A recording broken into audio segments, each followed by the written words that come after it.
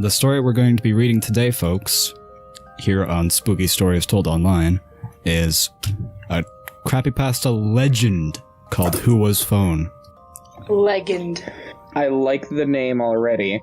I love this one! I know, it's one of my favorites. Oh no, sorry, I thought it was car hook hand, car door hook. Yeah, that's car hook, hand door, car door. Maybe we'll read that one on a different day. Okay, Holy so shit, basically it like this.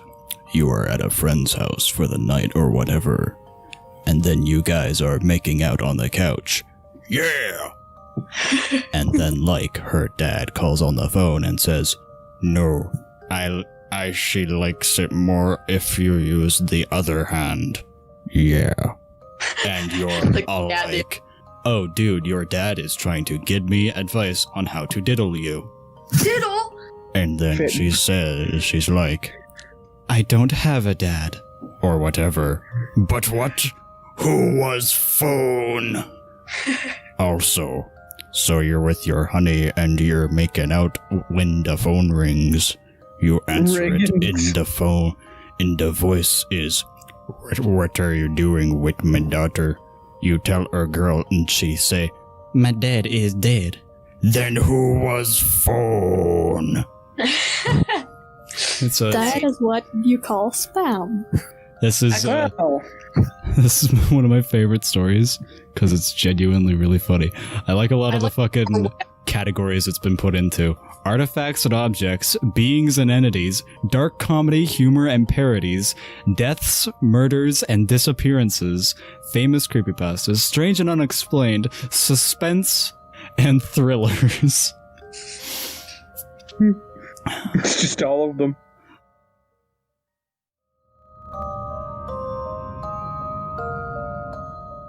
This next story is JVK116Z.esp. Go for it. Some people call momentary buzz caused a couple of years ago by a particularly odd Morrowind mod. The file name was JVK116Z.esp. It was never posted on any of the larger Elder Scrolls communities, usually just smaller boards and role-playing groups. I know in a few cases, rather than being posted, it was sent via PM or email to a chosen few. It was only up for a few days, to the best of my knowledge. Got a lot of fucking forming in my mouth. Immersed. It caused a Crunches chip. Sorry. If I still had my fucking Tostitos, if I wasn't such a fat bastard and ate them all. Oh, are we supposed to be eating? No. Toby, fuck off. Toby, stop. It's only funny during the gaming videos. This is a serious video. No laughing, no laughing. This is big serious. Big scary. Sad. Big boy videos.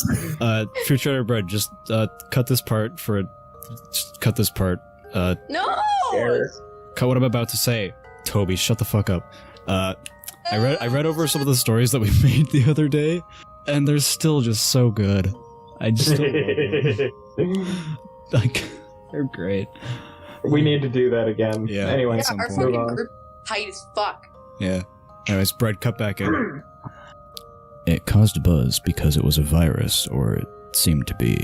If you tried to load the game with the mod active, it would hang at the initial load screen for a full hour and then crash to the desktop. If it let you get that far, your install of Morrowind, along with any of the save files that you had, would become completely corrupted. Well, shit. Computer's fucked. Darn, I didn't want my saves to get corrupted. Now how am I supposed to figure out my way? Nobody could figure out what the mod was trying to do, since it couldn't be opened in the construction set. Eventually, warnings were distributed not to use it if you found it, and things died down. That's the end. About a year later, in a mod board I used to frequent, someone popped up with the mod again. He said he was PM'd by a lurker who deleted his account immediately after sending. He also said that the person advised him to try playing the mod through DOSBox. For some reason, this worked. sort of. The game was a bit laggy, and you couldn't get into the options, load game, the console, or really anything else. So it worked, but nothing worked. Sounds like a .exe to me. Ooh, spooky spaghetti. Oh, yeah. Spooky spaghetti. The All right. save and quick load and hot buttons worked, but that was it. And the quick save file seemed to be just a part of the game file, so you couldn't get at it anymore. So I'm speculating that the changed so it was game useless. used an older graphics renderer, making DOSBox necessary, but it didn't look any different. Oh fuck, yeah, I just remembered that I didn't send you guys this, sorry. Excellent intonation, by the way. That's If I can, that's a if big I can word, make I don't know. if I can make one request, Yeah. is to not be epic movie trailers guy, just a little bit. No, I like it. Some Can't do that. That's how, Okay, that's how I fine. do my narrations. You'll All right. die. All right. That's the real Holy shit, creepypasta. this is a huge... It's quite a beefy boy. Holy fuck, okay. What the fuck am I looking at? Is that a dude's ass? Yeah, I thought it was a butt too. There's 2 butts. I mean, yeah, it is technically Morrowind, but it looks more like something from Silent Hill. I love it. I think it's funny how Megan didn't realize the corpse, but she realized the butt. Yeah, Toby has her priorities in check. That was the first thing I noticed too. What's that big fat red thing? That's probably Morrowind lava. Yeah, That's it his looks like couch lava. glitching out. That's I mean, it could be too. that's just Basically- you forgot to install CSS. You forgot to install Counter-Strike Source. He's Basically- bringing a naked man to the couch to go to sleep. Basically, all of Nice. Morrowind just looks like one massive glitch. That's true. I've Like- played it before, and it does look like a massive glitch. I guess that's fair. Like, to add to the degree of imagery to this story, you kind of have to picture what the game actually looks like, It gives, because like- it looks old. It gives a sense of like credibility. Hold on, I'll just send some like I guess random pictures from Morrowind to give you an idea of what the game Send looked like. send and the Toby some characters and general whatnot. screenshots because I don't. Yeah. 'Cause I think Hang on, Toby's let the me only one in the dark here. my selfies. No, not ESO. Jesus. Elder Scrolls Online. Hell yeah, not a fucking scam. I actually don't know, so. No, it's shit. Do you want to know what ad I'm getting? This part I can speak about from personal experience. When you start a new game in JVK, as the board came to call it, once you left the starting bit in the census office and came into the game proper, the first thing you notice is that the prophecy had been severed box pops up. This is because every single NPC having to do with the main quest is dead. Fuck off. Sorry, a notification popped up on my screen. Sorry. Wait, No, those not from you, screenshots from are fucking Maryland? Reddit. No, it's not from you guys, it was from Reddit. Oh, okay. What'd you ask, Zach? These screenshots are from Morrowind? Yeah, those are Morrowind screenshots. Yeah, but it has a different texture, doesn't it? Like a texture overhaul or something? Because I don't remember it looking this good. I think it might have been from Yeah. it might be from the re-release on Bethesda's own launcher. Oh. 'Cause Maybe. I think that looks like Oblivion. Yeah, okay, the most recent one looks like Morrowind. This sad elf. Yeah. Yeah. I couldn't play Morrowind, quite literally, to say the least. That fucking face. Yeah. Yeah, no, the game looks very Shit. like Uncanny Valley to the max. It's like very playing old- clearly early 90s. It's like playing an old Tomb Raider game. It's just everything looks kind of weird and blocky and like pointy tits. not exactly real. He's literally Yeah. got the Elegy of Emptiness face. Yeah, Ugh. God. but I guess He's even wearing Like- a tunic! He's been drowned, he's creepy peasy. That looks like a bootleg. Or is the Elegy of Emptiness a bootleg of sad Morrowind elf? Maybe. exactly. Oh, goodness. Hello, Internet. Welcome to Game Theory. Okay, Today we're going to talk about a stupid thing. shall we continue with the shit show? Yeah, where was I? with the sole exception of Yagrum Bagarn, the last of the Dwemer. The Dwemer. Glamour. The last of the Dwemer. Their corpses never despawn, so you can go check on all of them. In effect, you begin in a world that is doomed to start with. Edgy. Shut the fuck up, Toby. Never. Okay. The second thing you notice is that you're losing health. It's only a bit, but it keeps happening, a little bit at a time. The longer you stay in one place, the quicker it seems to occur. If you let this health loss kill you, you'll find the cause. A figure we came to call the Assassin, because he seems to wear a retextured version of the Dark Brotherhood armor from Tribunal. Even though the expansions don't work in JVK, it's an all-black, completely untextured figure, like he's just a hole in space. The way he moves, he gave me quite a start. The first time I saw him scuttling around my dead body, he crawls inhumanely on his hands and feet, his arms and legs splayed out like a spider. You'd usually only see him after death, crawling around all and over your body just before the reload box pops up. Occasionally, you could catch a glimpse of him darting around a corner or crawling on a wall or ceiling. It made the game very difficult to play at night. I'm sorry, I can't take it very seriously. I'm just imagining like a Yeah. Yeah, I mean... It doesn't sound very intimidating. No, especially when you consider that, like, low-poly models don't really look that creepy. I think it's a description. He's like scuttling around. Oh, yeah. That's cute. Yeah. Because scuttling you give to, like, tiny little bugs that don't do any harm. No. I don't know, man. I hear the term scuttling. I mean, yeah, I can kind of see what you mean. I hear the term scuttling and I immediately hear the sound of Mr. Krabs walking. Nice. I kind of picture more like a golem crawl, if that makes sense. But like a full-fledged person. Yeah, I always imagine things on all fours. I don't know, like, if you've ever seen, what was that movie called? I think it was called Legion or something like that.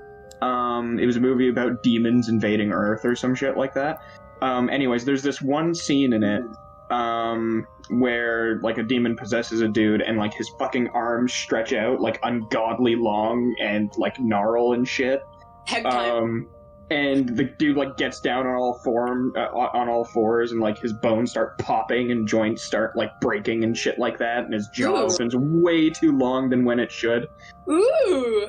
It's I watched it whenever I was, like, 9 years old. It fucking terrified me. Oh, I want to see that. Yeah, for early 2000s CGI, it scared the shit out of me as a kid. Yeah, probably. Please link me that. Early 2000s CGI didn't look check it out. particularly that good.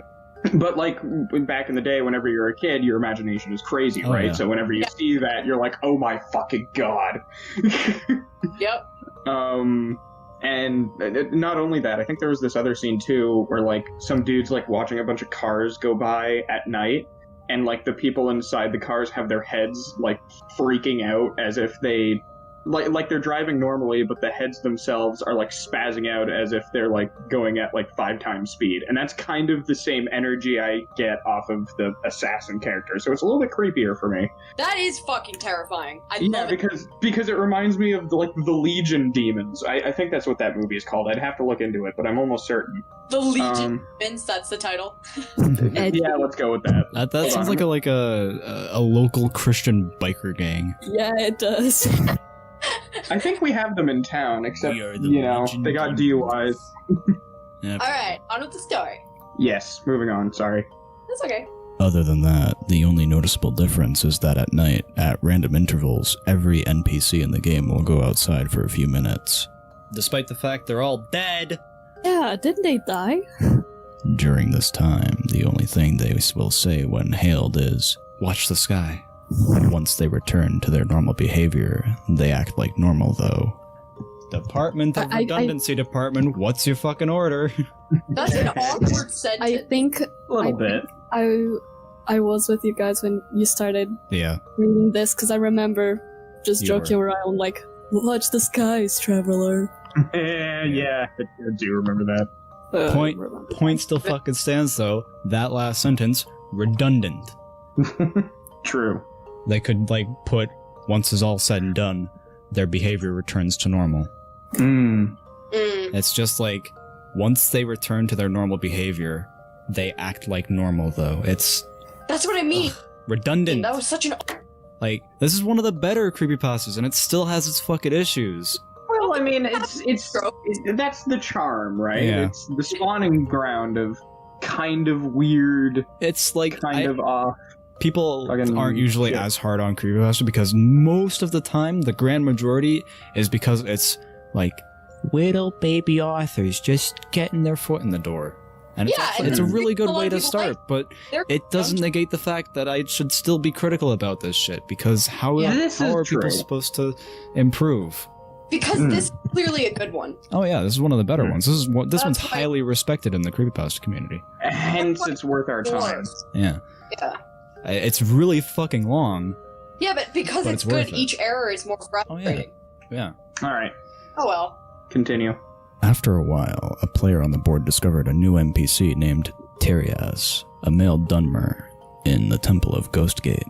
Two things are notable about this NPC. First is his robe, a unique article of clothing that was lovingly rendered with twinkling stars all across it, looking like a torn-off chunk of the night sky. The second is that all of his dialogue, in addition to showing up in the dialogue box, is voiced. You can skip it if you wish, but it all sounds like it's the default male Dunmer voice.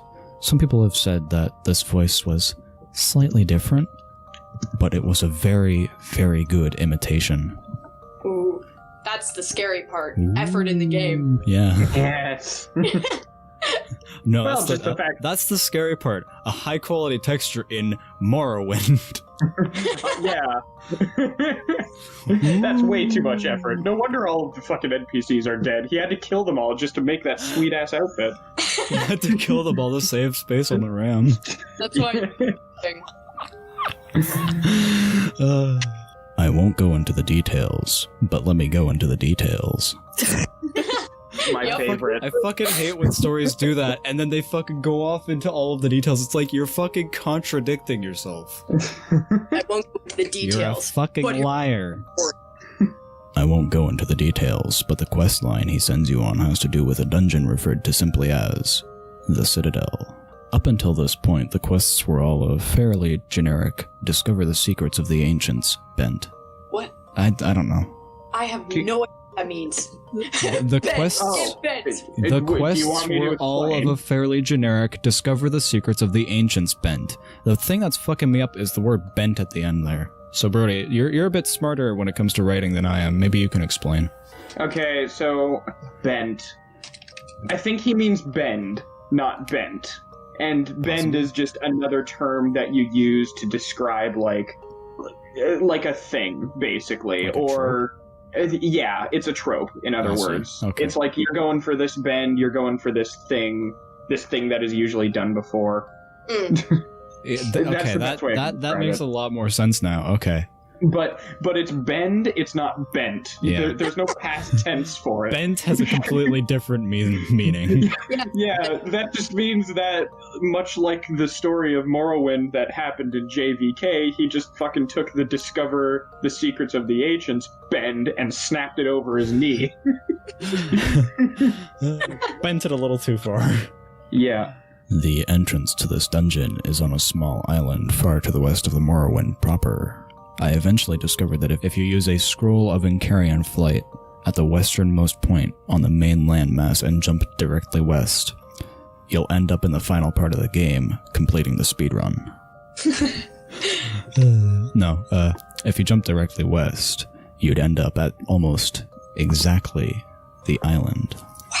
By the way, people, I fuck up reading because I'm stupid and my brain fucking puts words in that don't exist. Nah. It's cool, man. It looked like it said speedrun. Yeah. It looked like it just went off on a 5-mile-long tangent about Nazis. What did you post, Broden? When I was going off about like Legion and like the ice cream man from Legion, like the fucking crawling on the ground shit. That's what I was talking about. I watched that movie whenever I was like 9 years old or something like that. And it scared the shit out of me. That's the face where like you were shoveling greens into it. Oh yeah, you're right. Oh my god. Even though the dungeon is called the Citadel, it goes straight down. It dwarfs any other dungeon, both in size and difficulty. From a natural cave area, you'll proceed down into an ancestral tomb-looking area, then a Daedric ruin area, then a Doomer ruin area. Dwemer. Dwemer.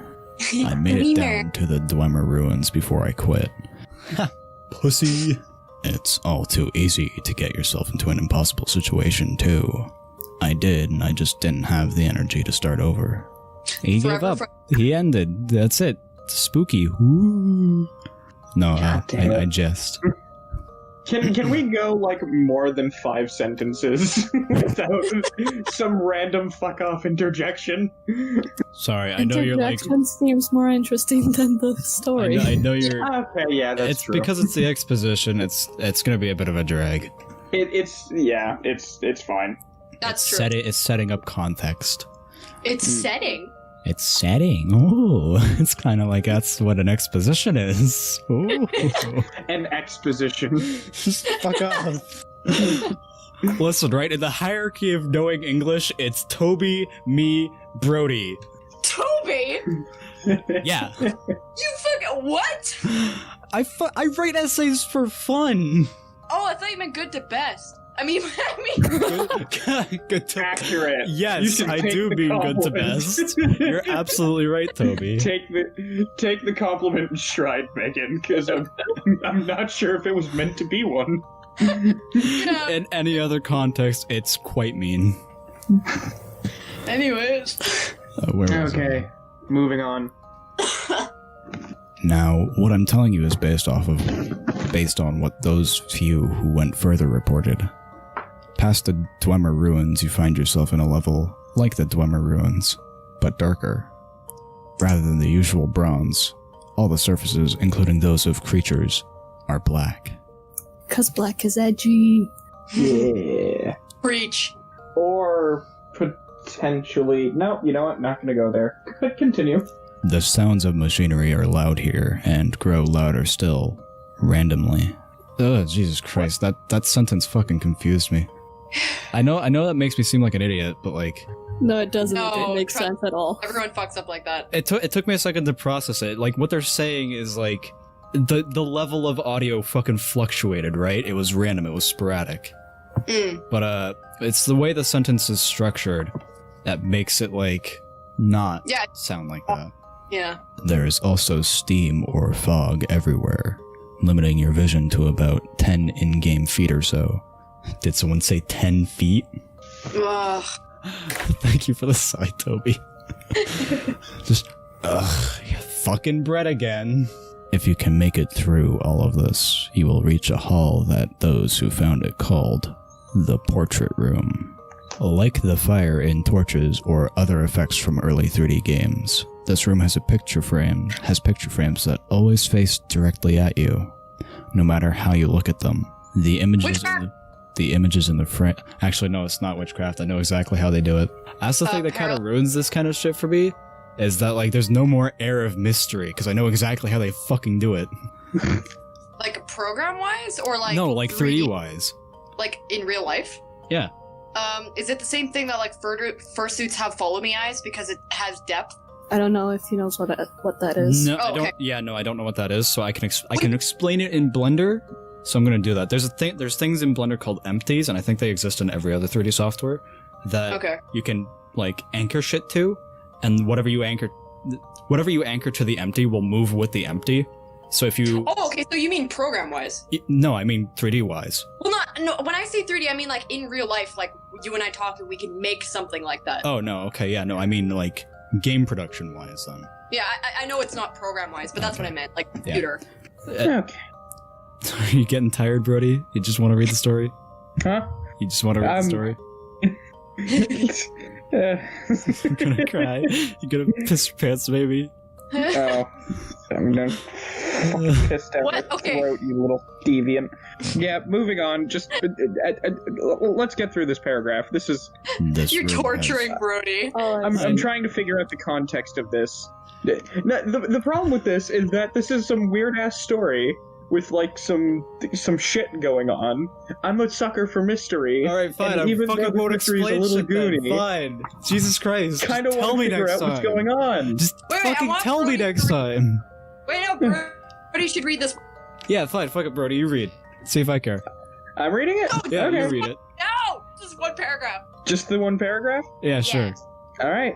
Like the fire and the torches or other effects from early 3D games, this room has a picture for. You lose. Shut up. This room has picture frames that always face directly at you, no matter how you look at them. The images in the frames were always randomly chosen images from your My Pictures folder. On the board, the ones who got there had some fun posting screenshots of the portrait room with various pictures in the frames, usually porn, of course. That's That's where I keep my porn. yeah, I right totally- on the don't do that. desktop, as incriminating as possible. I just Fuck. set my porn I as go my back. fucking wallpaper. I mean, I understand the need to like show off yeah, this was an internet website that I found and it was a sketchy one, so of course there's going to be some skin on it. Like, I understand that would be the case, but what? I absolutely 1000% do not understand the need to save porn to a laptop or like a computer. Yeah.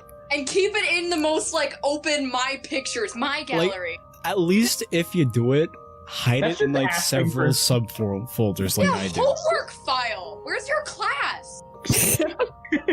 I don't know, Toby. Where is your class? Do you want to maybe fucking explain something? Oh god. Yeah, explain class, Toby. Yeah, Toby, explain it. What class are you taking, Toby? Just dox yourself. If I ever come over to your house, I am desanitizing your computer. I keep a lot of important files. Four that aren't minutes, porn. Moving on. Do you want to continue reading, or Yeah, do you want me to I'm gonna take continue over? reading.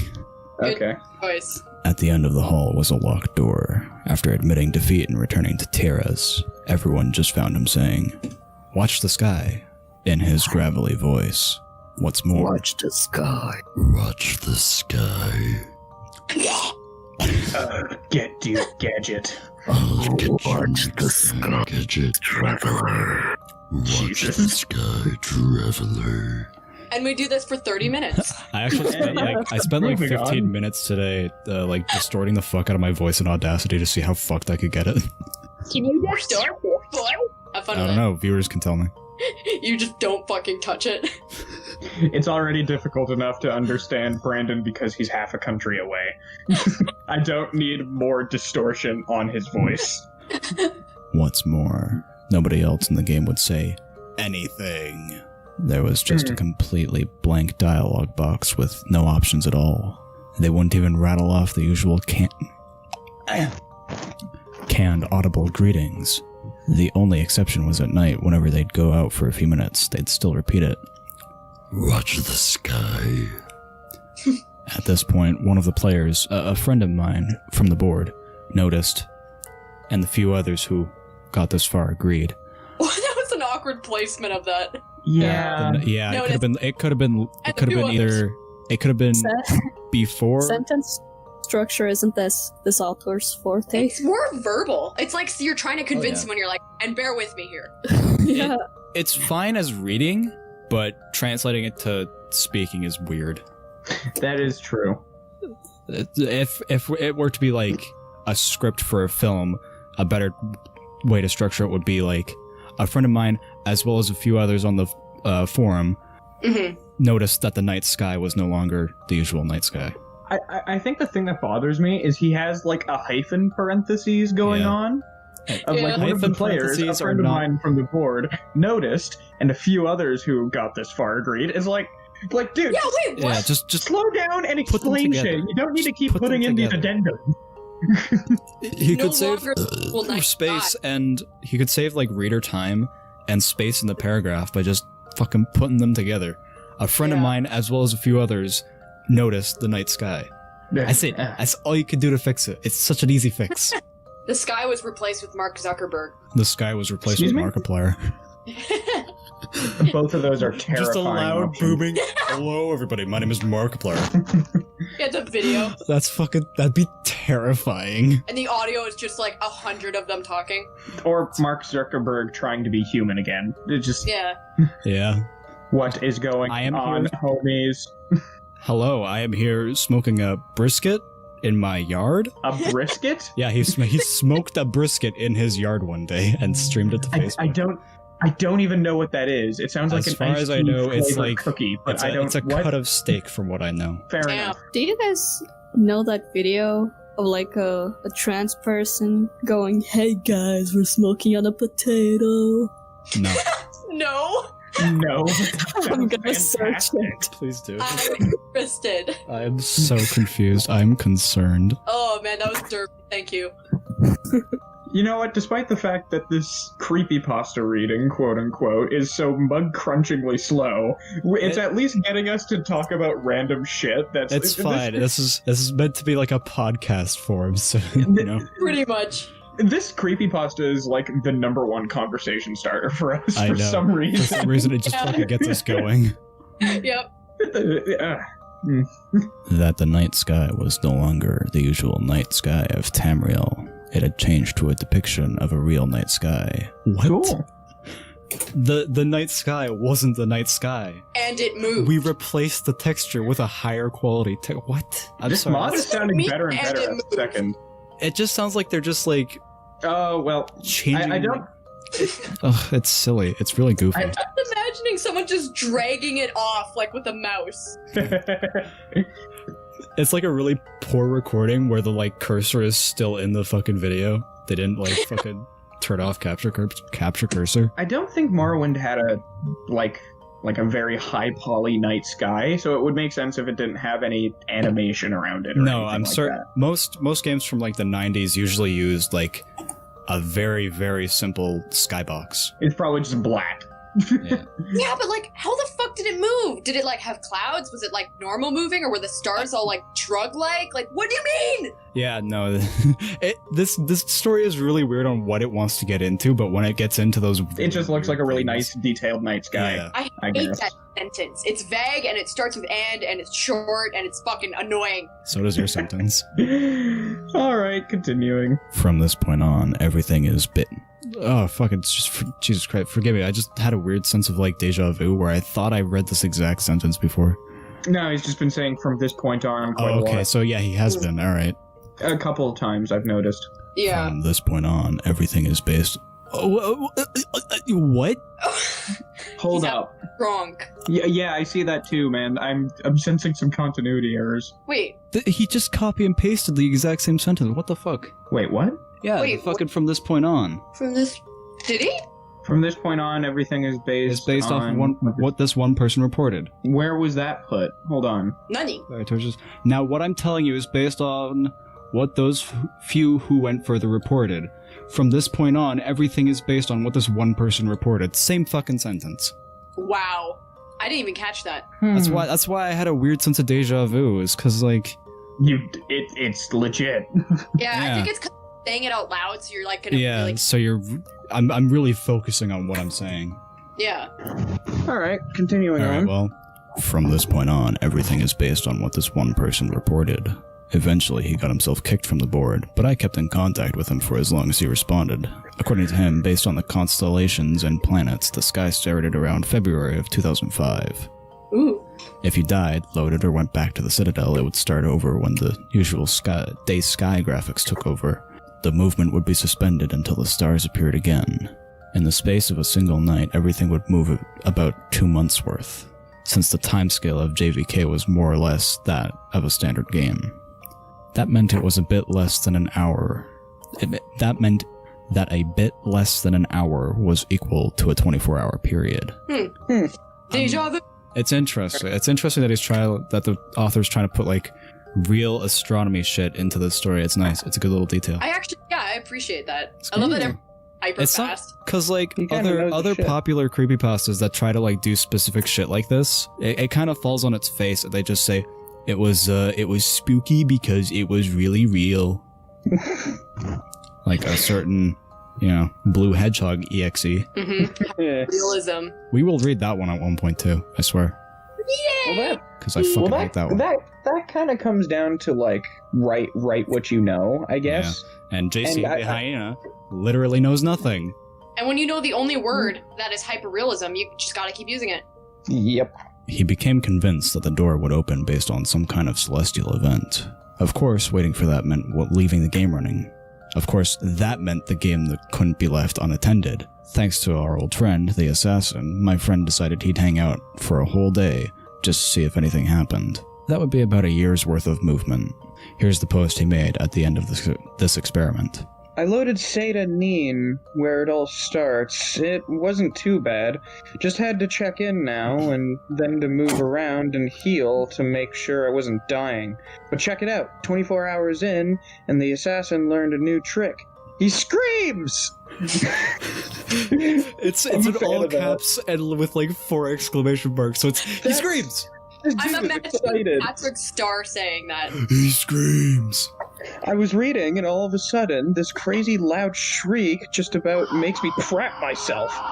It's like something out of a horror movie. I look up, and there he is, just crouched down right in front of me. Of course, the second I moved my character, he ran off. When I went back down to the portrait room, the door was still locked. Damn it, damn it, damn it! A bit later, he came to the decision that he needed to wait 3 days. 3 years. The PM advising us to try DOSBox showed up in February of 2008. Was his reasoning anyway. After the first shriek, the assassin stops hitting you, out of nowhere. Now he'll shriek, and if you don't move for a few seconds after that, he hits you. I think whoever made the mod was trying to help.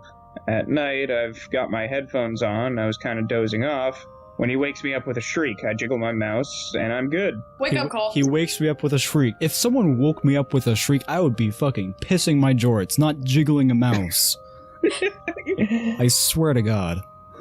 It's a fucking trend among, like, creepypastas. It's just, like, complete, like, apathy. Non-reaction? Yeah. Just carefully in control, like, wiggling the mouse. He's totally bored. His eyes are half-lidded. I'm asleep. Dude, and then just... if a fucking Asgore started shrieking at me, yeah. That'd be fucking terrifying.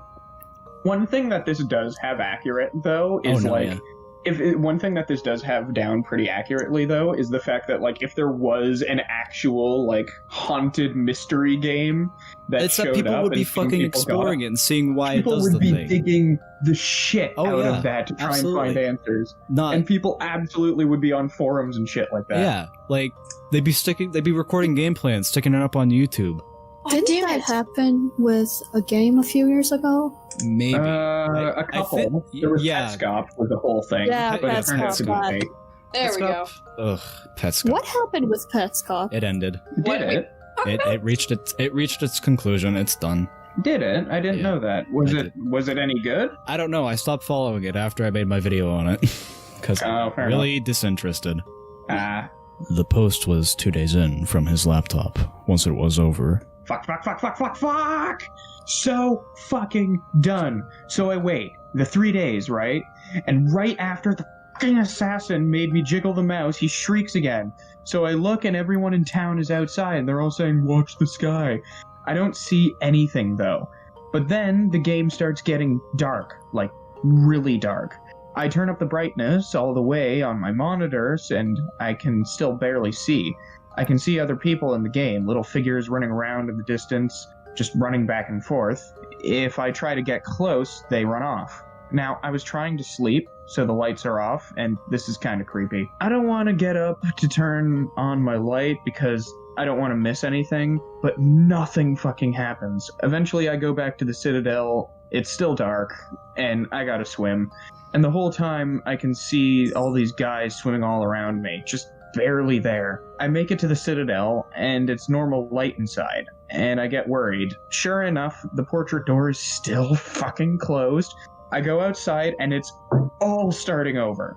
So that's it. I'm fucking going to bed. I'm fucking done. The end. After that, 2 things happened. First, another of the people who got to the portrait room claimed that the assassin was showing up in his regular Morrowind game. Quick explanation, if you reinstalled Morrowind to a different folder, you could have a normal Morrowind install along with JVK. He himself chalked it up to an overactive imagination at first, but he reported a couple of really big scares with the black figure crawling right at him, or seeing it waiting for him just around a corner before scuttling off. Another of those who reached the portrait room started a regular Morrowind game, but never saw him for sure. It was just a couple of maybes, late at night, always at a distance. The second is that my friend started getting really abusive and short-tempered on the board, though he stopped talking about JVK entirely. It got so bad that he was soon kicked off. I didn't hear anything from him for a couple of weeks after that, so I sent him an email. This was part of his reply. I know I shouldn't, but the class is out. I've got some time. So I started JVK up again. It's almost 2011, and I think I've got the sleep madness, but stuff is happening. It's still dark. Once it gets dark, it never gets any lighter. It stays like that. The people moved a few months ago. Everyone in Seda, Neen, just went to that little bandit cave and moved in. They killed the bandits inside, and now they're just standing around inside. They don't say anything anymore. They don't do anything when you click on them. I quick-saved and killed one, and he just stood there until he died without fighting back. And it's like that everywhere. You have to walk, since the quick travel people are all in caves now, but all the cities and towns are just deserted. All the people are in the caves and tombs. Everyone in Vivek is down in the sewers. I'm going to Ghostgate next. I want to see if Terrace is still there. I'll tell you what he says when I get there. I replied and said I wanted to see what he said too, and waited a day. When I didn't get a reply, I mailed him again, and a couple hours later he sent back. Sorry, I totally forgot. So it's 2014 now. Jesus. So it's 2014 now, since it's always night. The stars are always moving. The whole screen is dark, but you can still see the brightest stars moving around. Tierras was gone. Everyone in Ghostgate was gone. I don't know where they went. They're not in any of the nearby caves, but there's new stuff. People still don't say anything, but their eyes are bleeding. Ooh. It's so dark that even with a light spell, you have to get right up against them to see. But there they are, little dark streaks coming down from their eyes. I think I gotta be getting close. I know this is stupid, and there's no way to pay off, and there's no way the payoff is going to be worth it. But I just want to be able to say I stuck it out. I got that one during the day. Later that night I got a follow-up email. Some of the planets aren't moving, right? Pissing me off. If this keeps up, I won't be able to keep track anymore. It's almost 2015 now, I think. Fuck! You know, I'm sorry. Hold up. Yeah, no, this is the. I think what they're saying is like in game. It's 2015. Yeah. And are they not trying in to... real life? Yeah, because it says a year passes and so, like, in the game because it's really sped up. Yeah. Yeah. And that the sky started in 2005. Yeah. But that's not how time works in Morrowind But it's or a mod, in Skyrim or anything like that. Ugh, okay, fine. It's really fucking me up. So I'm thinking that know, like it's this has been hilarious. going on for years, and it's so like 2015. He's like lost the passage of time. And Not it's only like that, going but like fucking mad. I got that one during the day. Later that night I got a follow-up email. Yeah, it took fucking a year in between that I day. That's what I thought at first. Oh, sorry, I haven't responded in a couple. Yeah, sorry I Been a haven't few responded in a years. couple of years. Okay, that's probably still gonna keep confusing me as I go yeah. on, but No, let's it's fine. just. I just noticed that there aren't many monsters anymore either. I'm completely alone outside now. The main quest people's bodies are still lying around, though. I went to check on them. I don't need headphones anymore, so I just leave them off. When he shrieks, it's like he's screaming right in my ear. I think I even kind of anticipate it. He's around a lot more now, a lot closer. He's different from the other people who started showing up, remember? They keep running around just where I can barely see them. I have to admit, it's kind of creepy at night. Sometimes when I go to the bathroom or whatever, I swear I can see something out of the corner of my eye. I'm keeping all the lights on now. Scaredy cat.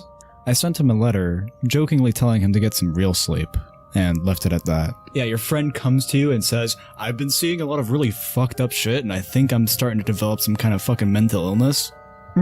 Oh, just get some real sleep. You'll be fine.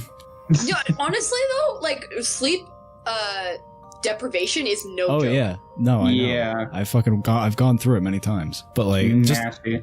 just the sentence. I sent him a letter jokingly telling him to get some real sleep. This You know? is a bit of a dick Really, move, but, really eh. snarky, a little You're not snarky. man- Real sleep. You know, get some real sleep, not that fucking dollar store shit. You know what I mean? Not the dollar store's discount sleep shit. Buy premium quality sleep. Buy premium quality sleep from Bed Bath and Beyond. No nightmares guaranteed. I've On the beam. That's awesome. never found the beyond part. Anyway. It's beyond this realm of comprehension. You guys know the movie theater creepypasta? Oh, I love the theater. That's actually one of the stories that I have saved. The video literally I gave love me that video. I was remember never being scared of that one, but terrified I of it. genuinely liked it. I'm unfamiliar with this. I'm actually not that familiar with creepypastas in general. I kind of skipped creepypastas and went right into SCP territory. Well, we Yeah. can actually read that today, right now. I have it here. Yeah, sure. I mean, I've already kind of consigned myself to not getting any writing done tonight. Wait, was Slender gonna do something? I forget. Yeah, I was gonna read the theater. Oh okay. yeah, go for it. 'Cause it's actually- send it. Fun story. I've The never theater read it. is one of my favorite creepypastas ever. Like, Ooh. genuinely, I really like it. Ooh. Well, the video is the one that scared me the most. It holds a special place in my heart because I like it. What's it about? It's about a spooky game. Ooh. Oh, this one's short. Oh, the text. Why does that hurt my eyes? Because it's black on white. It's white on black. Mm. Have you ever heard of an old PC game called The Theater? Yeah, I didn't think so. Probably because many people say it doesn't even exist. You see, The Theater is an old computer game released around the same time as Doom. Today, if you ever find it, it's only available on crappy bootleg CD-ROMs, which, more often than not, don't even contain the game. Yeah, not, that's weird. It's like not. N-A-G-H-T, what the hell? Yeah, it's... The actual legitimate copies that they say were released back in the day feature a blank cover with nothing but the sprite of what has since been named the Ticket Taker. He is simply a poorly drawn, pixelated Caucasian bald man with large red lips wearing a red vest over a white shirt and black pants. He is completely emotionless, though some say that if you smash the disc, his face is shown as angry the next time you look at the cover. But this is just dismissed as an urban myth. What's peculiar about the theater, though, is that there is no developer name on the jewel case, nor a game description on the back. It's simply the Ticket Taker on a white backdrop on both sides. The game was initially known for its inability to install correctly. The installation progress immediately locks up on the computer when the user reaches the licensing agreement.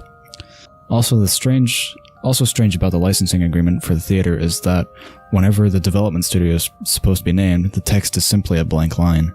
Anyways, most people who have claimed to own one of the original CDs says they figured out how to install the game by simply rebooting their computer on the licensing agreement with the disc still inside. Then they are prompted to press I agree on startup. Then they continue with the installation. The game then starts up without any introduction, besides a main menu that is simply the sprite of a movie theater's exterior on an empty city street. The title fades in, and then the three menu buttons: New Game, Load, Options. Selecting Options immediately crashes the game to the desktop. Load is said to not even function at all. Even if you do have a saved game, nothing happens when you press it. Thus, New Game is the only working menu option. Great. Once it is selected, you are in first-person view. You are standing in an empty movie theater lobby with the exception of the ticket taker standing in front of a dark hallway. Which one can only assume leads to the theaters themselves. There is nothing to do but look at the poorly drawn, mostly illegible movie posters or approach the ticket taker. Once the player moves forward towards the ticket taker, a very low-quality sound clip plays saying, "Thank you. Please enjoy the movie," along with a speech box saying the same thing. You then walk into the hallway and the screen fades to black, and you're back in the empty lobby, and you do the exact thing again and again and again. While this may sound like a really horrible game, a number of peculiar things occur as you continue to play it. The number of times that you have to continue into the hall after giving your ticket to the ticket taker before the strange events happen is unknown.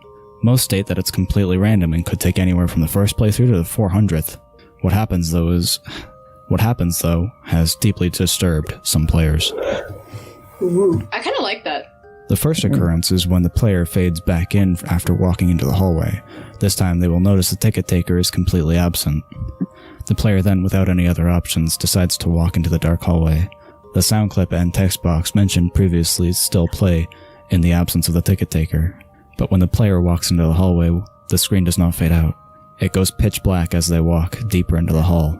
But the player's footstep sound clip is still playing as they continue to push the up button on their keyboard.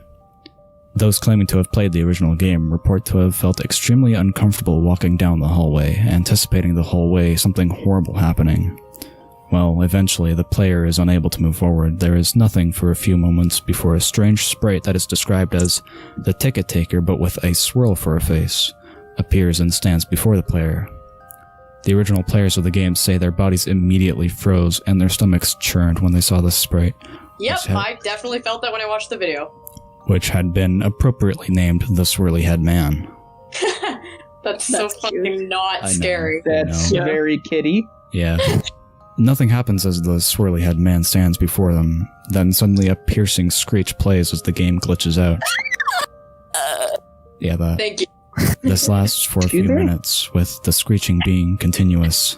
The player is abruptly returned to the lobby, with all the sounds and graphics being as they should be. Ugh, creepy. I like that one because it implies that, like, maybe it's fake. Maybe it's all in your head. Maybe you're going crazy. Maybe the repetition is driving you mad. That is fair. However, I also have to say that... It's a cliche, yeah. Having to stick through this entire story with the head monster being called the Swirly Head Man is gonna get a little grating. It's very close to being the end, don't worry. Yeah. It's not very long. The game continues normally for the next couple of cycles of entering the hallway, with a couple of the original players claiming the Swirly Head Man would briefly appear and disappear in the corner of the screen as a brisk yelp sound effect plays. Then, at some point after meeting the Swirly Head Man, the player sees the ticket taker pacing back and forth. Though there is no walking animation, the sprite's limbs are completely static, so he just hops up and down slightly as a substitute. With his eyes being wide and his mouth open to simulate a worried facial expression. By the way, most like fan games I've played of this specific story operate using the Doom engine, so seeing that is really fucking goofy. Yeah, it's like South Park when they're walking, like old South Park. No, he's literally bouncing from one end of the theater to the other. It's weird. Are you kidding me? Yeah. No, I'm not kidding you. Like big hops? Yeah, big hops. Big fucking hops. I was picturing like walking derpy. No. It's like he's just slamming against the ground like a mini jackhammer. Yeah, pretty much. Yeah. That's actually unsettling. A little bit. Little. Where was I? With his eyes being wide and his mouth open. Okay. Some players noted that the movie posters had been replaced with images of the Swirly Head Man, which caused them to immediately turn their character's head away from the posters and approach the ticket taker. Then another different low-quality sound clip plays, but the speech box contains nothing but corrupted characters that cause whatever text that would have been in the box to be completely illegible. Due to the extremely low quality of the sound, it is debated by players what exactly the ticket taker says at this point, though it is widely agreed that he says, "Never reach the other levels." Then the screen fades out once again and returns the player back to their starting point in the lobby. But the ticket taker is gone and the hallway is blocked by a large brick wall sprite. Touching the brick wall will immediately crash the game, and that's all there is to it. No one knows what the other levels are or how to gain access to them. Nor is it known why the Swirly Head Man causes such acute fear in those who have seen him in the game. All the original copies of the theater have been lost or destroyed. Yeah, no, acute is definitely a weird... certain words like that should just be avoided when writing horror stories, but I can see the appeal. Isn't acute like really specific? Like it's very... rated? From what I know, it's subtle. It's very subtle. I thought acute meant like very concentrated, like intense. I think Megan's a bit more accurate. It's Definition. it's very concentrated in terms of using fear. It would be like. Oh, it means like insight. Wait, what? Excuse me. It means like having or showing a perceptive understanding or insight. Shrewd. An acute awareness of changing fashions. So yeah, specific. Yeah. Yeah, like intense and specific. I see. I don't like that definition. The second definition. Yeah, I know. That made me even more confused. Yeah. Here's the problem with looking up definitions. You look up a definition of a word, but like because there's such an idea that you have to be like so very formal with explaining it that you use other words that are like that like That's you need to look up in a thesaurus the Urban first. Dictionary, because the Urban Dictionary fucks off any formality and uses whatever language they fucking want. It sucks it when just gets straight to the point. It sucks when your intuition is more accurate than when you look it up. Yeah. Yes. Because then you're like, am I right though? Yeah. Mm-hmm. All the original copies of the theater have either been lost or destroyed, but the creepiest part is the fact that all of the original players of the game claim to occasionally see a brief glimpse of the swirly-head man out of the corner of their eyes. Ooh. There you go. That's that was one of my. That's probably still one of my favorite stories. It's definitely up there. It's definitely not my favorite anymore, but it's still up there. It's pretty good. Whatever. I still quite like it. It still holds up. Definitely not as much as it used to, because this was one of the first ones that I read. So of course, like it's gonna stick with me. It has its flaws. It kind of runs on a lot, and sometimes the descriptions are either too vague or too specific. That really shouldn't be balanced. Well, I like it because I haven't ever read it. Yeah, I mean, I just like it because I think it's nice. I like the idea. I like the idea of like the endless hallway kind of thing, where like things get progressively more decrepit as time goes on. Something that I like is that it's lost media, or like it's fictional lost media. So I've always had this weird attraction to lost media ever since I was fucking small. So anything based around lost media is just immediately right up there for me. Yeah, that helps as well. Yeah. If it's things you're interested in, you're gonna like it. It's the same as like the haunted game thing for me. I just really like that trope. The thing that bothers me though is like I don't know. I don't like it whenever the horror jumps into reality, because then it becomes like almost too. It becomes really goofy. It feels very gimmicky. Yeah. It becomes too unbelievable is the best way to put it. 2000 CGI, like then it's just goofy. I agree. Yeah.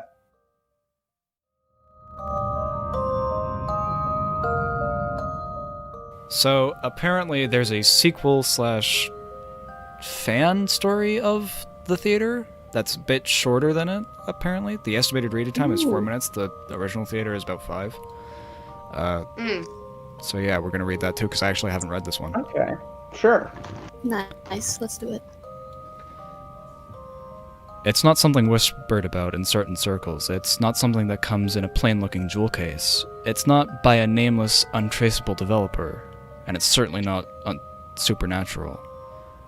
The game in question is indeed called The Theater, R before E, and was developed by a company named Salida Software, Salida. I'm fairly certain it's an English company, despite the Spanish name. Sorry if I butchered that. Salida. Salida? I have a singular problem with this website. It's that a lot of stories are the true story of thing that doesn't have a true aspect to it. There's that aspect. I'm mostly talking about like the website format in general, and that's the fact that I'm trying to enjoy the atmosphere of this story and read some text on like read a block of text on a black background. Yeah. And what's making that very difficult is this ad that's trying to tell me to improve my jowls. Well, for me personally, it's like I'm trying to enjoy this short 4-minute story, white on black, but this fucking beam of yellow light is constantly piercing my fucking eyeballs.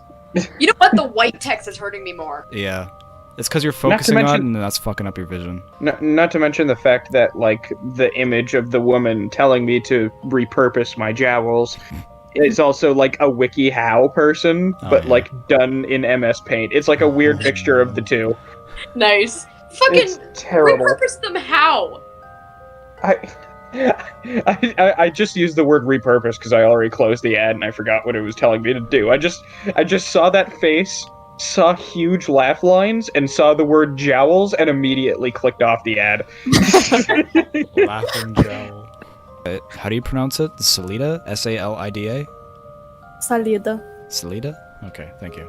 So you do know Spanish! I do know Spanish. You never asked me if I Zach knew. didn't claim the contrary?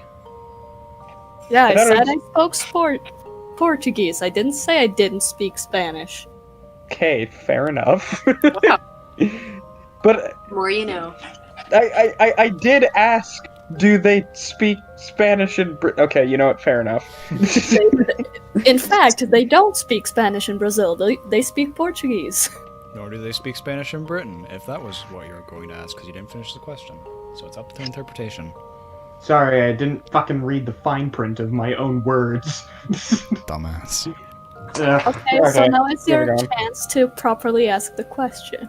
Yeah. Well, I guess because there's so much audience of it now. Yeah, Brody, ask the question. Come on, man, do it. Come on. I was wondering if, basically in a roundabout way, Come on, I was source the asking if fuck out of you your speak question already. Spanish. About way. In a roundabout way, I was asking if you speak Spanish. I But do I speak don't- Spanish. Alright, there we go. The Okay, question was asked. wonderful. The answer was That given. Let's explains fucking drop it so already. much. Let's continue. I thought Portuguese sounded a lot like Spanish. I'm sorry. Brody, Continue. do me a solid. If the next words that come out of your mouth are "shut the fuck up," I'm gonna be completely disappointed. Zip your fucking lips. Good enough. Continue. As far as I know, all they made was learning software. I have a math suite from them somewhere around here. So the theater was probably meant to be some sort of edutainment game. The game was obviously never finished, probably from a lack of funding or the whole company going under. The description in the story is actually pretty accurate. It's a first-person perspective with flat sprites in a 3D-ish environment and glitchy as hell. The ticket taker has an egg-shaped body, and one of his hands is huge and misshapen. I think to look like he's reaching toward you for your ticket. The description of the swirly-head man is also accurate, just a glitched version of the ticket taker, but I saw a few people saying that he looked like Gygus. That's not the case. The features of his face are just swirled and are red because his lips are gigantic. He got them DSL, you know what I mean? His lips. His lips. His lips thick. His lips, he got them big fucking blowjob lips. The clap of my lip cheeks. No one. The clap of my lip cheeks, that's great. Yeah, that made me uncomfortable too. I love that. I love how you just said Colonel, no one. I'm trying to talk to you, but the clap of my lip cheeks is really fucking annoying. Lip smacking times 10. Just the sound of like raw meat hitting two pieces of raw meat hitting each other.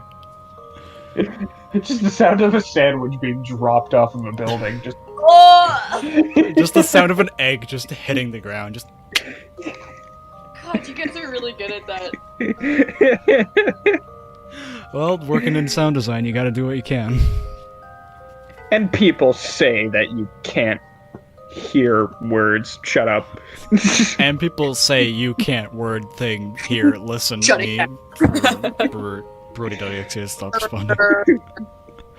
BreadPlays stopped working. The It's- features of it's his haunted. face. The features of his face are just swirled and are red because his lips are gigantic. I have I absolutely mean, no he's idea. got some real badonkadoo. He's got some real big blipongas, you know what I mean? I have absolutely going- no idea why this happens. Because while there are a few character sprites in the game's resources, that isn't one of them. Oh, and just to clarify, the sprite is a bit creepy. That's all. It's not terrifying. It's never filled me with a sense of dread. It's just a bit creepy.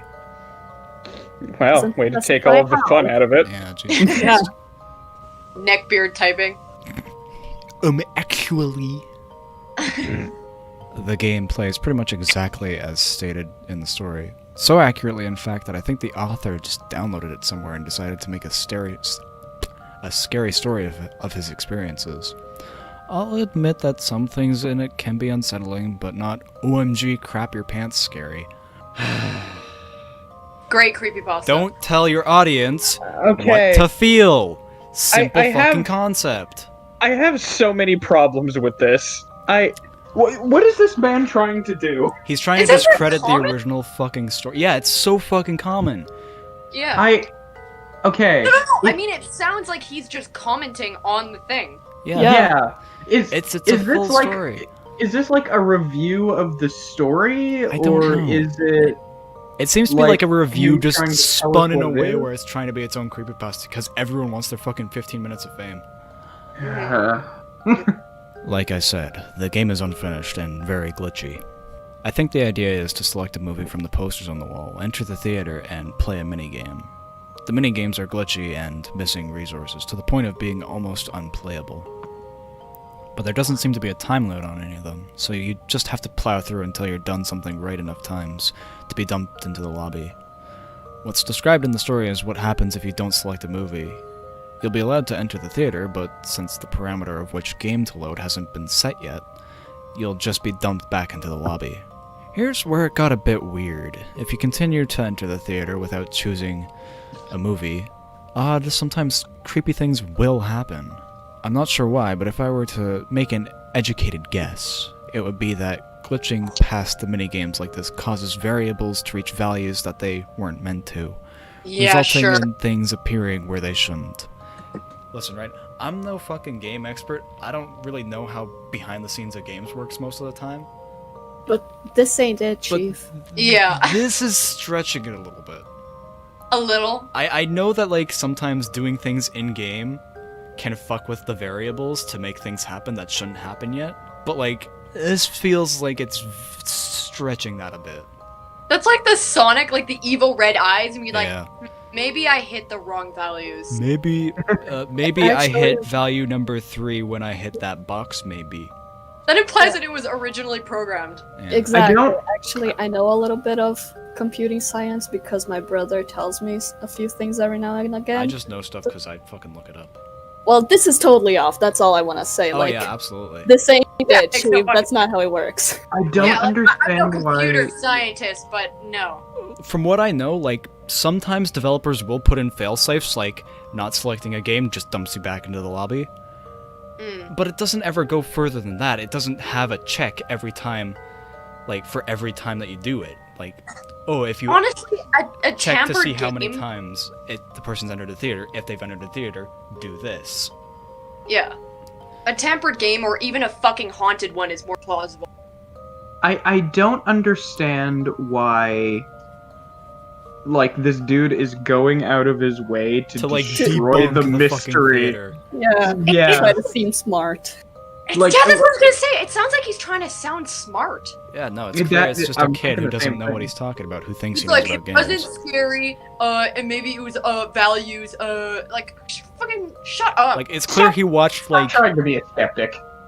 he watched like 5 minutes of a Sequelitis episode, and he thinks he knows video games, This guy is a Exactly. neckbeard. Yeah. resulting in things appearing where they shouldn't, or the game is just glitched to hell and back. You know. You know.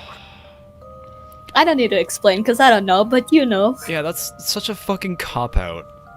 God damn. Mhm. I'm glad that I haven't read this before, so I'm like experiencing this with you guys. I feel Yeah. like I'm watching a Redditor try and go off about something he doesn't understand. Absolutely. It's been years, but here are some of the effects I can remember. The swirly head man, movie posters appearing out of their frames, textures changing color, legitimately disturbing audio issue, only one, other characters, other areas. Doesn't go into the fucking Specific detail as about that. hell. Other stuff. So basically, you told us that Shit happens. the stuff in the original, it happens. Except but that there's doesn't also happen. other stuff. But Yeah. there's also other stuff. Here are the other things that were not mentioned. List literally only the things that they mentioned. Yeah. Except for Okay. other characters and other areas. That's it. That's the only things they added. Mm. And of course, they're the most interesting ones if you read the next fucking sentence. I know. The last two are obviously the most Yeah. interesting one. He's so fucking snarky and smarmy and bitchy about this. I fucking hate this story. I want to punch this dude in the head. Sometimes you'll spawn in a small room with a black floor and green walls, which will crash the game if touched. Sometimes you'll appear in a room similar to the lobby, with a concession stand, kind of. There's a woman behind the counter with an incredibly poorly drawn popcorn machine and soda fountain. But it's all just an image on the wall. It's basically just a big yellow concession stand mural. I don't remember if you can interact with it or not. Okay, wait a minute. Thanks. Mural is like a large art piece. You say it's a crappy drawing? What? Which one is it? I don't know. Also, that person tried. That person Negativity- tried and didn't succeed. This Aw. person fucking sucks at writing. No, but for real though, I This- feel so this- good about my writing. this is missed potential. This is a bit of an ego boost. Oh yeah. Yeah. I saw this in like the related for the theater, and I was like, oh damn, yeah, there's a fucking spin-off to this. I love spin-offs, and now I'm disappointed. Yeah, this I is mean- just really upsetting. Especially I mean, when like I love the original story because I think it's really fun, and this is just fucking shitting all over it, and it's like, dude, come on. Yes, It's like that's people what Like, enjoy yeah, it. Neckbeard fuck that sues. story. I got the better one. Yeah. It. It's like, Uh. fuck this guy. I can write this story better than this guy can. Writes a worse story. And just to be clear, like, kind of the only reason why I feel like shitting on this dude's story is because he's being such a massive cunt about it. Yeah, it's ego. Yeah. You know it. It's like, bro, fuck all that shit. I got the real story about the Yeah. theater right here. Yeah. Spelt with an R-E. Instead of an ER. Like, can I just say that as soon as I read that, I'm like, oh fuck. Because it's negative, and he's copying the original, and he's trying to get just as famous. Like, Yeah. of course he's gonna fucking fail. He has a Like- bad act. The story only stinks. character that appears worth talking about is a guy in a brown jacket. Even though I just spent a paragraph talking about this concession stand Other woman shit. Useless other person. Mhm. who appears on the sidewalk outside the lobby. Looking back, I don't think the story mentioned this. But to the left of where you start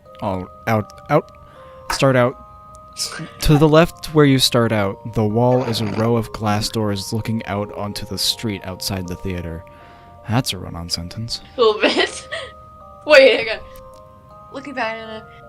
Wow, that's all one sentence. Looking back, It's- I don't think the story mentioned this, but to the left where you start out, the wall is a row of glass doors looking out onto the street outside the theater. Oh my god!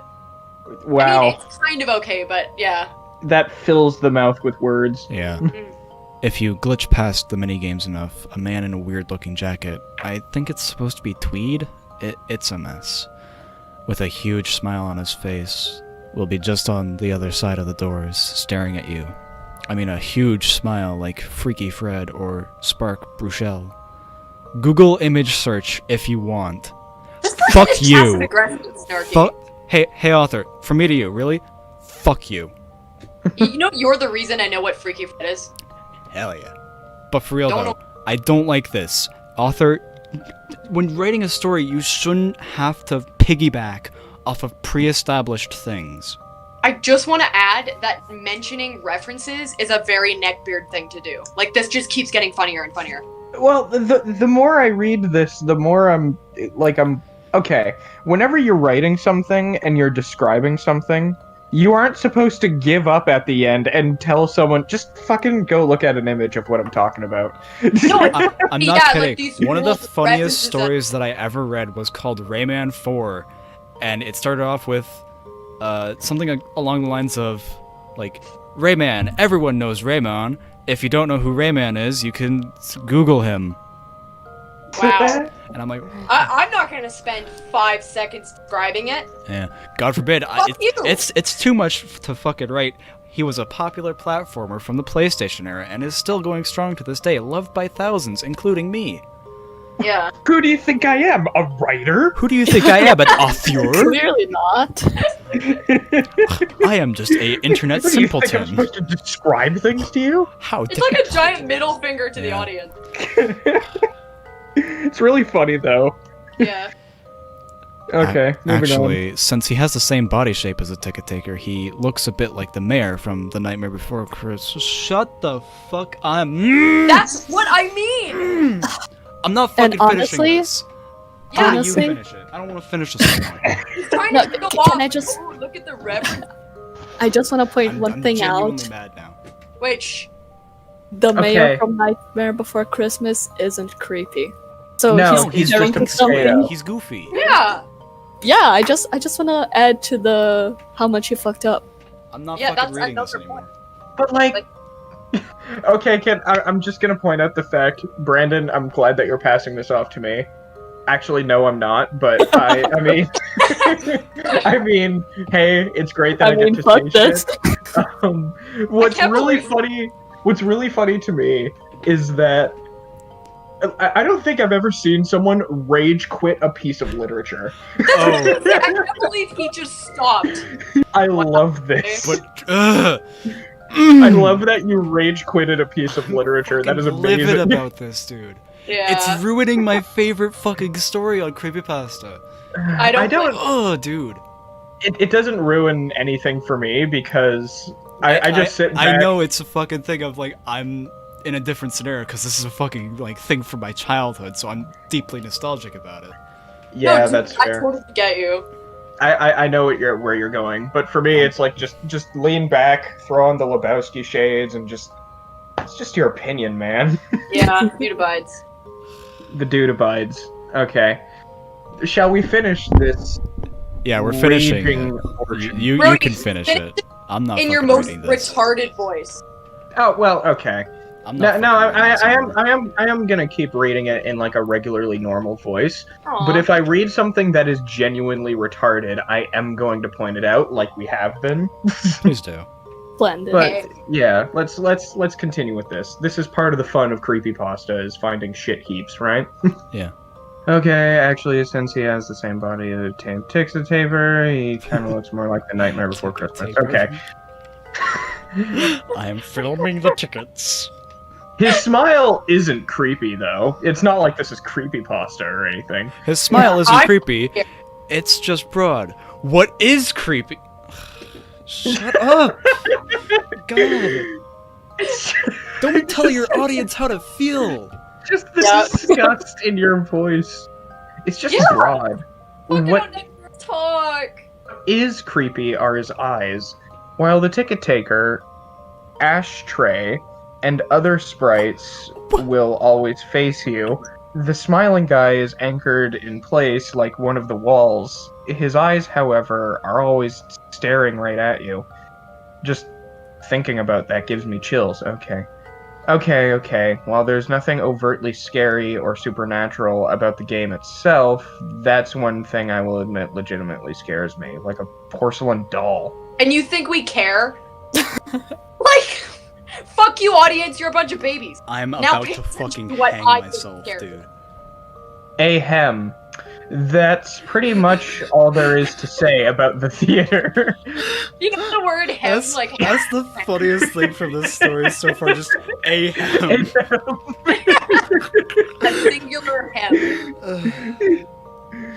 That's pretty much all there is to the theater. If you Fuck can you. find it somewhere, I'd recommend downloading it just to see what it's like. Oh, one thing I'd forgotten.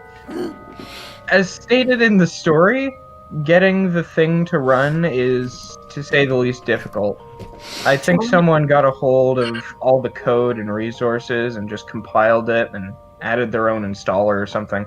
Oh, Again, because there's you nothing absolutely paranormal know what the about the fuck you're talking installation. about. It just doesn't work well. Yeah, he's trying to look fancy and using all the words he doesn't understand. 1. Yeah, 1. Never include new information in your final paragraph. 2. 2, it's not that easy to compile the code and make an installer for something. 3, fuck you.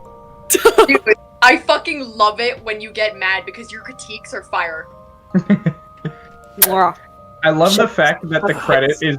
I love the fact that the credit is anonymous. Like, You're yeah, fucking motherfucker, lucky. you better stay that way.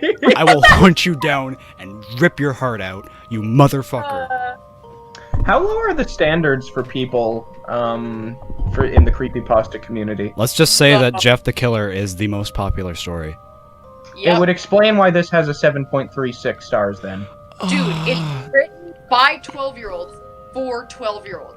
How are there no fucking comments on this? From Are 28 you votes. shocked?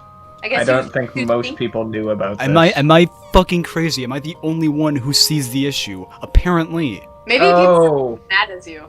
Wait, guys, people have rated Yeah? this. we should have known this story was going to be shit. 7 out of 10 from The 28 title- people. The title probably explains the whole thing. The true story of the theater. Yeah, anytime you try to label is something as the pretentious as true fuck. story, you're fucking, like, you're setting a precedent that these are all the canonical facts. But when you write it And like you're a fucking implying that review, the original was a lie and don't pay when you attention write to it stuff. as a fucking review, and you bash the original story, dude, I'm so fucking angry. Yeah, I'm what makes playing me it up, mad is obviously, that's a but, like- 7 out of 10. I'm clearly playing it up, but like, it's disappointing. infuriating. No, I'm just as mad as you.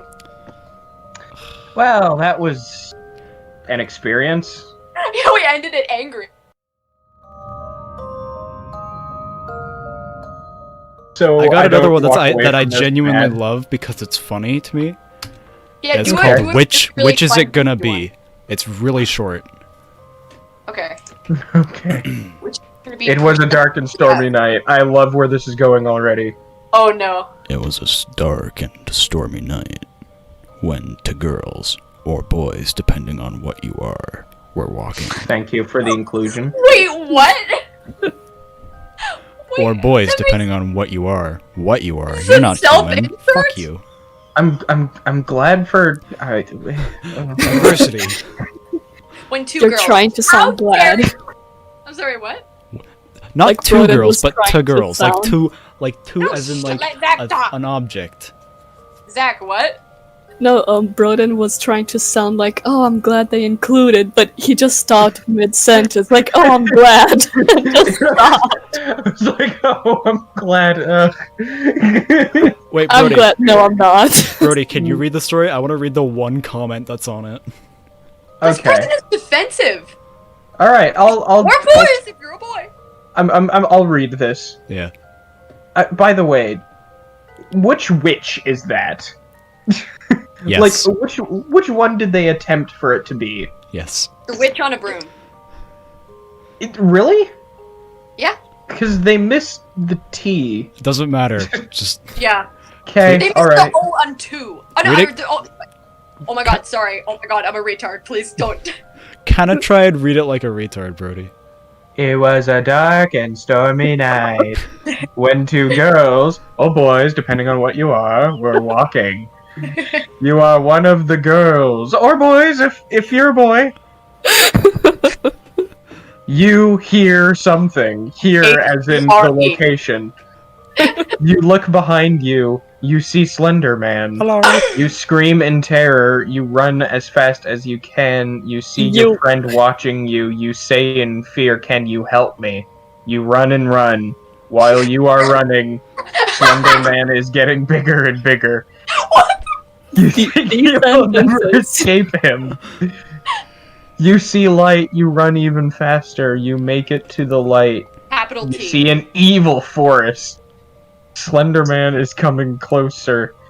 Which will you choose? Slender Man or the evil forest? Make your decision. Time is running out. You run and run. Okay. And then you stop. There's one No, comment I- on this, and it's my favorite. I love the beginning of the sentence. What could I say that hasn't already been said about other horror literature classics? I've lost sleep over this. In fear of big slender man or the evil forest. The anxiety I feel when I close my eyes and see either the big slender man or evil forest. I have... Oh, no, wait, hold on. I just remembered that I wrote this. What? Wait, what? Yeah, I fucking wrote this.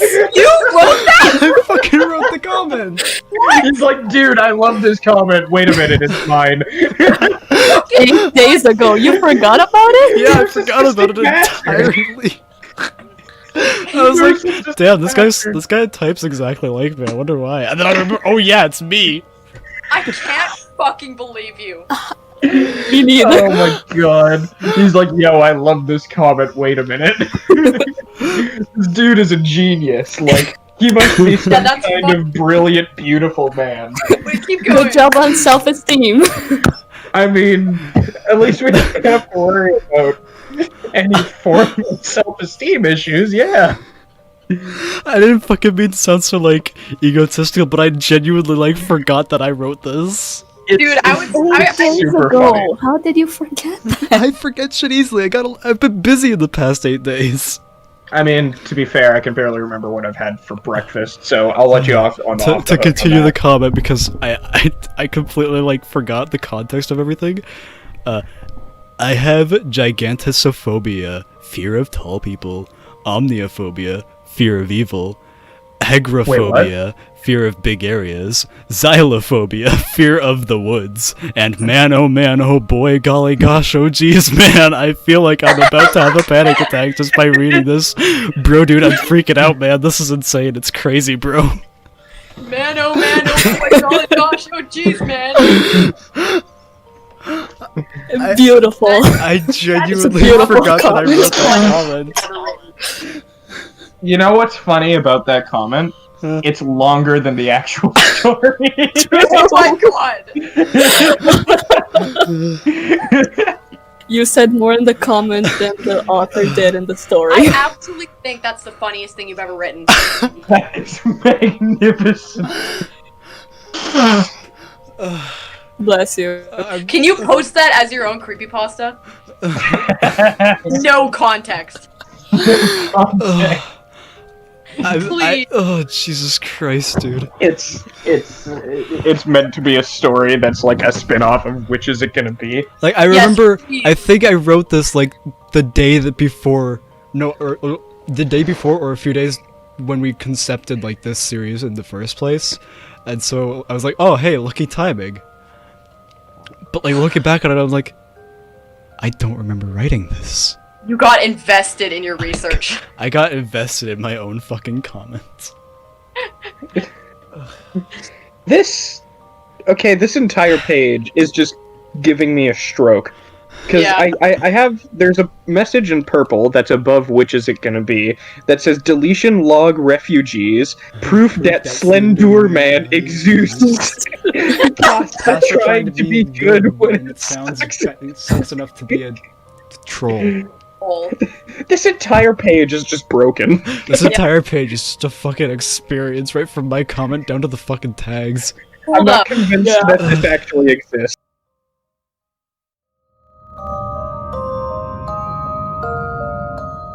SpongeBob lost episode, the Krab Factor. What? Send it. What? Where did you find that? It's just on my page. Whoa! There are no. This is one giant paragraph. Send it over, please. What the fuck? You have my Oh, that attention. hurts my eyes. Oh, the person doesn't know how to write on paragraphs. Hell It's yeah. one big DVD, thing. Like, Oh my god. This is a fucking essay. why is there the word DVD everywhere? Alright. Oh my god, I thought I was I having need a to stroke break my before. SpongeBob lost episode, The Krab Factor. Okay, so one day I was walking down the street when I saw an HMV store. I was gobsmacked when I walked in and saw a SpongeBob SquarePants DVD in the first row of DVDs. Fucking I- gobsmacked! That's a fucking Brody word. I picked it up and was rather Flying confused start. by its cover. It had Yo, a my picture. fucking jaw slapped against the ground. Eyes bulge out of head, jaw drops to the ground. Awooga, awooga.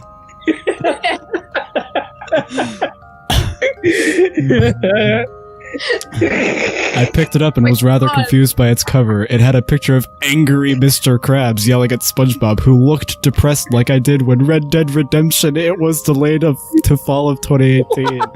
Relatable. The back of the DVD was blank and the color was sickly orange flint. Or tint. Tint. The name of the DVD was The Krab Factor. I went to the cashier, who weirdly looked a lot like Clancy Brown, who voices Mr. Krabs, to pay for my item. The cashier looked at the DVD for a few seconds before saying, "I hope you enjoyed that DVD, it only just came out." I told him I would. And I have him his money. I told him I would, and I stole his money. I have him his money. Have you ever bought something so shit that the guy pays you to take it? I told That's him I would. couponing to the extreme.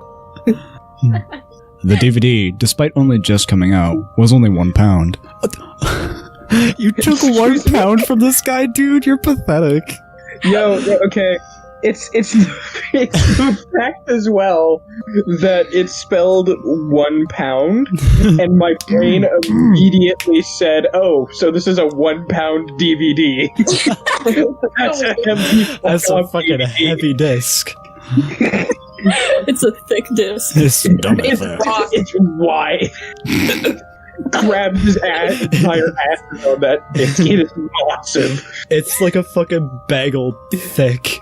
As I left the store, I swear I could hear the cashier laughing. Like Mr. Krabs. His laugh sounded an awful lot like Mr. Krabs' laugh. It's not like it was foreshadowed at all with it being Clancy Brown who voices Mr. Krabs. Yeah. Fucking Tom Kenny just gave you your shit. You should have been stoked. I feel I like got this home person with you. likes Mr. Krabs a little too much. Maybe. They have a fucking shrine dedicated to him. I never understood shrines. I don't either. That's probably for the best. Well, I mean, I think they're supposed to be for worship of deities, but some people take it a little bit too far and I think it's more end of up making a shrine to Jared Leto and going to his private island. Yeah. And then it goes yandere.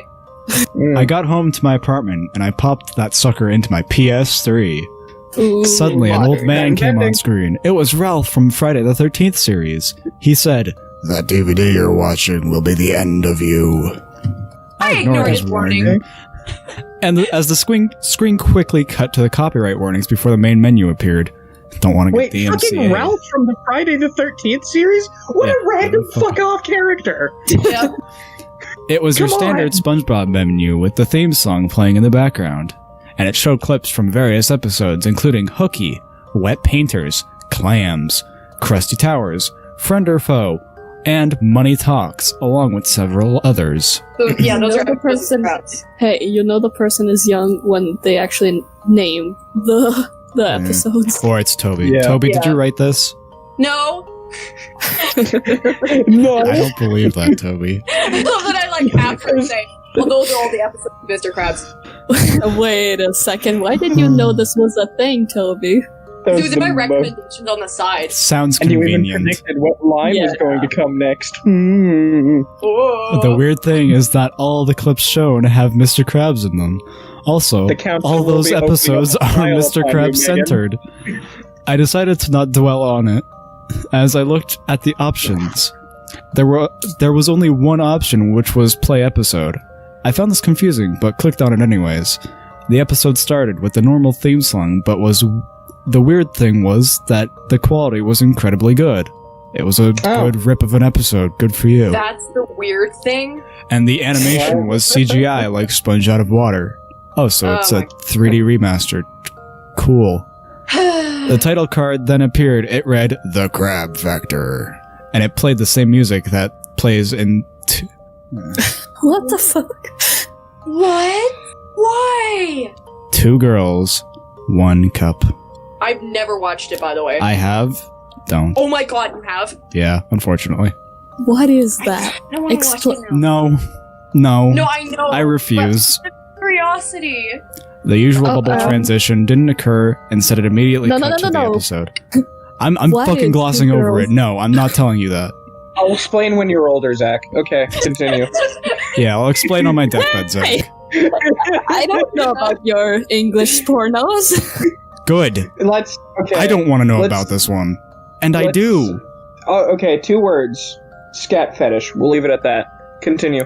It started with Squidward sleeping on the job as always. Just like the intro, the episode was in CGI, and it looked like the same animation used in Sponge Out of Water. Soon, a bus pulls up outside the restaurant, and a crab who looks like one of the crabs from the cheapest crab convention in the episode, Cracked Crabs. Sorry, we're delving into territory that I'm unfamiliar with. What? He walked up to Squidward, waking him from his slumber. The crab who revealed his name to be Joe asks Squidward for a job application. Suddenly, SpongeBob and Mr. Krabs appear out of thin air. Ooh. Mr. Krabs sees Joe and licks his lips. Uh-oh. Oh no. I don't like where this is going. He got a tight man, pussy. He had a tight manhole. Why? This made me feel really uncomfortable as he licked his lips for what seemed like hours. My hair was even starting to turn gray. My hair was even starting to turn gray. Mr. Krabs then said, Boyo, come into my office and I'll interview ya. SpongeBob looked confused and asked, But Mr. Krabs, you never interviewed me and Squidward when we first came here. Mr. Krabs looked nervous and said, It's a new policy, me boy. Something to do with me stock market. I vomited. The stock market. I vomited. That's the correct response. Yeah. That's a fucking power statement. I vomited. Wait, and he gives an explanation. As I had eaten a lot of jammy Dodgers that day. Shut the fuck up, What? dude. Oh, that's why you vomited. Well then, Joe. Well then. Joe Thanks entered for the Mr. Krabs' office, and the scene cut to outside the office door as loud screams could be heard. They sounded horrible and made my feet itch. What the fuck? Specifically your feet. I scratched them as the episode continued with Mr. Krabs walking out of his office drenched in a red liquid which looked like a lot of funny juice. Blood. SpongeBob, who was PSA, busy mopping the the crab is floor, already seemed red. to How- notice how can this you tell? and asked, "What's that on your shirt, Mr. K?" Mr. Krabs laughed nervously before saying, Oh, it's just a bit of ketchup, me boy. I'm getting a bit dumb in me old age. FYI, crabs do not bleed. "Yeah, no." Thanks for the heads up. Moving That's on. interesting, but also the crab is red on the cartoon. How can you tell the difference between the crab and the blood? Fun fact! Mm. Crabs, Whoa. crustaceans, and lobsters are only bright red after you cook them. Yeah, Really? yeah, Yeah, but it doesn't Yeah. look good to draw a brown crab. That's why they just make it red. yeah. That is so interesting. Yeah, So you're saying that Mr. Krabs is baked? technically. He's dead. Blaze it, That- dude. Blaze it, bro. By the way, I've been keeping a counter as the story is going on. The man has said DVD 8 times, and crabs has been said. I only started counting about halfway through, but it's about 11. Oh my god. So if you want to SpongeBob- keep counting with me, SpongeBob seemed to believe this as he went back to mopping the floor. A time card came on screen which read 2 hours later. As the screen then showed the Krusty Krab full of people. Real people. Get Yeah, him out of there. humans. SpongeBob is busy making patties only to run out of buns. He goes into Mr. Krabs' office to ask for some more. "Hey, Mr. K, I was wondering..." Oh, merciful Neptune! SpongeBob That's cried as his beautiful. face turned green and he held his nose. His eyes were watery. He went over to Mr. Krabs' desk, the source of the smell. The odd thing was that I could smell it through the TV. He had the fucking limited release smell-o-vision. I was literally gonna say that, you ass! Great minds think Wow. alike. moving on. As if the PS3 had some sort of smell duct. Oh my god. SpongeBob walked up to the desk and opened it up. The things he saw on that desk made me sick to my stomach. I vomited so much vomit it filled the entire room. I could see the episode. I could see the episode though. Don't worry, my love. I could see the episode though. Don't worry, my love. It's a fucking great line. I could see the episode though. Don't worry. I could see the episode. Don't worry, my love. I thought he was just mentioning like another haunted episode or something like that. Man, No, this he's person's talking to us. Inside the desk was Joe's mangled corpse, which had been beaten senselessly with a blunt object. SpongeBob ran over to the safe and broke it open. He pulled out the secret formula and opened it up. His face turned white as he heard the door close behind him.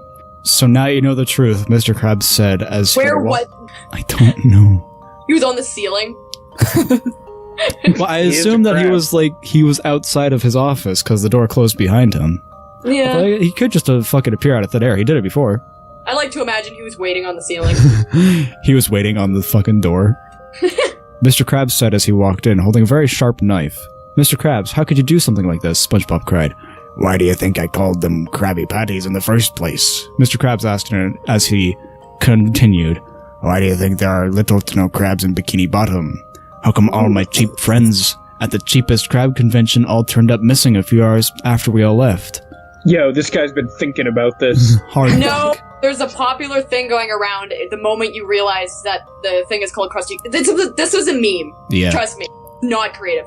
They wrote a story around it. Yeah. SpongeBob's face Oh, was it's in great. shock as he sucked in all of this. Fucking threw up a crazy straw. And our chicken salad. It's made of octopus. In fact, my first octopus was Squidward's father. He Whoa! tasted even better, but he was a good guy. SpongeBob saw more and said, "Wait, there's more?" SpongeBob What? shocked in horror. Fish rings, What? fish nuggets, fish fries. They're all made Wait of a fish minute. turned into tuna. People would buy something called fish rings in Bikini Bottom. SpongeBob shocked in horror? SpongeBob That's shocked what in I'm pissed horror. off about. And especially Krabby soup. It's made of lobsters. How long have you been doing this? SpongeBob asked. Mr. Krabs replied with, "Ever since I first got the place." SpongeBob cried, "You're a horrible monster." And then he got up and ran out of the office. But wasn't the door closed? Yes. Apparently He it was ran locked. Listen, it's a cartoon, anything can happen. Yeah, he jumps through the tiny window. Krabby Patties are made out of crabs. The whole restaurant reacted by vomiting. That's the only thing people do here. Wow. I'd really like it a lot more. Like, this story would be 10 times funnier if the whole restaurant just said, "Yeah, we know, we don't care." Krabby Patties No, are made out of crabs. Okay. Like, I'm not sure if you guys know this. That's probably a Soylent Green reference. Maybe. Which, if Soylent that's Green the case, is people. if that's the case, way to really resonate with your 12-year-old audience, my guy. Yeah. Mr. Krabs came Anyways. in and tried to act unknowingly by saying, "Everyone knows the Krabby Patty is a secret family recipe, me boy." Then explain this. SpongeBob yelled as he showed a box of crab arms and legs as the whole restaurant gasped and him and the box in horror. The restaurant gasped, and then he gasped, and then the box gasped in horror. Everyone gasped because they needed some air, I guess. Fire underwater, that kind of logic, I guess. Yeah, bath underwater too. You said you fired Carl, the night janitor, and this is his tattoo, as he held a crab leg that said, "Born to lose." You little yellow bastard. Mr. Krabs yelled as he grabbed SpongeBob by his pants. I vomited. It comes again. I vomited again. Dude, you should get that checked. That's not Yeah, healthy. How could I not? Hearing such vulgar language on a show like SpongeBob SquarePants would make anyone vomit out their lunch. Yeah, dude, I'm That's doing it. what I'm you doing did. it right now. Anything slightly upsetting, you vomit. Mr. Krabs yelled, I've treated you like a son, SpongeBob. and SpongeBob pushed him aside. And it's not just crabs. Squidward, that chicken salad you're eating is octopus. SpongeBob cried to Squidward, who was eating a chicken salad. He responded to this by vomiting. Obviously. SpongeBob then told him about how Mr. Krabs murdered his father. Squidward began crying violently, and then he fucking held the barrel of the gun to his head and became a fucking creepypasta. Okay, hold on. Squidward. Okay, crying violently? Crying violently. Have you ever seen anyone who cries tears so powerful that they start killing shit? I think what they made is like ugly crying. Yeah. But I like the idea of just like a tear-powered fucking super shotgun. Or is that the gorilla pose? Yeah. Oh wait, that's just Isaac. Okay, anyway, continue. That's so fucking true, dude. I just realized that's just the Binding of Isaac. Yeah. But whatever. Squidward, fucking already went through that.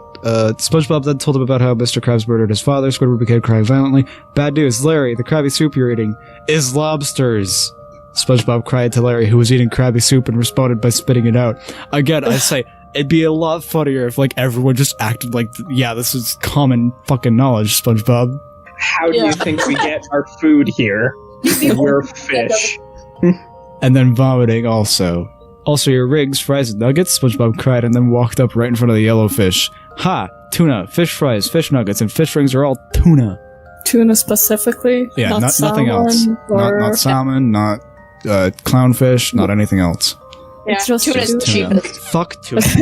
I just found my favorite line of dialogue, but it's coming up. Okay. Just SpongeBob cried to the yellowfish, who gasped in horror about what he had said and pushed the bowl out of her reach.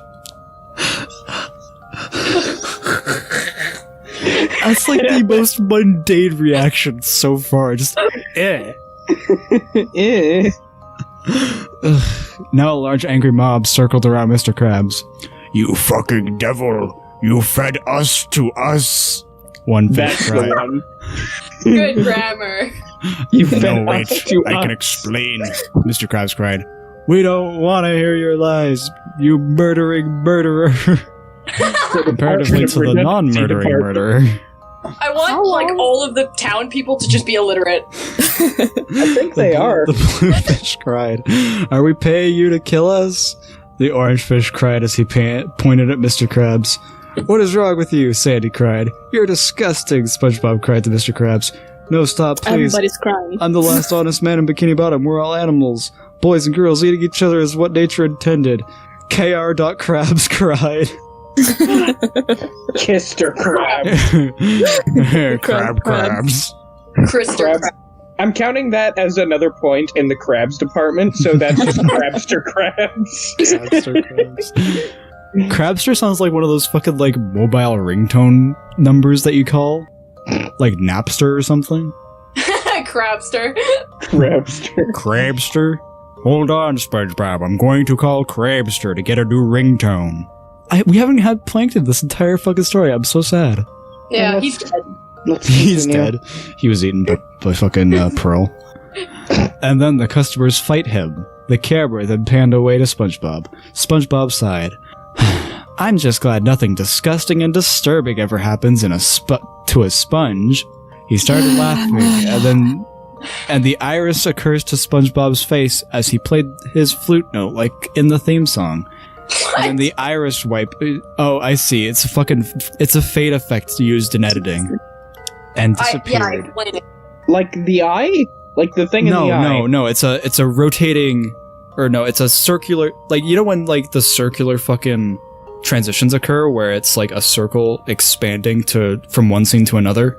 Yes. That's an iris effect. Huh, okay. It's really stupidly titled, and I hate it.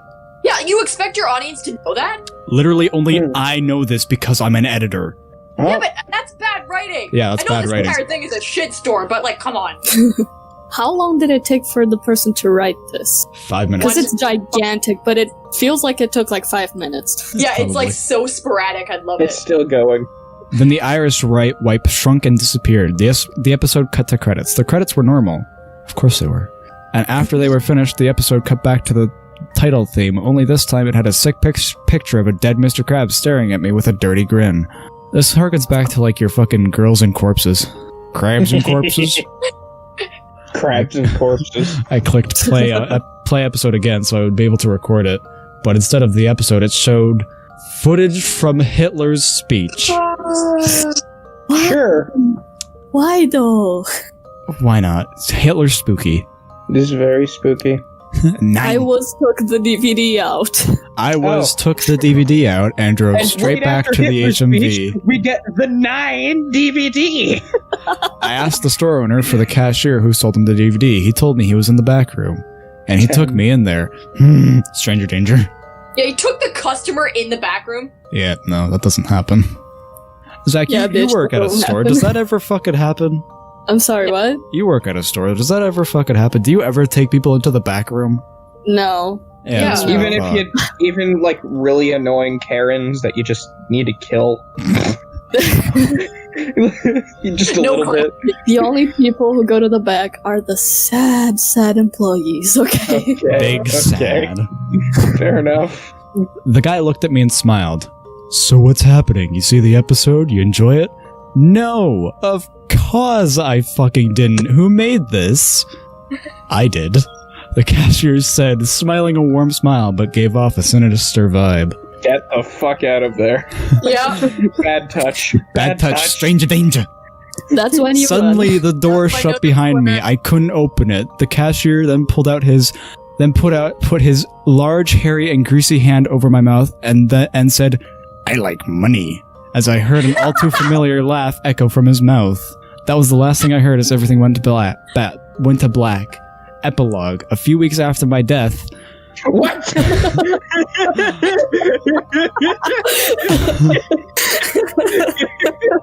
I'm a ghost. it was going okay. Up to that point. Days later. A few weeks after my death, casually everyone dies every few days. A restaurant opened up in downtown called the Srusty Srab. Specifically to clarify that it is in fact C's, not K's. Okay. The first batch of patties were met with immediate critical acclaim. They were known as the all-new chicken burgers. Because that's so they never were been made- invented before. Dude, this entire story is like he woke up, had a dream, and immediately. This is a dream. I 100%. Yeah. Ugh. This fucking story hits you So like a what train happened? and doesn't Did he fucking respawn? stop. He forgot Well- to set his Minecraft spawn point and spawned at the world spawn. Dude, my favorite part of this entire story is where he covers his mouth and says, "I like money." Suddenly, the door shut terrifying behind thing. me. I couldn't open it. The cashier then put his large, hairy, and greasy hand over my mouth and said, "I'm gonna produce a game called Duke Nukem Forever and put a lot of fucking grease in the game." My favorite part was, so a few weeks after I die. Yeah, that was just I like the fucking Perfect. full stop, I vomited. Yeah. Hey, Broden, did you keep track of the vomiting? Not the vomiting, unfortunately. Because Oh, it kept going. no. There was a lot of vomiting. There are two very short comments, and I I want lost to read track them. of crabs. The I first think we comment, got like 13 DVDs. the first Hey, comment pretty good. reads, Yeah! the first comment reads, "Homeboy became a chicken sandwich," and the second one reads, "Hey, this is pretty good, yeah." Is it though? Is Yeah? it? Oh, It's my favorite. it's great. I love it. I'm so glad I got recommended this. Thank you, Toby, for introducing us to this fucking Yeah. abysmal fucking story. This was absolutely amazing. If this is something that Megan found, like, in a recommended feed, just randomly, that means that there must be piles of dog shit Oh, absolutely. everywhere. The Creepypasta staff training wiki is exclusively dedicated to the worst of the worst.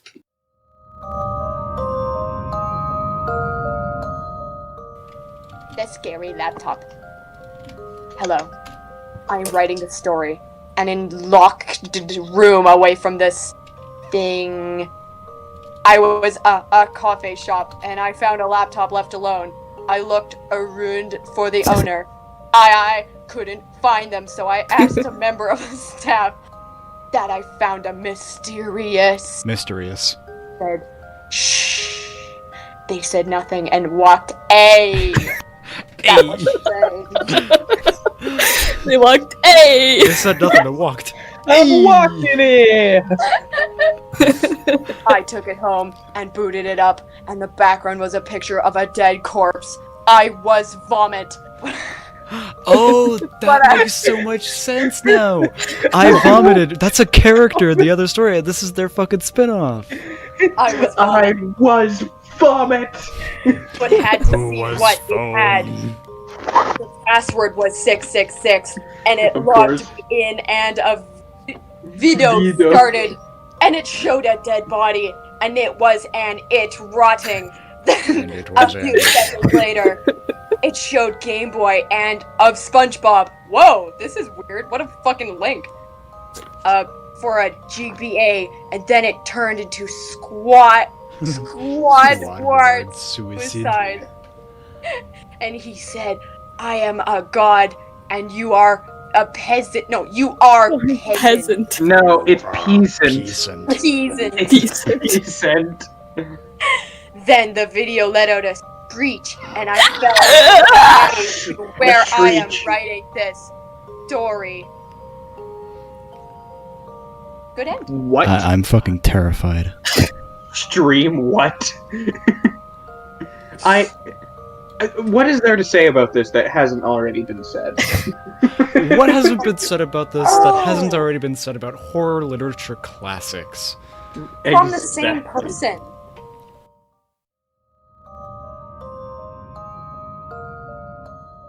So today's story is called Dead Mario Sprite. It was written by me. Alright. Here's the link. I put it up on Creepypasta Staff Trader Wiki. You guys could go find it yourself. I'm going on I'm right now. so excited to share this with you guys. Hello, I love me. that first word is hello. Hello, me. Meet the real me. All right. That's what I thought immediately. Okay, you guys ready? Mm-hmm. Yes. Yes. Hello. You don't know me, and frankly, neither do I. Where? It was after It was after the experience I had with the beloved Super Nintendo Entertainment System classic video game, Super Mario Bros. RPG, Legend of the Seven Stars. It was a beautiful day outside. Birds were singing, flowers were blooming, and kids like me, age 5 in 1996, were inside playing the Super Nintendo Entertainment System, colloquially called... Wow, I can't... I love that you're just saying everything out like ridiculously long. I can't fucking say that word, Brody! Colloquially. Colloquially? Colloquially? Can you, like, sound it out slowly for my stupid monkey brain? Colloquially. Colloquially. That's it. I've done it. I've learned a new word. Can we do There this? you go. Colloquially This is why- called the SNES. But I think that name sucks, so I will continue to call it the Super Nintendo Entertainment System. Oh, no. Also, nice, by the way, Huh. adding in the fucking Undertale thing. Yeah. And dealing with the SNES. I see what you did there, Mr. Matt Pat. Okay, continue. That's super clever. Unintentional things are fucking great. Moving on. I had just awoken at 9:07 a.m. on Sunday, August 4th, 1996. It was my birthday, and my parents got me a Super Nintendo Entertainment System console, as well as Super Mario Bros. RPG Legend of the Seven Stars. I was ecstatic. I loved all the previous Mario games, from Super Mario Bros. 2 on the Nintendo Entertainment System console, to Hotel Mario on the Philips CDI console. Anyways, before I go too far off track, if you don't know what Super Mario RPG, the Legend of the Seven Stars are, it's a beloved Super Nintendo Entertainment System console game, released in 1996 near the end of the Super Nintendo Entertainment System console's life, and a little bit before the Nintendo 64 console was released. That's a great sentence. This radiates DVD. Good. Super fun. I tried making it radiate all the stories that we read previously. Yeah. You're going great so far. Please keep going. It's so aggressive in that. Anyways, before I go too far off track, when I first played Super Mario RPG Legend of the Seven Stars on the Super Nintendo Entertainment System console, I was having a lot of fun when I saw Smithy, the antagonist sword of the game. he had his blade replaced with a giant fingy. It scared me. The fingy looked like the developer's finger just photoshopped over the sword's blade. I could also see that he had realistic eye, with veins and at a quality not thought possible for a Super Nintendo Entertainment System console game. Was I play a spooky ROM hack? Was I play? Mayhaps me be play spooky ROM hack. When Smithy crashes through Bowser's castle, he says, "Youch! That's gonna leave a mark." Haha, just kidding, it's only a goof, laughing my freaking a-hole off. The voice was a mix of the heavy from Team Fortress 2 and miscellaneous Bowser sound bites. Hold up. Holding up. Team Fortress 2? What? You mean the game that would be made like several years later? Oh, don't worry, it's not the first time it happens. Well, I mean, it I is, love but the fucking, like, not necessary reference of flexing that you know that game. Yes. I was terrified. Soon after the cutscene ended, I was given back control of Mario. I went back to the town to take a nap at the inn to full my health. I was at 1 HP. I could have died. That's what scared me the most. As the screen faded to black, it soon faded into a dark hallway. A text box soon appeared saying, "Looks like Mario's having a nightmare." While playing the Underwater Event number 9 track from Endless Ocean Blue World, released for the Wii on December 17th, 2009. Very sneaky. Very sneaky! Brandon, before we continue. What? Yeah, continuing. Do you want to keep reading your own creepypasta, or do you want someone else to do it? Brody, you could take over. Because you did mention to me before that you kind of wanted to hear what someone else reading your shit would sound like. Yeah, yeah. You could take it out. You could take it from. It's very suspenseful. Okay. Okay, wait, I want to add, you keep saying before I get too far off track, and I really like that. Okay, there's the link. I'm not going to click on it just it's yet. to an Underwater Event number 9 track. For those who don't know. Music. It's very suspenseful and very ominous, and puts you on the edge of your seat and or couch, if that's your forte, I guess. Anyways, before I go too far off track, the screen faded to black again a few seconds after the message disappeared, with spaces in between and peered. Technically, it's disappeared, actually. And I was shown Mario getting out of bed at the inn, except now all previous toads and citizens residing in the inn were gone, replaced with tombstones, 4 exclamation marks. Tombstones in a Mario game, 2 exclamation marks. How absurd, 4 exclamation marks. This shook me deep to my very core. Parentheses. After playing the game for a few hours... Wait, parentheses? I think you mean ellipses. And seeing the same Mario's having a nightmare message, it was soon time for the din-din from Mama. I'm sorry, what? It's time for the din-din from Mama. Oh, I see. The dinner from Mom. I was like, is he just making onomatopoeias? He like had a stroke and was like just randomly saying syllables. Okay. He's having a stroke. During wait, shit, I took the line. Oh, fuck. It was soon time for the din-din from Mama. I had some delicious chicky strips with a Z from Popeyes. It was yummy. Several exclamation marks. Like, Din. 1, 2, 3, 4, 5, 6. Told you it's 6. During Din, I thought about the Mario game and that the nightmare message was probably only a rare chance and it was supposed to be a fun dream mini-game. What? And I was getting consistently unlucky with the RNG, random number generation. Ah, that. in parentheses, system in the game. Thank you for spelling it out for me. Yeah, I actually didn't know what it stood for. It didn't matter because I was eating some tasty chicky strips. Thank you for adding that detail. Anyways, before I went too far off track, when I went back to the game, it was 8:00 p.m. And things were about to get real. Like, really real. So real, I felt my body ache from the experience of movement from my din-din table to my room. Oh, I am so sore. Big sad emoticon. Mario looked thin and frail. He was alone in the center of the screen, with a single spotlight over him. His eyes locked with mine. His pixelated eyes didn't look pixelated. They looked really real. I wrote it off as just a glitch. Probably due to variables reaching values they were never meant to reach. But I was soon to be proved wrong. I love that grammar. Yeah. This paragraph was my favorite because it's such a fucking stupid paragraph. I felt my brain cells exploding whenever I was reading that. This fucking story gives you diagnosable severe cases of brain rot. I had to take it word at a time and not, move beyond the word, because I felt like if I did, I would just immediately shut down. Yeah, same.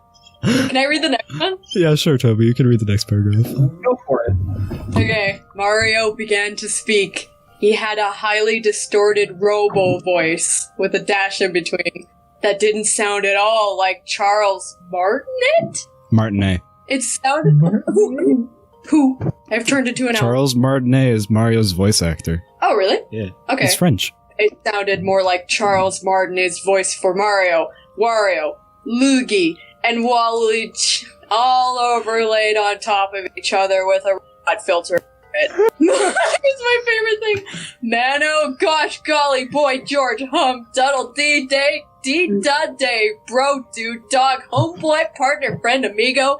This was freaky deaky. I love this so much. You're so good at writing those sentences. I can tell that you made this. This has Brandon smeared all over it like a bad potato in the fridge. Like that fucking comic. I want this on a t-shirt. Me too. Mario said, "You are going to regret your choices, Mr. Man. You have caused too much pain and suffering to me. I don't want to do this anymore," he said before falling down a hole that appeared underneath him. Where did Mario go? Me never find out. I'll take the next one. Okay. Yeah. 1/100th of a frame later, I saw a hyper-realistic version of Mario's face pressed against the screen. Can we talk about how fucking fast that actually is? Yeah. That's so fast that poor Mario got whiplash. Like the kid is a robot or something. As if he was trying to be... the kid's secretly fucking friend dog. 1/100th of a frame later, I saw a hyper-realistic version of Mario shutting down. I think you guys are glossing over the fact. You guys are quite literally glossing over the sentence as if he was trying to be reality. I missed that. No, I'm getting to that. Hold up. Mario's face pressed against the screen as if he was trying to be reality.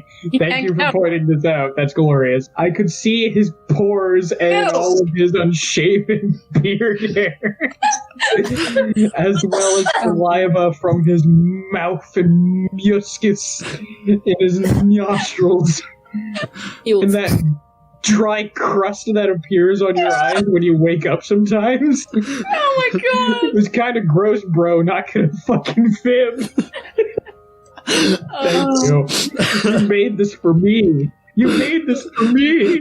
This is like, I'm so happy this exists on the website. This reminds me of a story I read about a big man falling down a big hole only to show up fine next day.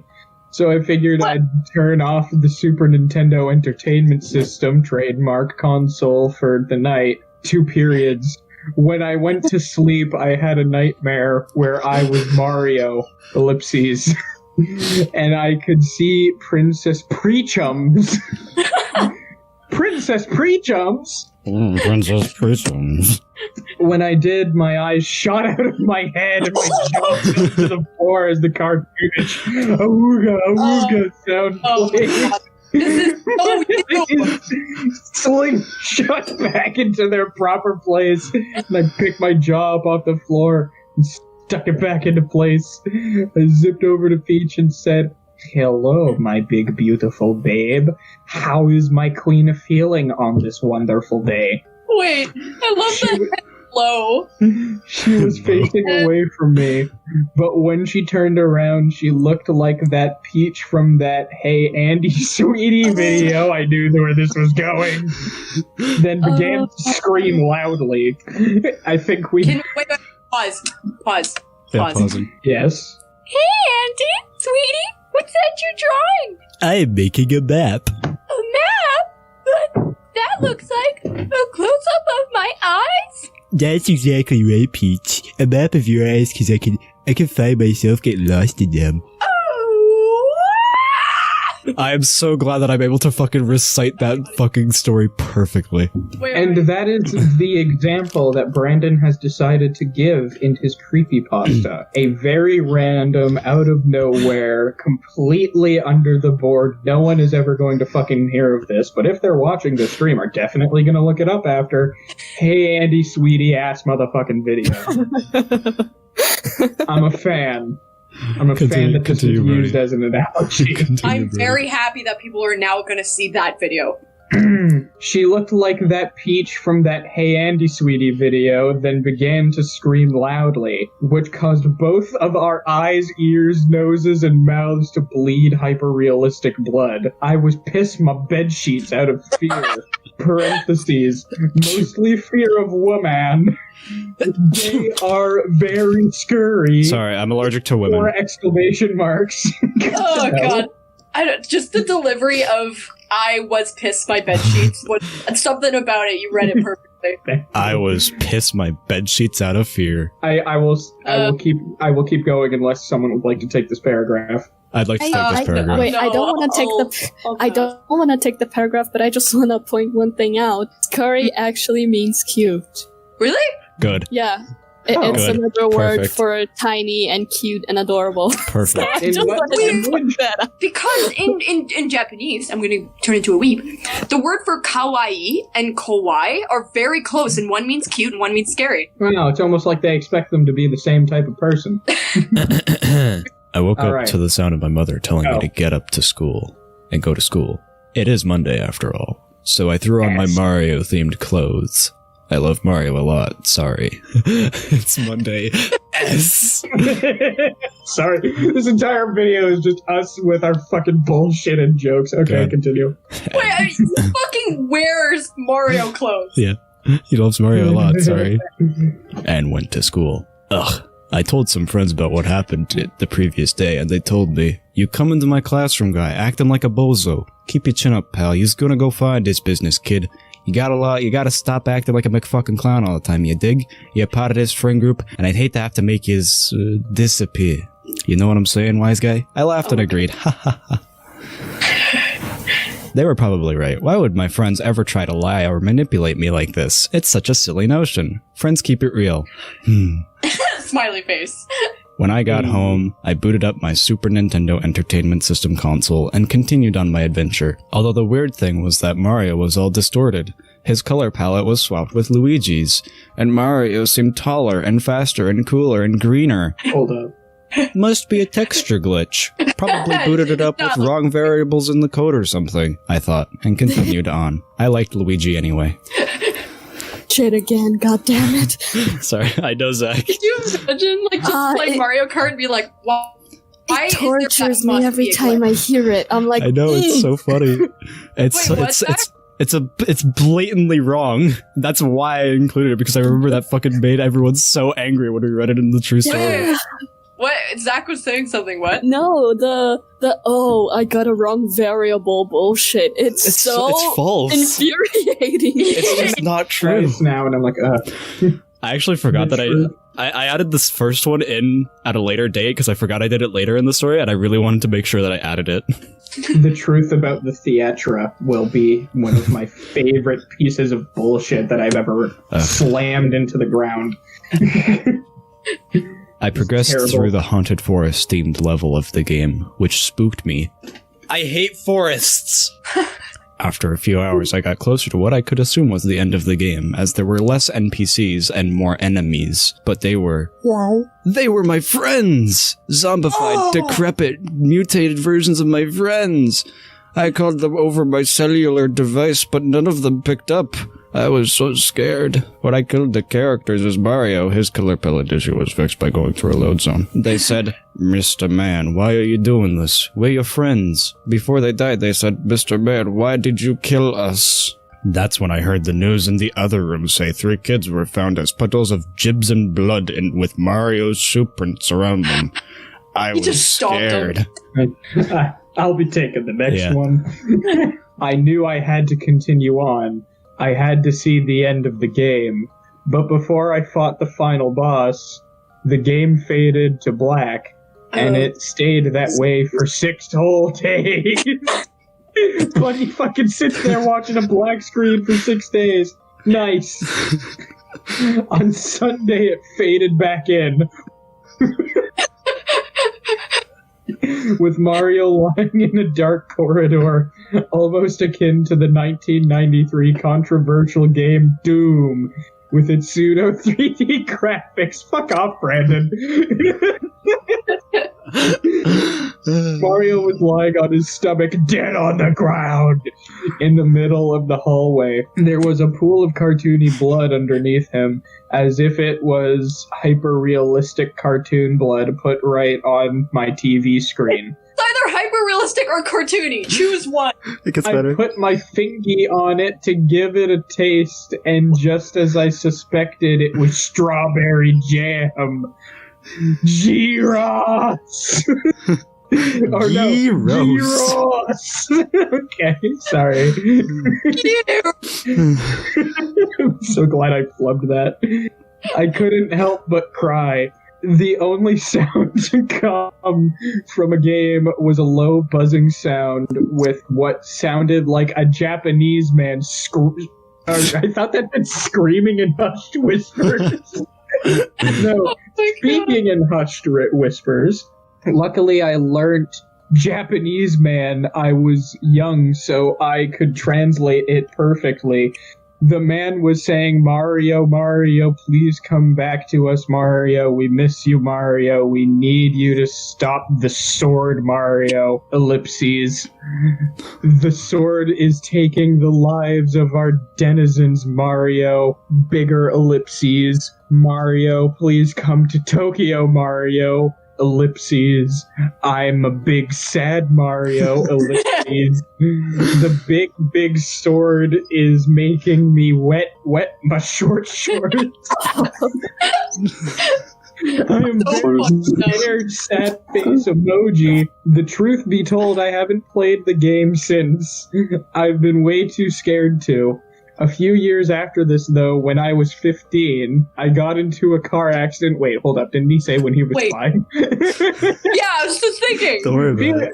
A few decades ago, I got into a car accident that made me lose my memory.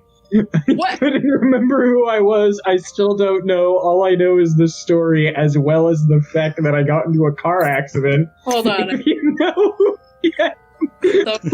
Or did it just join? Just a drop at mybix.sitecom.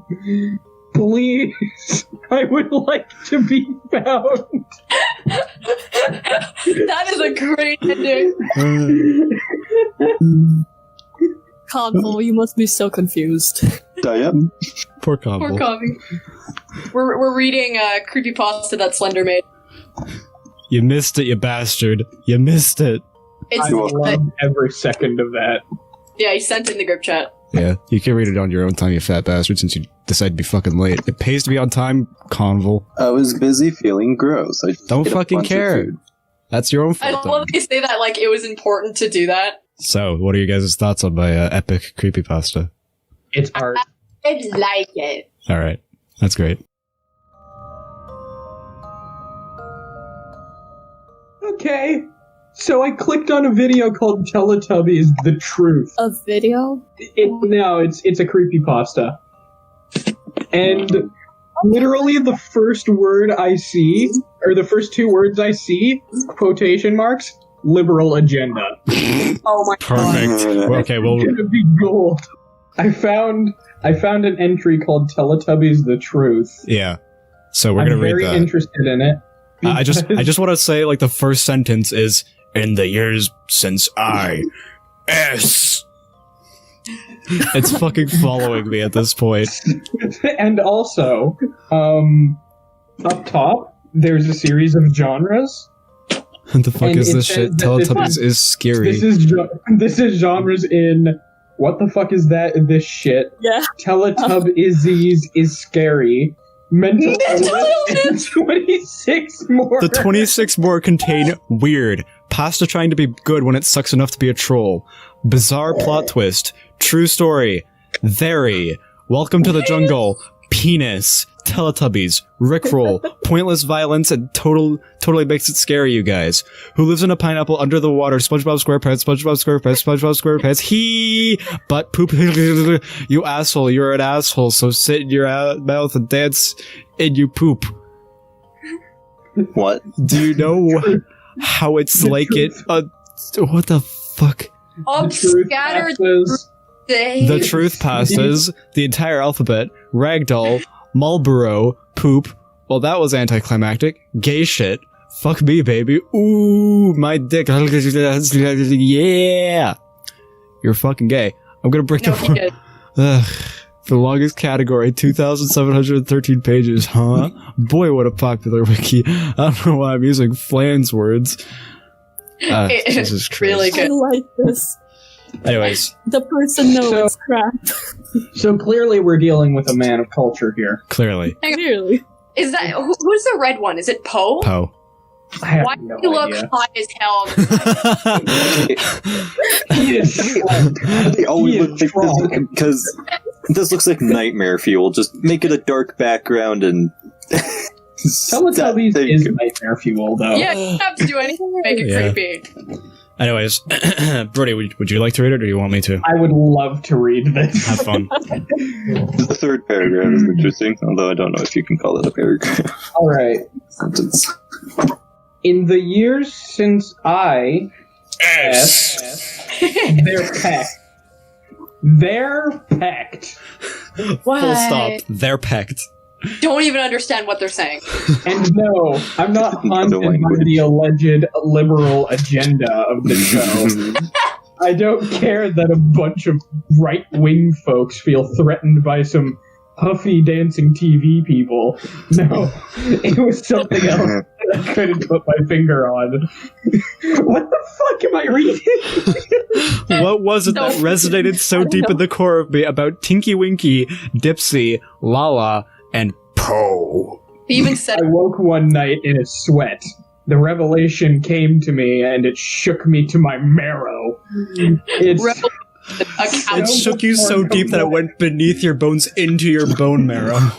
Yeah, that weird spongy shit inside your bones. Crack your fucking bone open and slurp it down. It's so much more complex than any child can grasp. So thick is the substance that it can. So thick is the subtext that it could be misinterpreted or missed completely. Or missed completely. Shut the fuck up by adults that are watching. Maybe those that feared the agenda only had it partly right. It's not a liberal agenda. It is simply a warning. Oh my god. Teletubbies is a dark Orwellian nightmare about a genetically engineered slave class creatures being systematically trained to become part of our society. Wake up, America. I fully believe this conspiracy. I for you to see what I mean, you need to TiVo or tape an episode. Just check the listings of your local PBS station. Just watch one, and you will see exactly what I'm talking about. Oh, Jesus then Christ. perhaps the words that follow and the evidence I provide will resonate within you as they do to me. Oh, yeah? While no backstory has ever been provided on the show about where the Tubbies are or even where they come from, one thing is clear. They are not in control of their own destiny. Where did they come from? Where did they go? Where did they come from? Tubby Joe.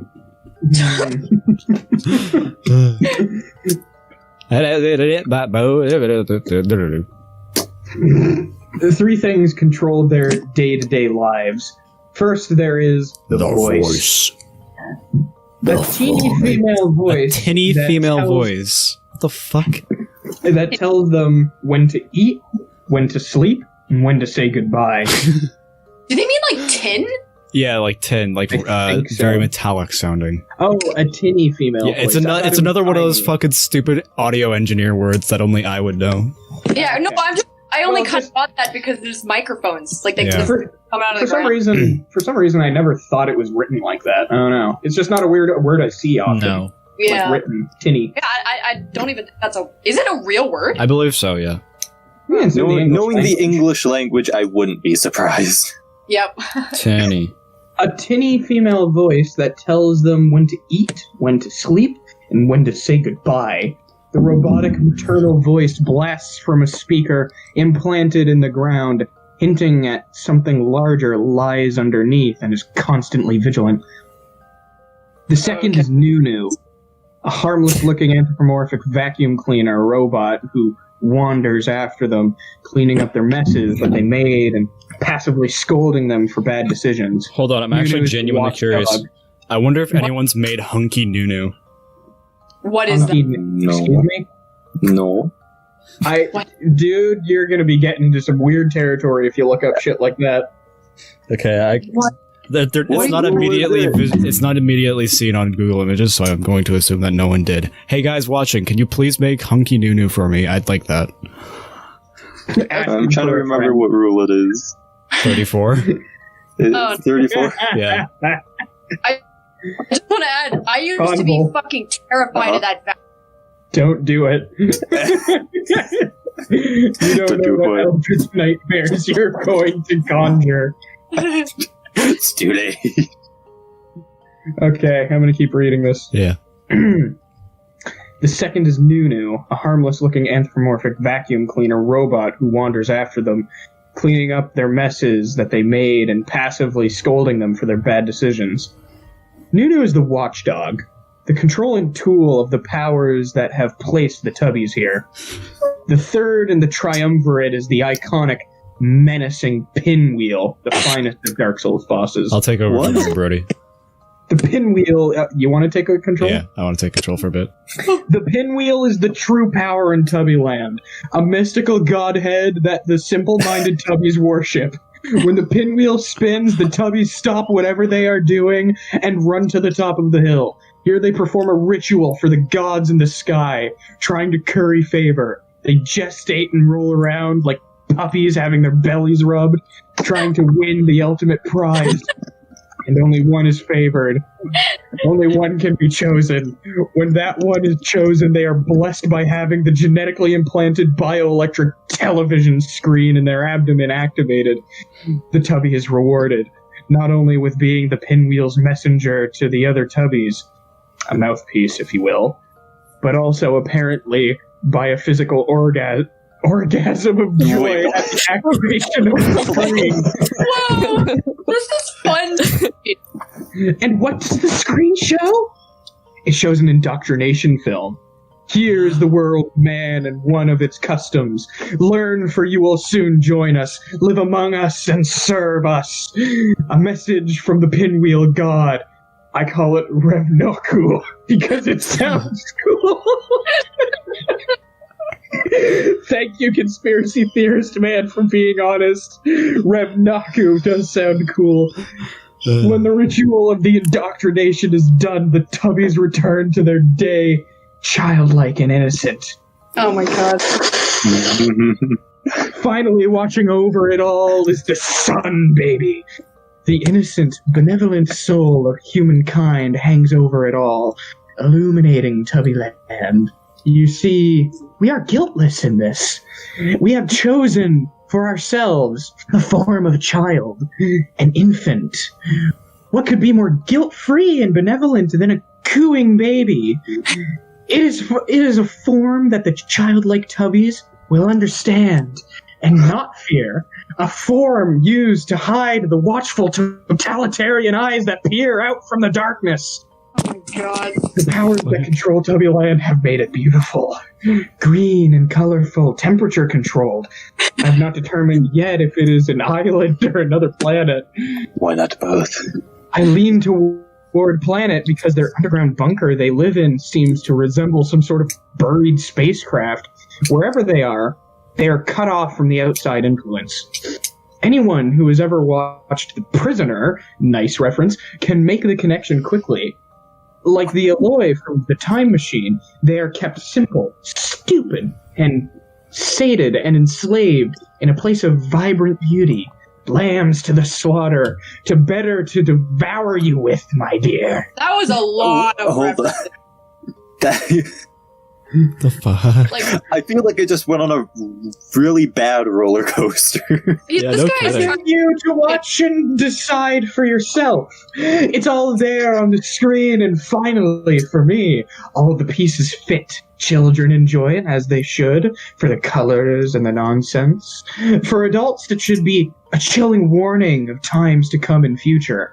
It is a morality tale about the potential dangers of cloning and genetic manipulation abuse by those who think themselves benevolent.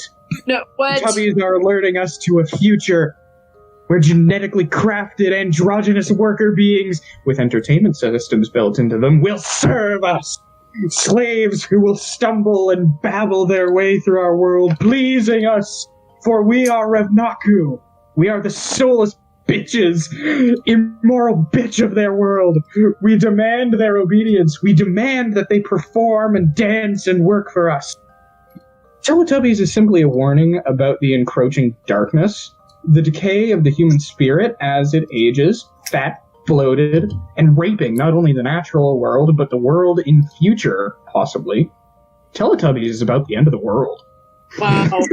That was fun. Fuck. I really like My this. only question: what is with the category? Don't worry about it. Categories. I'm worried about it. This was my favorite bit. This was my favorite story I've seen so far. I am so glad that I read it, most of it. I'm sorry I hogged it, Brandon. No, it's fine. but I had to. I don't think I could have delivered it any better. I got way into it, and I knew the exact tone that the guy was going for. I just had to.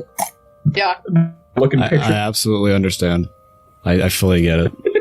It's perfect. This is this reads like a fucking Alex Jones rant. Like halfway through the story, I was like, "Damn, we should have fucking tried doing our best Alex Jones impression."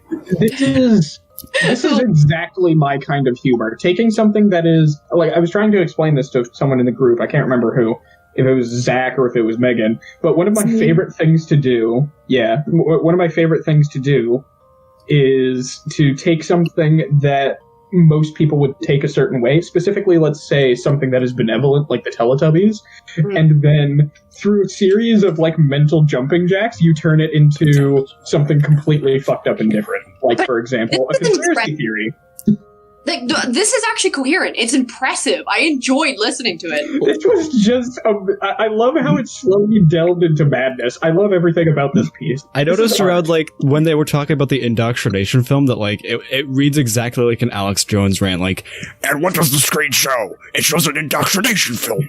it's like, what the fuck, Alex Jones? I don't understand. Everything is coherent except for the first lines. In the years the first... Yes. In the years since I... You know what I think? You know what I think happened? I think he was trying to write something genuine, and he fucked up the first sentence and said, "You know what? We're doing it live," and just went with it. and it led to this absurdist nightmare. Hey, Convoy, edit it. Not just like accidentally added in, because the second thing is, and no, I'm not haunted. Like, what? I love the thing that got my attention, and it was the first word I read, was liberal agenda. Or words, I should say, not word. Anyways, this was beautiful. I loved everything about it. Yeah, thank you for reading it. One guy, two spoons. We've been waiting. Yes, let's do it. I'm writing this because I couldn't find anywhere else to share it with. Oh god, you know that we're on a good website whenever the two ads that I got is one for Doom Eternal and another one for astrological signs. Wow. Mine's a SpongeBob stickers. It's wonderful. Alright. I have an ad blocker. We all know what shock sites are, right? They're filled with pornography and shit. Sometimes quite literally. I've seen too much shit. Scant. But sometimes a shock site isn't like that. Some of them are even filled with gore. Don't, my baby ears. Pretty messed up if you ask me. There are a few examples of gore-filled shock sites, like one lunatic, one ice pick, one man, one jar, and 3 guys, 1 hammer. I've seen all of those and ugh. But this one takes the cake. When I was searching for shock sites to write about for my school report... What? Excuse me? What? When I was searching for shock sites to write about for my school report. What fucking school report are you writing, homeboy? What? This is a good sign. I like this sign. I stumbled upon a very strange name. The name was One Guy, Two Spoons. I thought it'd be another porn site about guys shoving spoons up into his anus. Yeah, it's not the first time.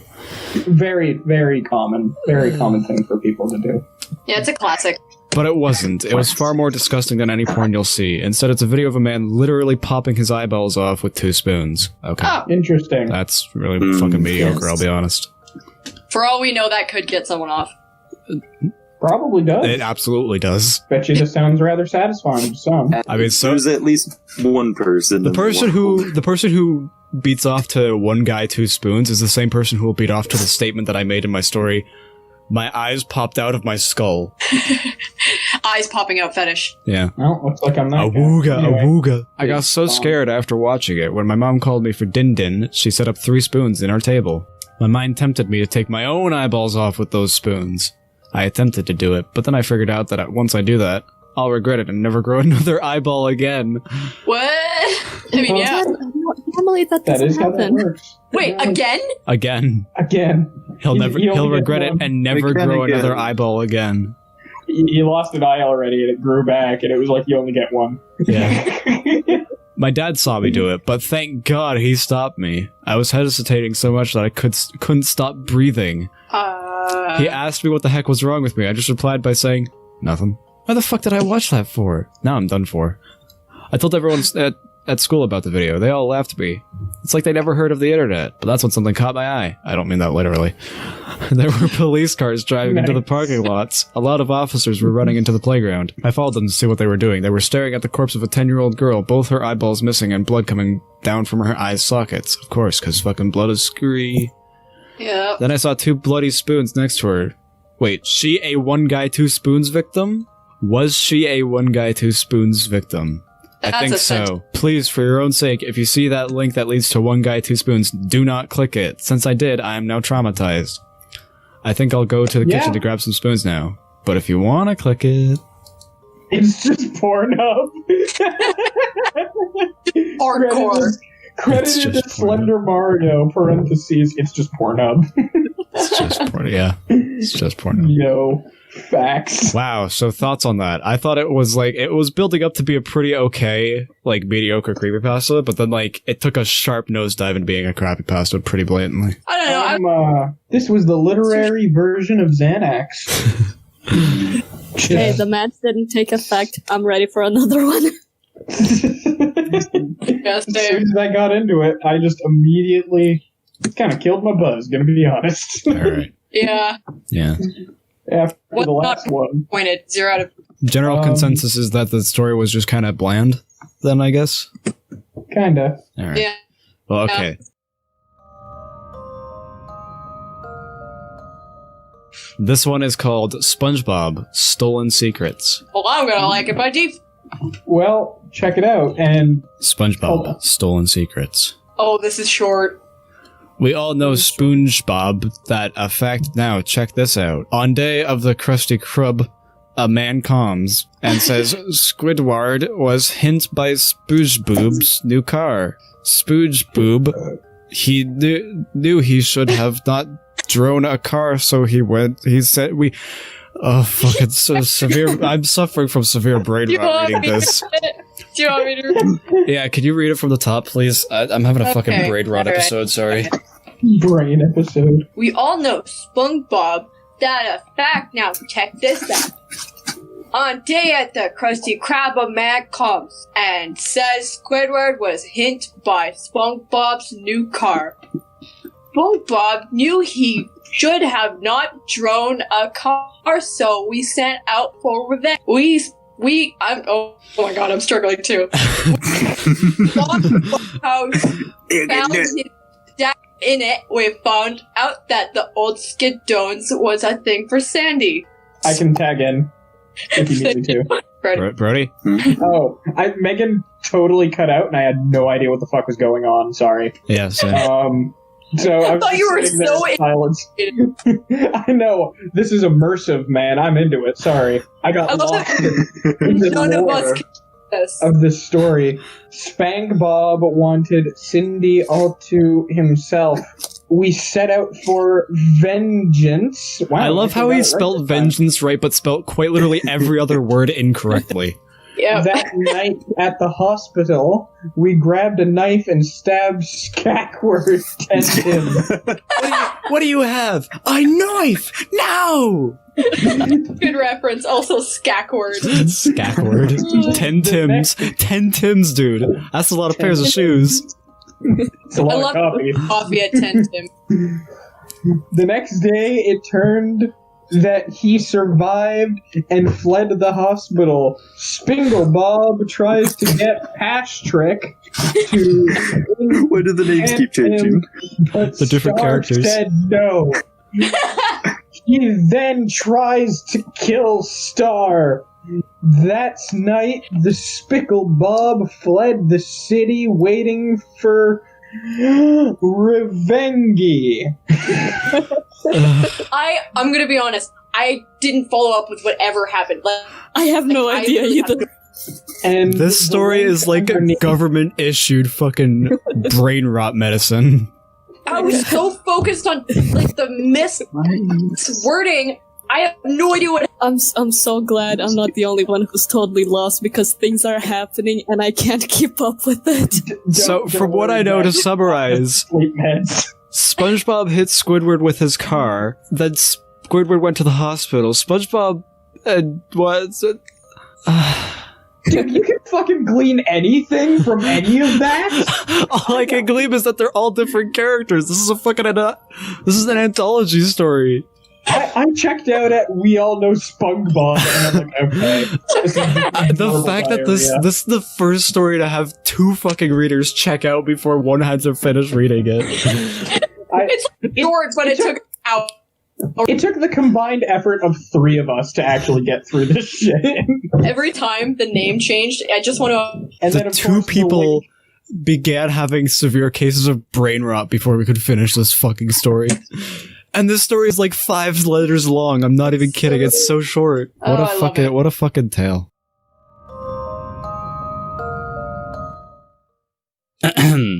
Alright, so, yeah, we're reading Sonic.exe. This is a pretty infamous one.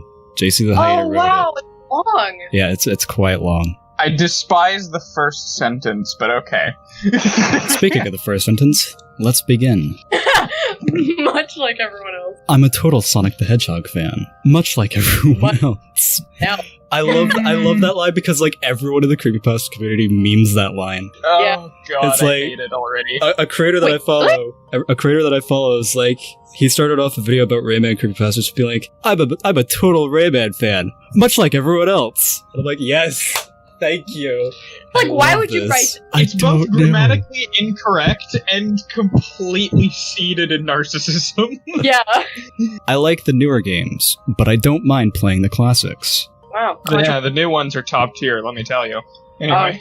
I don't think I've ever played glitchy or hacked games before, though I don't think I want to play any after the experience I had. It started on a nice summer afternoon. Oh, fuck, so scary. Oh god, yeah. I'm pissing my jorts right now. I'm pissing my bed sheets. I love jorts. It's not a dark and stormy night, at least. No. Yeah, you know what? You know what? It's a version of expectation, I guess. It's a summer afternoon. I was playing Sonic Unleashed. Everyone on Twitter has been like, oh, Sonic Unleashed? Actually good? And I'm like, no? No? Question mark? I didn't much like Sonic Unleashed. I liked how you get to explore the towns in it, until I noticed, out of my peripheral vision, that the mailman had arrived and put something in my mailbox as usual, and left. Wait, in real life? Fuck it, I guess so. Okay, for some reason, I thought that, like, the mailman had put something in the box, but whenever it said left, my brain just said, nah, you just walked to the left.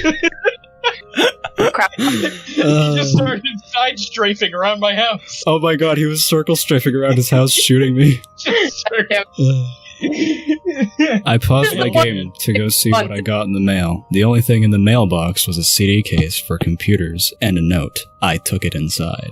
Where the fuck else are you gonna take it? Fucking, like, let's be honest.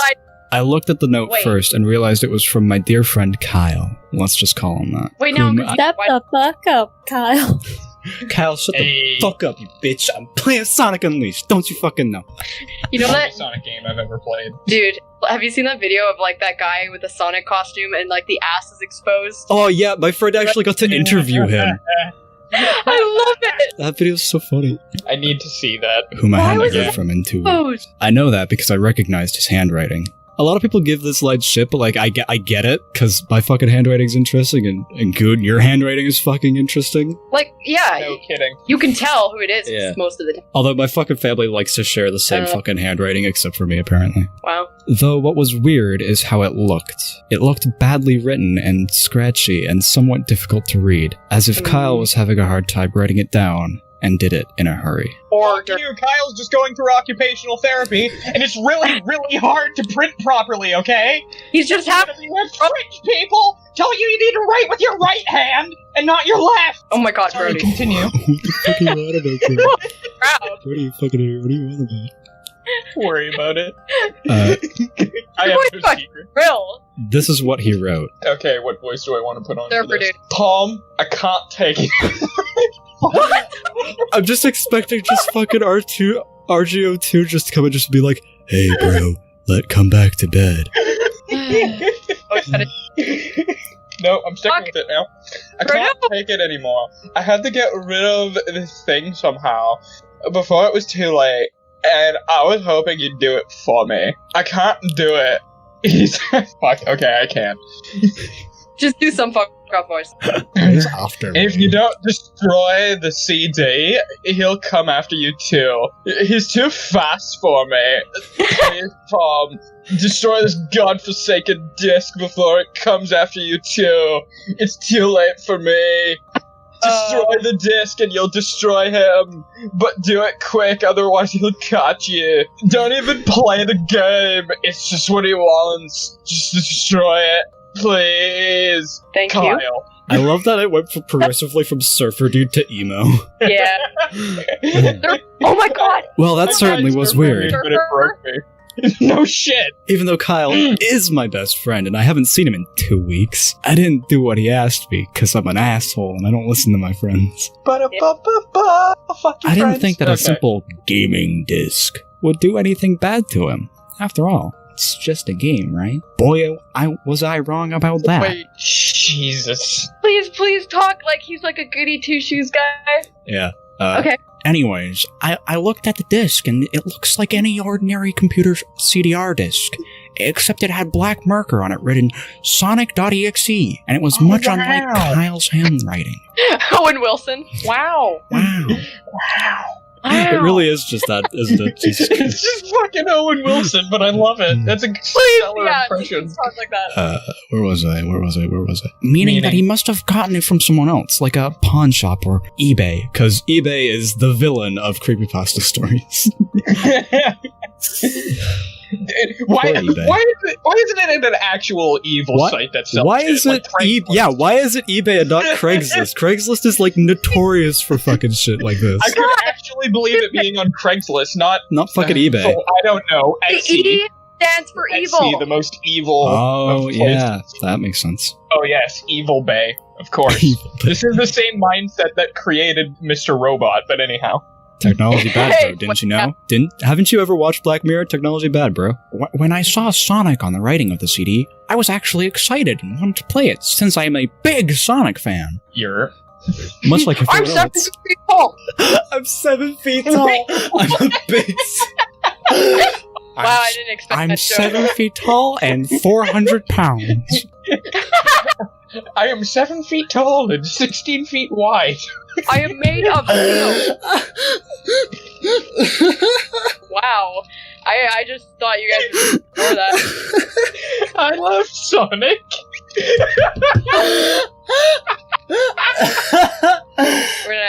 It's gonna take us a month to read this. Oh my God.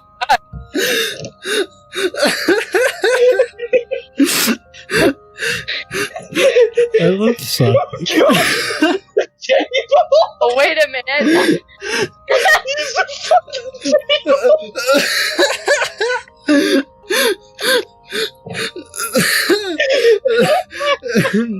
Bro, shut the fuck up.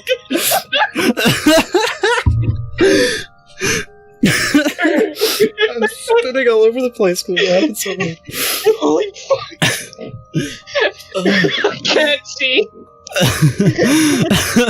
Oh my God. I'm 7 feet tall, 16 feet wide.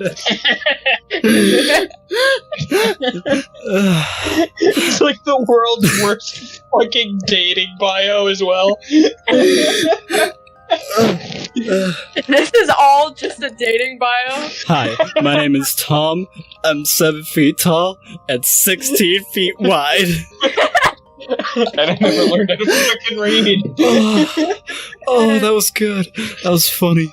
We aren't even like a halfway through. Yeah, I spent a laughing fit while reading Sonic. Are you proud? Yes. Yes. Okay. I went up to my room and turned on my computer and put the disc in and installed the game. I don't know what commas are because I'm a stupid idiot. Yeah.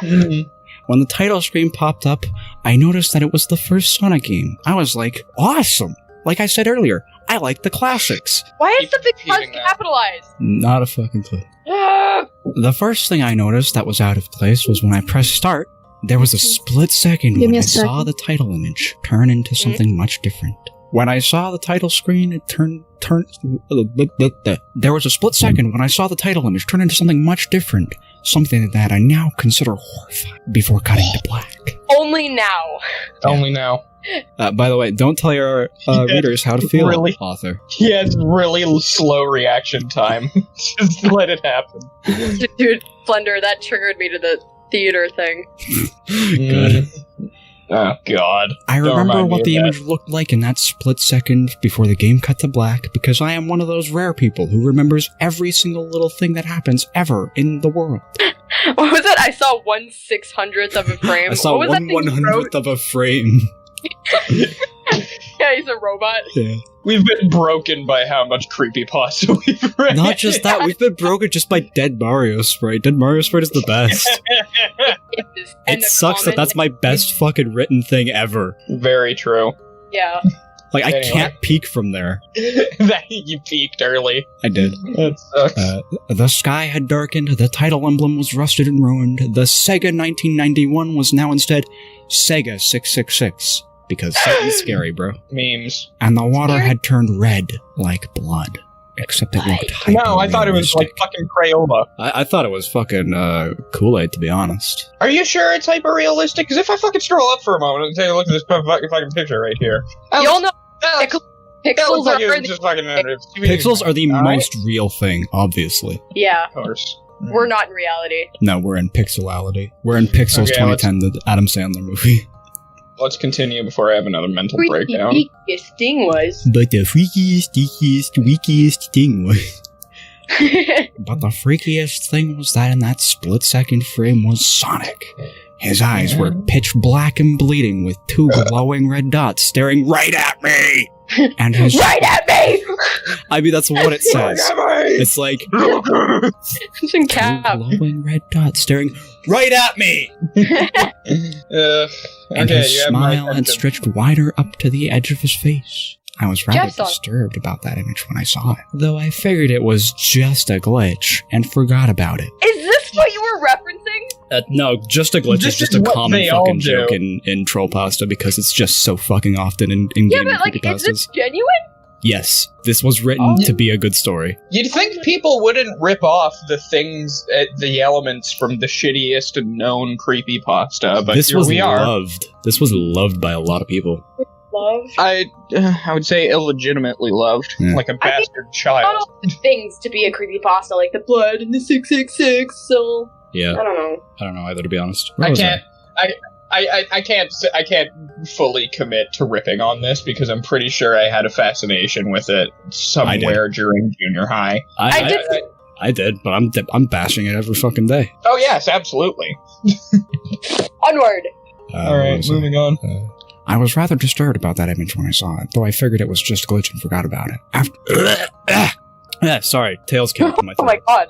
After it cut to black, it stayed like that for about 10 seconds or so, and then another weird thing happened. The save file select from Sonic the Hedgehog 3 popped up, and I was like, what the fuck? What's this doing? No, The nope, first doesn't Sonic say that. game? He's W2TF out loud. W2F, yeah. When to fuck? I don't know. Continue. When to fuck?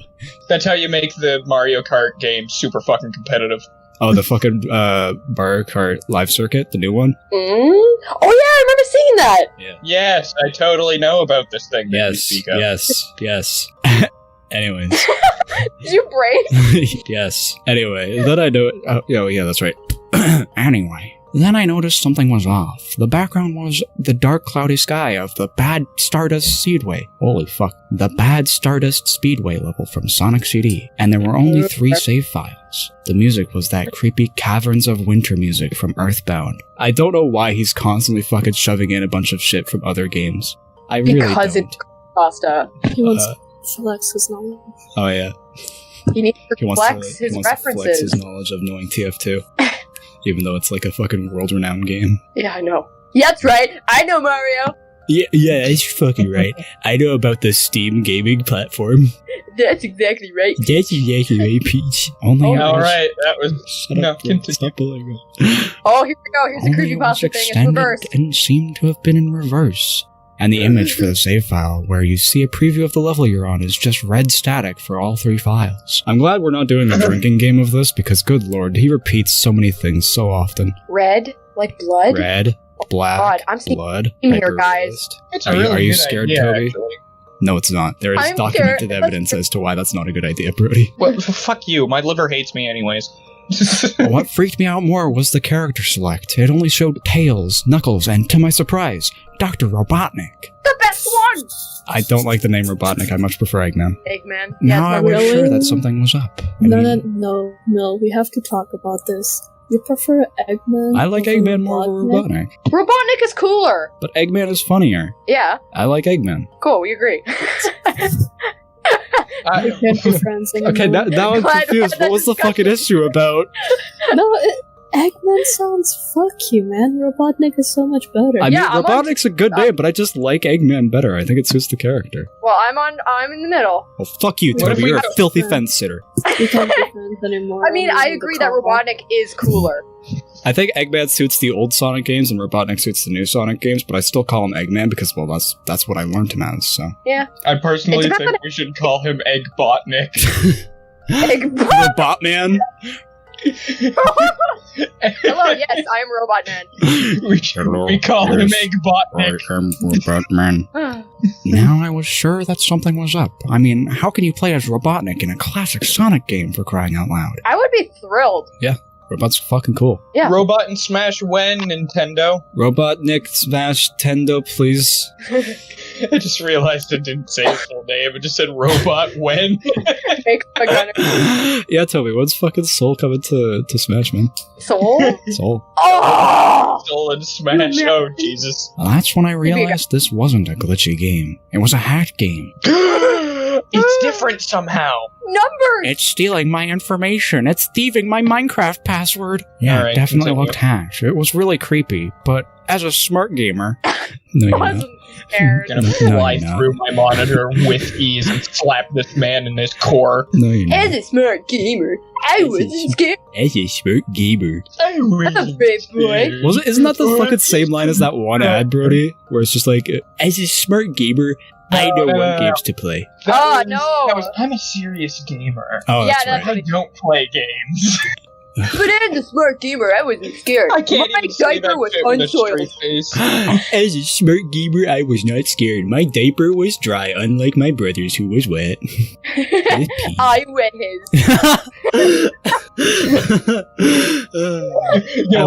I love that thread of just, I'm going to piss your pants. Oh my god. But as a smart gamer, I wasn't scared. Or at least I tried not to be. I told myself that it was just a hacked game and there's nothing wrong with that.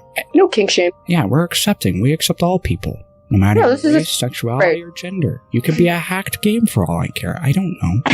Anyway, shaking off the creeped out feeling, I picked up file 1 and chose Tails, and when I selected and got started, Oh boy, that sentence. the game froze for about, like, the fucking period right in the middle of the sentence is really what gets me. Where? Right after it got started. Yeah, it's a new 'Cause sentence. No, it doesn't flow well, though. God started the game? Got started, the game froze. It feels bad. Doesn't read well. Yeah, I know. It's The because game sentence before froze was for so about 5 seconds, and I heard a creepy pixelated laugh that sounded an awful lot like that Kefka guy from Final Fantasy before cutting to black. 1. There we go. Sound cannot be pixelated, it's hyper compressed. Clown man, clowns are scary. It sounds an awful lot like Kafka, yes. That Kafka guy, what a strange name. Yes, I know nothing about this whatsoever, which is why I brought up the name and the name of the game that it's in. Yeah. Fucking Claude. Anyway. Wow, Brody. The screen stayed black for about 10 seconds or more, then it showed the typical level title thing. You mean the Thing. level title? The title. The thing you just said. The level- table the thing. Title. What? Why? I can't figure out what the title of the level would be called. Yeah, what's it called? The Babingo, I think? Green Hills? What? No, that Depends. sounds too stupid. Yeah. Green Hills. Who would ever name one of their levels Green Hill Zone? Artisans. It's definitely artisans. From Spyro, that's right. Sure. Yar. Except the simplistic shapes were different shades of red, and the text only showed Hill Act 1. The screen faded in, and the level title vanished, revealing Tails in the Green Hill Zone from Sonic 1. Why on earth? Why on earth? Why on earth would they call it Green Hill Zone? Hill is enough. Yeah. Also, that comma. The fucking punctuation is awful. The music Hill, was next different, level, though. Clinton. It sounded like a peaceful melody in reverse. How do you know? Okay. Yeah. Anyway, I started playing and had Tails start running like you would in any of the classic Sonic games. What was odd was that as Period. Tails was running along the level, there was nothing but flat ground and a few trees for 5 minutes. Period. That was when the peaceful music started to lower down into slow, deep tones, very slowly as I kept going. Yes, repeating it will emphasize the point that it was slow. It was slow. Very Guys, I don't know slowly. if you know this, but the music, it was slow. It was very slow. Gonna tell you, it's pretty fucking slow. The slow music, it's slow. Yeah, the slow deep tones very slowly. Very slow. Super slow. You know what? I'm not gonna make fun of this guy. He's only got like a bag of periods, so he's got a bag of them. He's got a...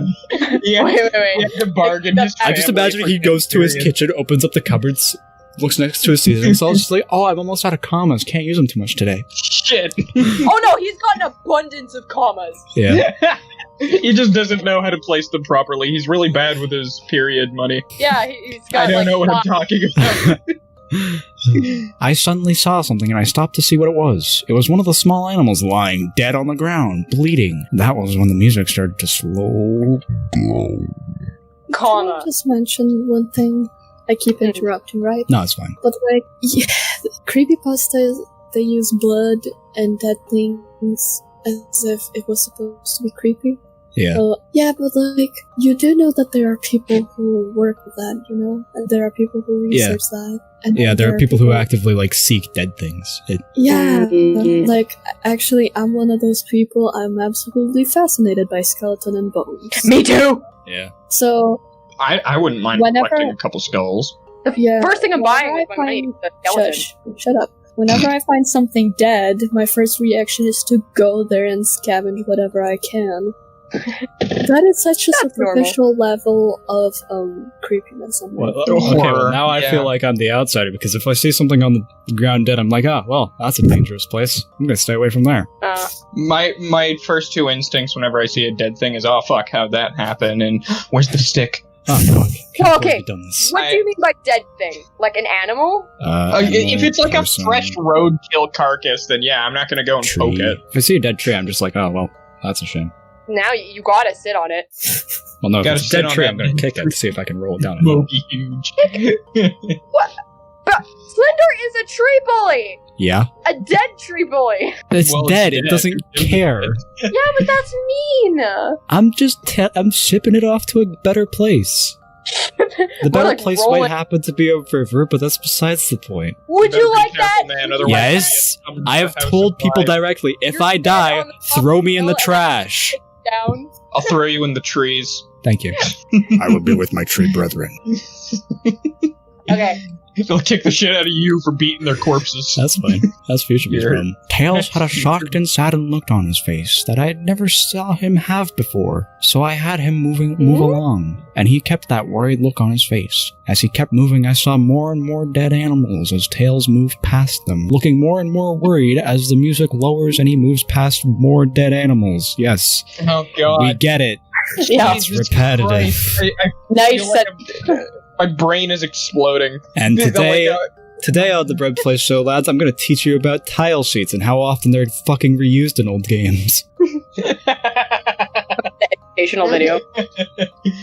Tile sheets are a thing, and they were reused quite frequently. Yes, they were. You know what isn't used? Is in tire sheets? Tire sheets. Tile sheets aren't used in fucking literature. If you print if you copy paste the same thing that you said 3 times in a row, it's pretty obvious that you're trying to reach the 500 word mark in your essay. Yeah. The poison. Kuzco's poison. The poison. I've genuinely considered if, like, JC wrote this as a school thing, but then, like, the immediate flaw comes in where, like, a school would never accept something like this. You'd be sent to therapy fucking immediately. Yeah. Yeah, he has a lot of pride about this. A little bit. Doesn't he? I believe so. Okay, good. So I'm completely vindicated and absolutely tearing it down. Excellent. I was shocked to see how they all died. They looked like somebody killed them in rather gruesome ways.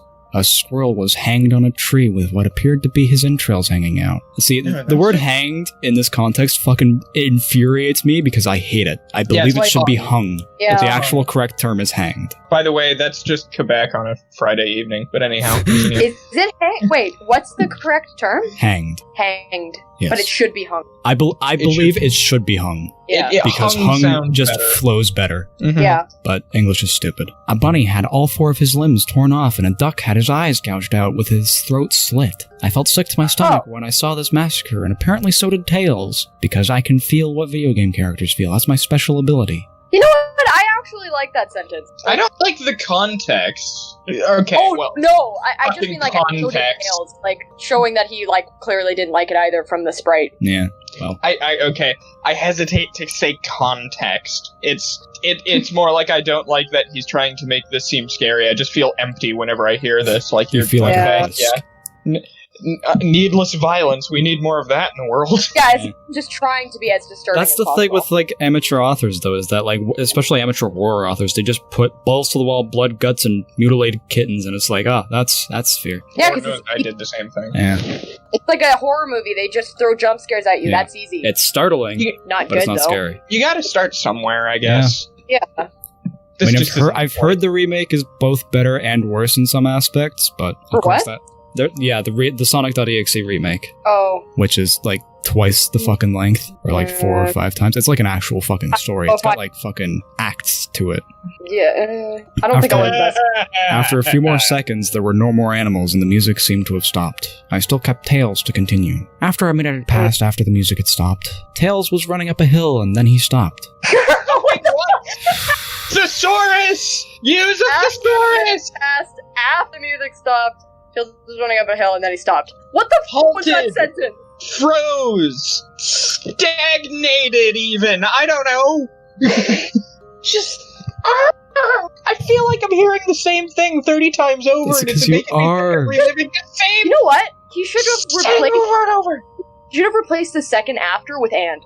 Yeah. After a minute passed and the music stopped. Yeah. Like, because there's no comma there, so it's not like, after a minute had passed, after the music had stopped, Tails was running up a hill. Then he stopped. Yeah. Like, it's so broken. Yeah. I have no clue if he's like a English as a second language guy, but like... No, I've seen a lot of people write like this when they're young. Yeah.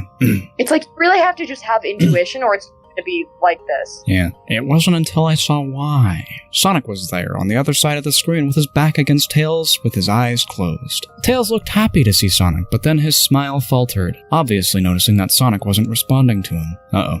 Blocked him on Discord. If not acting as if he was totally oblivious of Tails' presence. That's the one thing I will give JC minor props to, is that like he's smart enough to know that if a name ends with an S, you don't add an apostrophe S. It's just an apostrophe. Yeah, I was just gonna say that. He did that properly. Yeah. That's the only thing I'll really give him props for. And he tries to use semicolons too. It's like, are you good or bad? Like, you can decide. He understands some things, but he doesn't others. It's weird. He doesn't most, yeah. He's inconsistent, like a lot of amateur writers, so that's... It's like someone knowing how to do, like, a backflip and not a somersault. Yeah. Don't know how to use the easy shit, but know how to use the hard shit. I don't know Yeah, how to do either. Brody, are you okay? This is the peak of humanity. This is the best we can possibly accomplish. Brody is so defeated. Toby, I think we defeated Brody. Did we garbage in, garbage out. Tails walked slowly towards Sonic, and I noticed that I wasn't even moving my keyboard to make him move. Yeah, I just picked my keyboard up and moved it to the left. Sorry, I have a dumb sense of humor. I know you do. That's why I say the shit that I do. So this had to have been a cutscene. A cut scene. A cut scene. It was removed from the game. This 16-bit game. But it's a cut scene. Big space. Space bar! Good to know! I love this. This is the story that's making Brody fucking go on downward spiral. He's like livid. He's so fucking like defeated. I'm eating my arms. Brody, do you wanna really ramp it up to 10 and read for a bit? You want me to read this? Are you sure? Brody, I'm already having a heart attack. You know what? Sure. Right. I'll do it. Okay. Fuck it. Okay. Take your time. Suddenly. Yeah, it's just fucking Jesus. After the word cutscene. No, I'm okay, just hold on, I need to mentally give myself the strength to continue. 2 words, 3 and 5 letters. Suddenly, I began to have a growing feeling of dread as Tails walked closer to Sonic to get his attention. I felt that Tails was in danger, and something bad was going to happen. First off, this man's got fucking ESP. Second off, this is starting to sound like an erotic fanfiction. Moving on. I heard faint static growing louder as Tails was but inches away from Sonic and stopped and stuck his hand out to touch him. What kind of touch? Brody, why'd you make that comment? I continue my statements as proof. Oh my god, I thought, I was so convinced the next line after, stopped and stuck his hand, it was just gonna be down his pants. Yeah. And I was just like, holy fuck. We saw wearing pants? This is what people like Sonic Can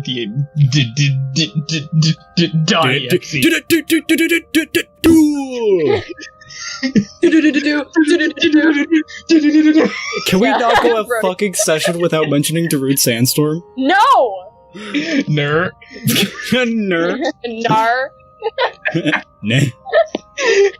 That foreboding feeling in my gut was growing stronger, and I felt the urge to tell Tails to get away from Sonic.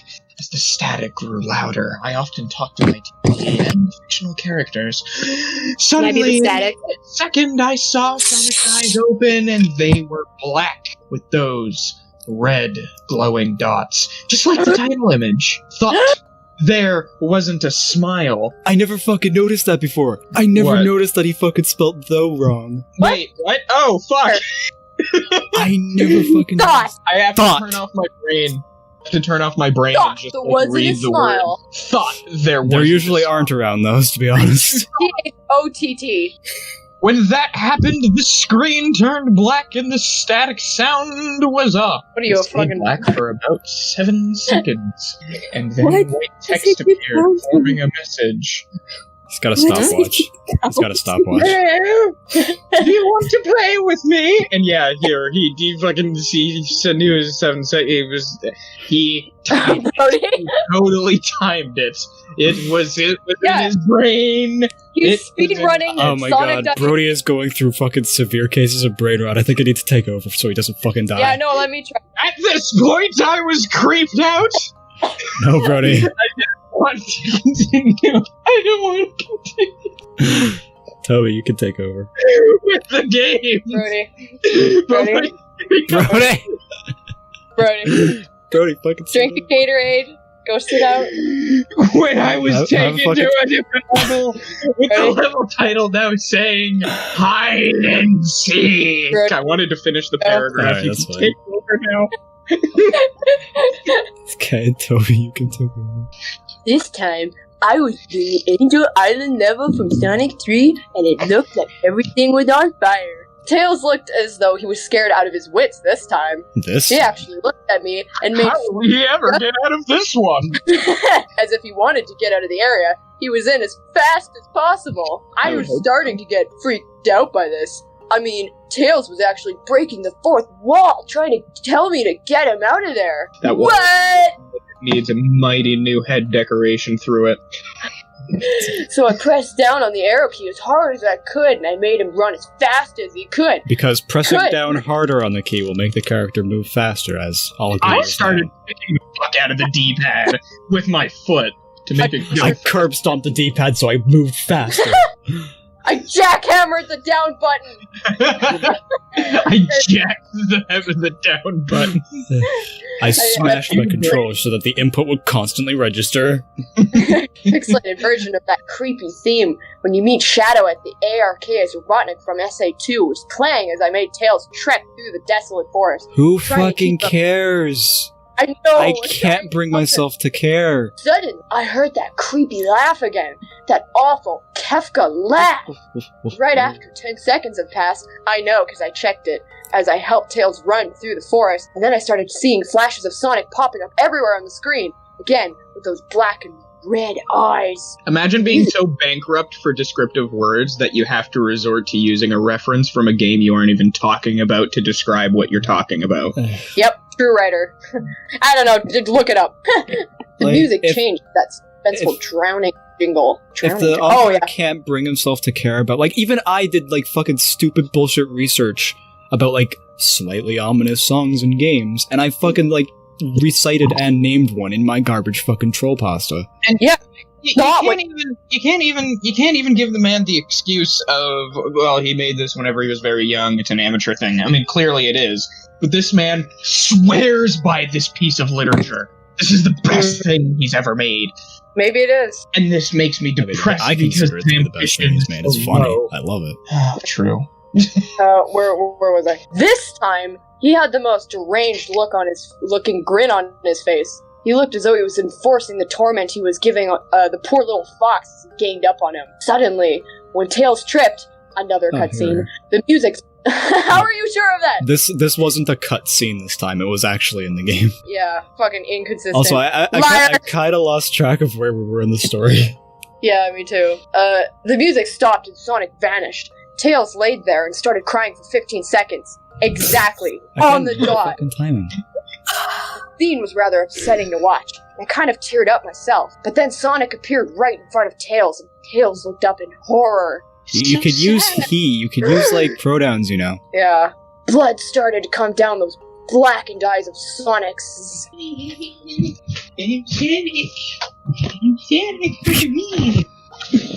fucking haunted by Sonic. Yeah, I know. Brody, you've gone, like, completely bonkers. Brody, you're suffering from Sonic Insanity Syndrome. Okay. Wait back. I think it might be a lack of hydration. Yeah, drink some water, dude. Drink some water, baby. I'm gonna drink some water, too. It's either that, or it's just this story, and whatever has happened to me recently has just utterly, this is fucking, my mental state is gone. Yeah. Yeah, clearly. Notice. I think you're fucking still, like, hyped up on, drugs, yeah, all of them. miscellaneous quote-unquote mental drugs from when you got your ass on your foot. So, yeah, I don't know what acid that was. The fun one. It's the fun one. It was the MK Ultra one. Yeah, Polybius. Oh my god, they just fucking liquefied an arcade machine and just poured it on your foot. Let's continue. Nah, Zach's not back. no, Zach isn't here yet. I am here. Oh, Could you imagine if they started liquefying creepypastas? Could you imagine I what would this be tastes first like? in line. I'd be first in line. This would probably taste like iron. Just with the amount of blood mentioned, it would probably taste like iron. It just tastes like rust. Oh, that's speaking of blood. Just chips of rust off of a dead car. Where were we? Toby? Okay, blood, because we were talking about it. Are you sure? Blood started down those blackened eyes of Sonic. I'm like imagining both his eyes are like punched out, like black eyes. Just hole punched. Someone asked for money. Of Sonic's. As a grin slowly grew from his face and he looked down at the horrified Fox, I could do nothing but watch. Just in a split second, Sonic lunged at Tails right before the screen went black. There was a loud screeching noise that only lasted 5 seconds exactly on the dot. He really did have a stopwatch. He really did. Only He got the new this time Apple it Watch. said, "You're too slow. Want to try again?" And then that was a weird voice. And then that god awful laugh came with it. Okay, just god awful. That's how you're gonna describe it. I was so shocked by what had happened. Did Sonic murder Tails? I was shocked in horror. Oh gee, oh god, Oh oh boy, man. golly gosh, oh jeez, boy howdy, thumb diddly dee da dee blee doo da day. I could not fucking believe my own eyeballs when I saw that. I suffer from bullfuckophobia. Alright. Brody, what is bullfuckophobia? That sounds like something else, dude. It's whenever you are utterly afraid of fucking a bull. I guess so. Yeah. Actually, it's whenever you're utterly afraid of bullfuck, which is the step up from bullshit. We'll let it slide. Don't worry, your history is safe with us. Bullfuckers Anonymous. You'll find it there. We won't kink shame. He and Tails are supposed to be best friends. Bullfuck.org. Don't go there. Don't go there. I don't know what's there. Do not go there. I'm doing it! Right. Wait, no, I don't want that in my search history. Yeah, stupid idiot. He and Tails are supposed to be best friends, right? Why did Sonic do that to him? I just felt like bludgeoning my friend to death, even though he was my best friend. I just felt like doing it. Yeah, that's what best friends do to each other. Yeah, Toby, keep your door locked. I shook the shock off as I was brought back to the character select. The save file had Tails that had Tails was different. Tails was no longer in the box itself, but in the TV screen itself, which was flickering with that red static. Tails' expression scared me. His eyes were black and bleeding. His orange fur had gone black, and he had an expression of anguish on his face, trying with a capital T to ignore it, and I picked Knuckles next. Oh, Sonic, I don't want to put on those tassels. Tassels? Does anyone else want to read, or should I keep going? I want to read. I want to take control. Okay. The laugh came again, and the screen cut to black again, and stayed there for another 10 seconds. This time the level said, "You can't run." You can't run! I was really freaked out by now. I couldn't really tell if this was a glitch, or a hack, or some kind of sick, twisted joke, or anything, really. I feel the exact same way about what you've written. Yeah. So it's nothing? It's nothing. It's a big pile of fucking nothing. I thought it was a glitch, and I continued on. I thought it was a glitch. Nay, I thought it was a hack. Nay, I thought it was nothing. But despite my fear of what happened next, I kept playing. The next level looked much different. It had the ground of the Scrap Brain Zone, but the sky background looked like the main menu. By the way, does anyone fucking know what he's on about when he talks about, like, Sonic levels? Nope. Right, I know Green Hills. I know Green Hill Zone and Sonic Adventure 2 Town. I love that, like, forever silence afterwards. Oh no, I've seen the video, like, Gigas! He's going to mention Gigas! Yes, Gigas! But the sky background had looked like the main menu. It had a dark, reddish, cloudy sky. Fun fact, when I was pre-reading this, I thought it said Reddit. A dark Reddit sky. I'm not even kidding. That's scary. Nothing but blood red 100s in a hyper-realistic font. Nothing but blood red 100s and a hyper-realistic Keanu Chungus. Nothing like a glitched chonker I've ever seen before. Give me your child. Give me your child. We have to mention our Lord and Savior. Every fucking session. But it was the music that creeped me out the most. It sounded like Gygas' theme right after you beat Pokey in Earthbound. I also noticed that Knuckles looked afraid just like Tails did, though not as much. More, rather, he looked a little unnerved. He broke the fourth wall just like Tails, and looked as if he wasn't sure about going on. But I made him move anyway. I don't know why I thought he was going to activate Russian sleeper agents. I thought he was going to say he wasn't sure about what was going on. Yeah, neither are we, to be honest. Oh god, we're only halfway now. Yeah. This statement led to the assassination of JFK. He ran down the street. What? Are you telling me, Brody, are you telling me that Knuckles the Echidna committed the crime of putting a bullet in the back of JFK? Is that what we're doing? He ran down the straight pathway in this dark level. As he did, the screen started to flicker red static a couple of times, and then that maddening laugh came again. Then after a few seconds of running, I noticed several bloodstains on the metallic ground. I felt a growing sense of fear again, thinking something horrible is going to happen to Knuckles. He looked nauseated walking down this bloodstained road, but I kept him going. Because I'm a bad person to characters. Because I do not care, and immersion is everything. When you think about it, the guy got really immersed in this game. Yeah. Suddenly, as Knuckles ran, Sonic appeared right in front of him with those black and red eyes, and then red static appeared again. When the static vanished, showing nothing but black screen and text saying, No. Whoa, how did you use the retard font? I just do it. I was now scared. I was only now scared. I was now scared. Sonic found Knuckles already? What was going on? Knuckles? Anyway, red static came again, and then I was back to the level. Knuckles looked like he was panicking, and Sonic was nowhere to be found. And this time, that high-pitched squealing from the Silent Hill 1's final boss was playing. Stop referencing outside media, please. I get it if you reference other Sonic material, but can you shut the fuck up about Final Fantasy and Earthbound and fucking goddamn Silent Hill, please? No, you can't. It's a boss up. Was this some kind of boss battle with Sonic? I hope to God it wasn't, honestly. So honest. I can't bring myself to care about this. You want me to take over? No, Yeah, I'll still do it. You already have one strike. Suddenly, Sonic appeared right behind Knuckles in what appeared to be pixelated black smoke. Finally, Nothing pixelated is used right. What? I made Knuckles turn and then punch Sonic, but Sonic vanished in black pixelated smoke before I could even land a hit. You don't need to mention the fact that it's pixelated. You could just say a black smoke. It was censored. It was censored. Wait a minute, guys. Okay. What? Disappearing in a puff of smoke, appearing behind enemies, nothing personnel kidding people, red eyes. This was the first Omaiwamo meme. Oh my god. Omaiwamo. Monsingeru. Nani? Nani? You cannot tell me that this was Oh my not the God. first Oh My Way move. I'm now just picturing like Thomas with a fucking neckbeard. You want to try saying that again? Oh my woo! Oh my woo. Oh my word. Bitch! Moo! Fuck Bitch! Moo! Jiminy.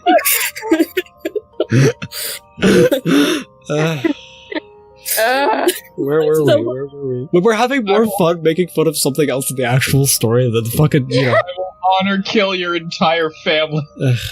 Knuckles was panicking even more, and even I felt like I was going Come crazy. out of my trailer and beat your ass in a white wife beater if you tell me it's not Moo. Sonic was practically playing with us. He was playing a sick, twisted little mind game with me and Knuckles. Another cut scene played as Knuckled fell to his knees and clutched his head sobbing. Knuckled. That's sexual, man. Are we sure we can put this on you? Yeah, my favorite pastime is getting knuckled. I love doing past tense verbs of Past tense fucking names. So Yeah. fun. Knuckled. You've been knuckled.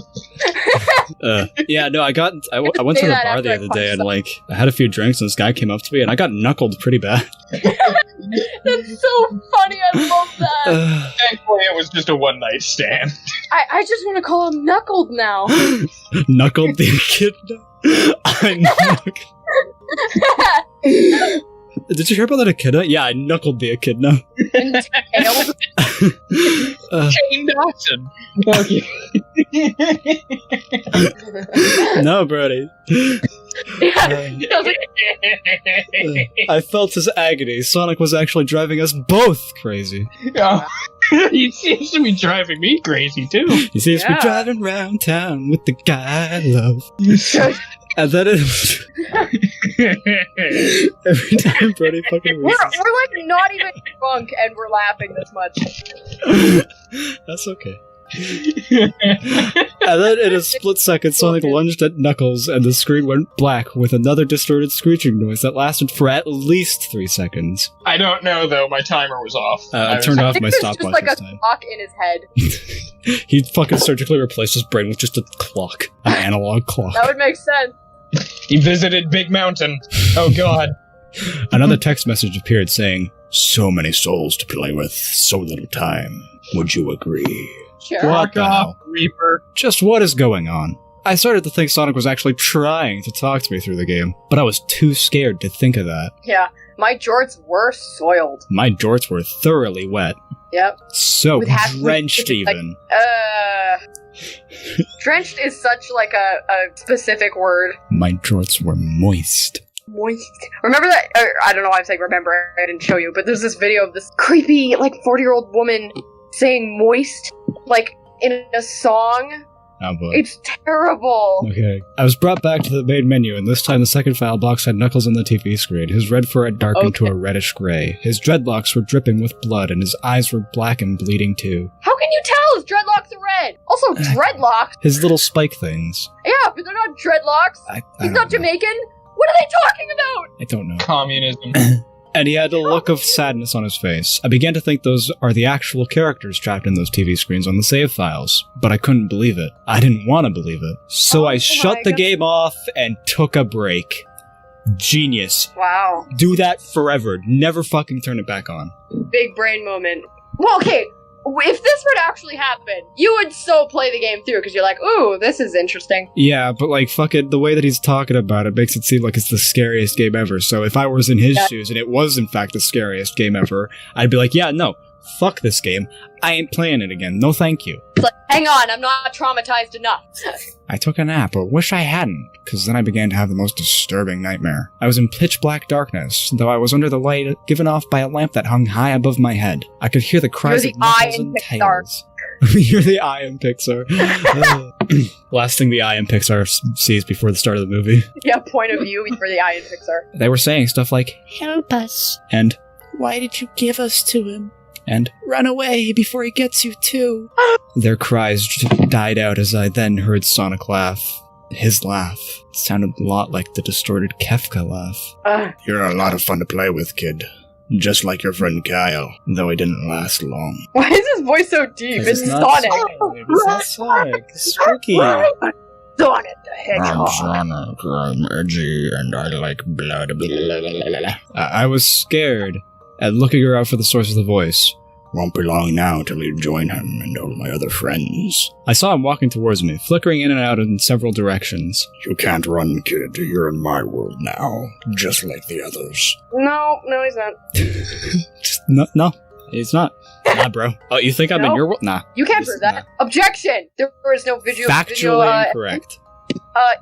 Judge, put him in prison. You take 12 points of red damage. Okay. The judge is just like, okay. Alright. When he grabbed me, I saw his bleeding, black and red-eyed, grinning face.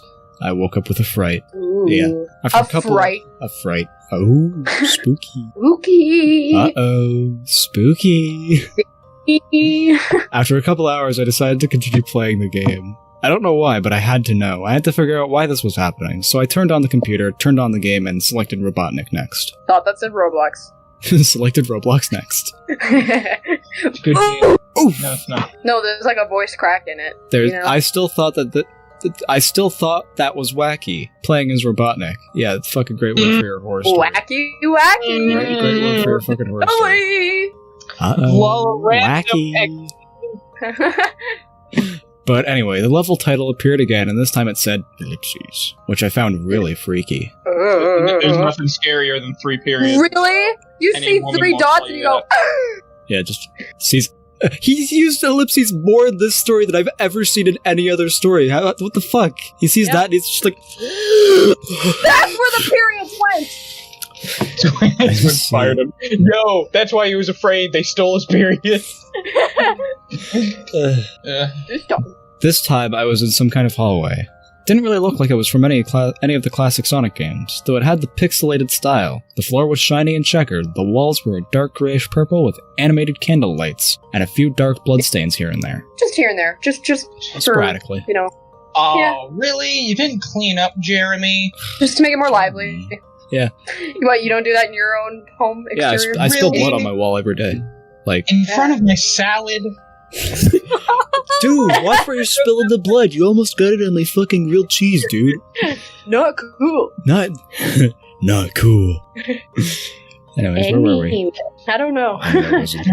And there was a dark red curtain hanging above the top part of the screen. Every 12 seconds or so, that red curtain sways very slowly. But whenever you're playing the game, you can barely see it move. Then how did you fucking tell? Yeah, what? Did you record a fucking Let's Play and then, analyze it frame by frame? I am going to stab your kidneys. Welcome to Creep Theory! Welcome to Game Theory. No, 12.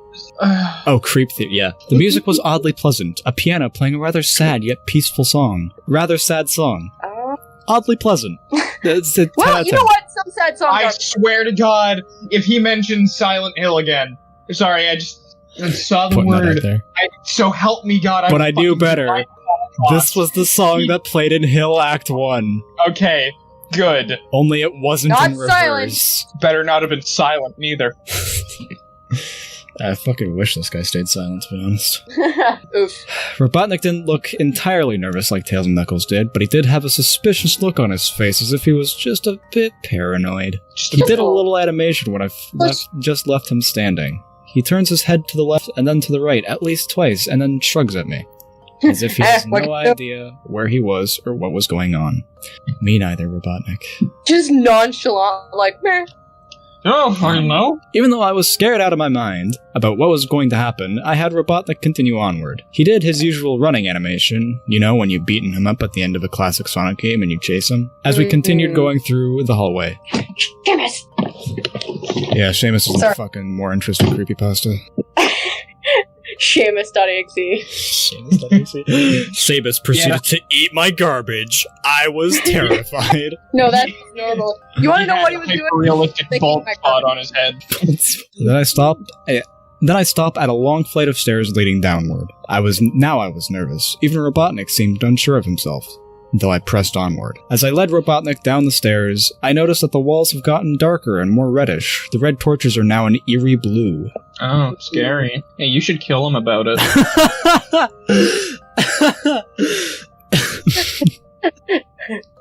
Oh my god.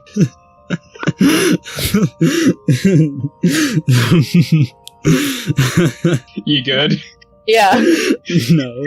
You guys. Then we landed on another hallway. This one was longer than the last one, or at least it felt like it. I can't get over it. Maybe we should kill him over it. No, you should kill him about it. Just the fact that it was so blunt and there was a fucking silence behind it. It's so good. Fuck. It's as good or grammar as what I'm looking at right here. And then we headed down another flight of stairs down. Oh, whoa. Whoa. And then we headed down another flight of stairs down, because proofreading is for That has fools. some rhythm to it. That sounds like music. Yeah, he rhymed down with down. I can get down with that. I meant like there was rhythm in the speaking. This one was much longer. It took at least 1 full minute. I calculated exactly. Calculated? I timed it on my Apple iWatch. You have to do math to count seconds. Shit, what comes after 3? I think 7. 3 plus 1. You have to calculate. And then I heard that horrid Kefka laugh again, and then the music slowly faded until it was quiet, as it was implied with faded. As it did, the walls turned more dark red and the torches were a black flame now. Man, I love how redundant this guy is. It's really fun. What is... Okay, so the blood is more dark red. Yeah. So now It's resembles bordering on the wine. color black now. It's wine spilling on the floor. Yeah. Which I'm more Because sad if you about. add more blood, it doesn't get darker. It gets red. It just gets bloodier. Yeah. The blood gets bloodier. Yeah. I stabbed a pile of blood and then it got bloodier. I was The terrified. blood blooded at me. The blood bled at me. Ugh. When Robotnik landed onto the third hallway, I noticed he now looked really creeped out, though he tried to hide it. I couldn't blame him. I was scared too. I am half me Robotnik. I am all me Living out. Robotnik. Oh, Suddenly, Robotnik. Dude, Sonic- Robotnik is bad. Suddenly, What? Sonic popped right in front of Robotnik, the same way he did Knuckles and then Red Static. Don't you mean knuckled? Knuckled. The red static lasted for about 15 seconds. 15 seconds. And then it showed me a most unpleasant image. Just don't get fucked. The image showed a hyper-realistic Sonic standing in the darkness, where you can only see his face, while his head and torso faded into black. Like, right? I get it. It's trying to be creepy, trying to say, oh, it had like it looked like it was real, but hedgehogs are fucking adorable. I can't be scared of hedgehogs. Yeah, and Sonic looks great. He's a game character. You want to know what a hyper-realistic Sonic the Hedgehog Sonic looks the like? first design movie, that's right. The live action first design, Put that up. Oh my god. Oh my god. Future Editor Brad, can you like edit the Sonic movie, like the original Sonic movie design to be Sonic.exe? Can you do that for me? Please Thanks. add the black and red eyes with like the blood Oh my coming God. down. Yes, But please. make it the fucking Yes, please, Dad. That's an actual nightmare. Yeah, That's yay. fucking perfect about it. yeah, that's gonna be perfectly more skapagooky than it's gonna be this what we're Skapagooky? doing right now. Yeah.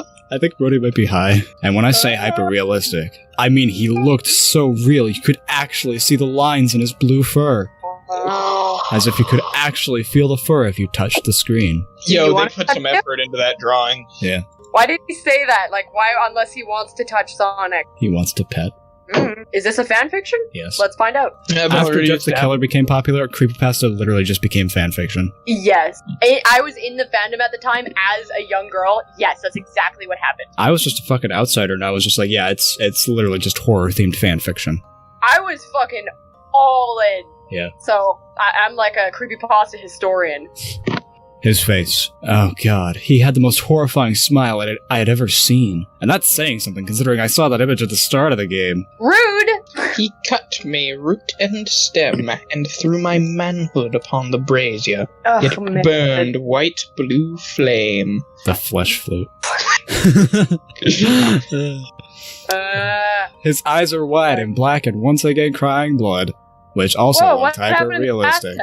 Now, okay, tense this swap. is just happening now. His eyes are wide right now. Yep, he's back. And then there were 2 small glowing red dots and those black eyes staring right at me. As if staring into my mind. His grin was wide and demonic. He literally stretched to the sides of his face like a Cheshire cat, except Sonic had fangs. Very sharp fangs. Very sharp! Like the werehog's teeth, except more vicious looking, somewhat yellowish, and from the look of it, He had stains of blood and small bits of flesh on his lips and fangs, as if he ate some animal. It's he's seriously mentioned Sonic Unleashed.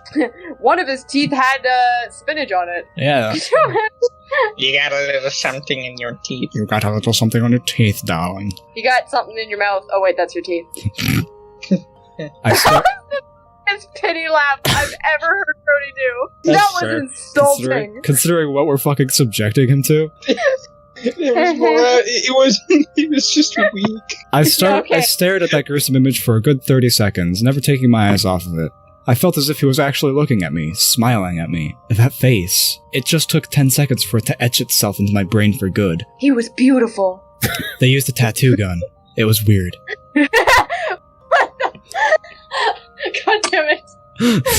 The level of stupid comments, Toby. Face was so beautiful. I had it tattooed over my own. Oh god! I like the idea of him just like unscrewing his head and just tattooing the Sonic.exe face onto his brain. The fucking surgery guy, like the surgery guy. The surgeon? Yeah. He's like, what the fuck? Yeah, I gotta get some fucking shit fixed. I had a hemorrhage.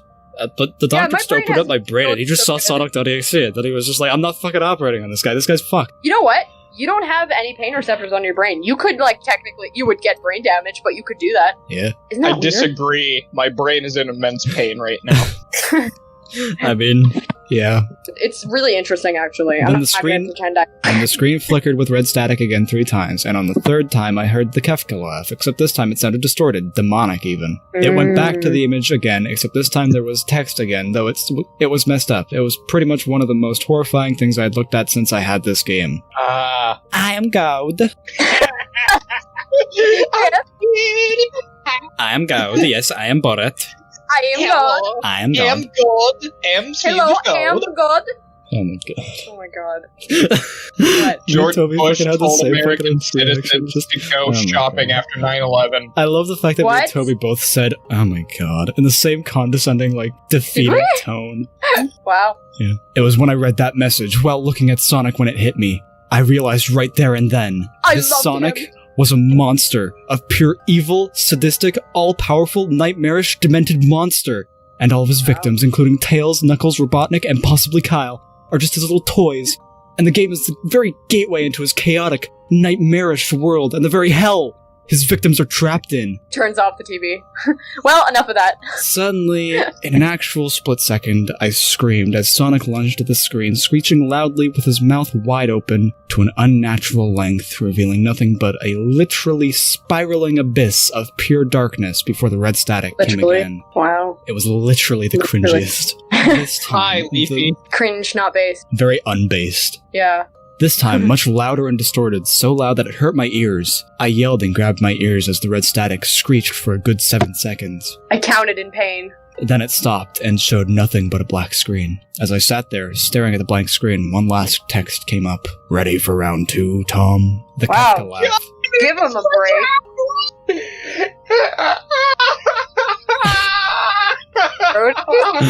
Brody, we're not done yet. Rudy, what's going on, buddy? Brody's crying. Oh no, he cried. Alright. Should we stop? Now sounding more clear as if Sonic was right behind me. Played again 3 times as I looked at the text in shock and confusion. And then I got booted back to the main menu, and this time the 3rd save file had a TV image of Robotnik in the same tormented state as Tails and Knuckles. Did I cry Robotnik's too? skin turned into a dull gray, his mustache drooped and had blackened, his glasses broke and blood was coming from them, and he had a mere dead expression on his face. By the way, tense swap in the middle of the sentence, good job. You're trying so hard to trudge through while Brody's dying. I know, because we're so close to the end. You're like a mother with a child having a tantrum and you just want to get home. I just want to finish this story.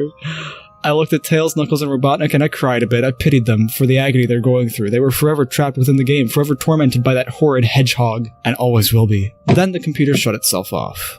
I couldn't turn it back on no matter what I did. I sat there for maybe 25 seconds, horrified at what just happened. Sonic is the very embodiment of evil. He tortures people who plays his game in more ways than one. And then when he gets bored, he drags you into the game. Literally drags you to hell, where he can play with you always as his toy. People in North Korea are being tortured as we speak. Yeah. I can't get the game out of my computer. I think it's stuck there, but at least I managed to turn it back on now. After I sat there for 25 seconds, I heard a voice right behind me, like a whisper. Try to keep things interesting for me, Tom. It's free real estate. It's free real estate. Damn it. I turned around to see where the voice came from, and what I saw made me scream. Sitting on my bed, staring right at me, was Mom! as she said, go to bed! Get the fuck out of my room, I'm playing Minecraft! If you were from where I was from, you'd be fucking dead! If you was from where I was from, you'd be fucking dead. You were Scout from TF2. I was Scout from TF2. I look at him in his big sad eyes, and he just goes, get got, chucklehead. Bonk! Here. Bonk! Need a dispenser here. Sitting on my bed, staring right at me, was a Sonic plushie. Oh my god! I really can't take that seriously. A Sonic plushie? Fucking seriously? Smiling, with bloodstains under its eyes. I have a fucking Pikachu plushie that has hyper-realistic bleeding eyes, and I don't write his story about it. Credit to JC the Hyena on DeviantArt and Fur Affinity. Don't go to Fur Affinity, it's a bad place. Guys, I'm not kidding. Reading this made my blister hurt again. I'm not kidding. That's pretty bad. Sweating. I am sweating. Is that what was happening earlier? My entire my chair is just dead. It's just drenched. I am gross. I am gross and mentally deranged. Poor Brody, I'm so sorry. Brody the Goon. I am gross. This story cracked me. It did. I don't know why. It was My favorite part was that, when it said, Part 2, are you ready for round 2? And then you just snapped. Is that what happened? I don't know. I don't remember. My favorite part was just, the blunt of, Knuckles? No, how about we kill him about it? Why don't we kill him about it? Okay, why don't you kill him about it? That along with just, whatever the fuck made me lose my shit. Big Sonic, that's right. 7 feet tall, 16 feet wide. I think after I said that, I tried to put that image at the back of my brain, but instead of actually putting it at the back of my brain, it just tunneled through my subconscious.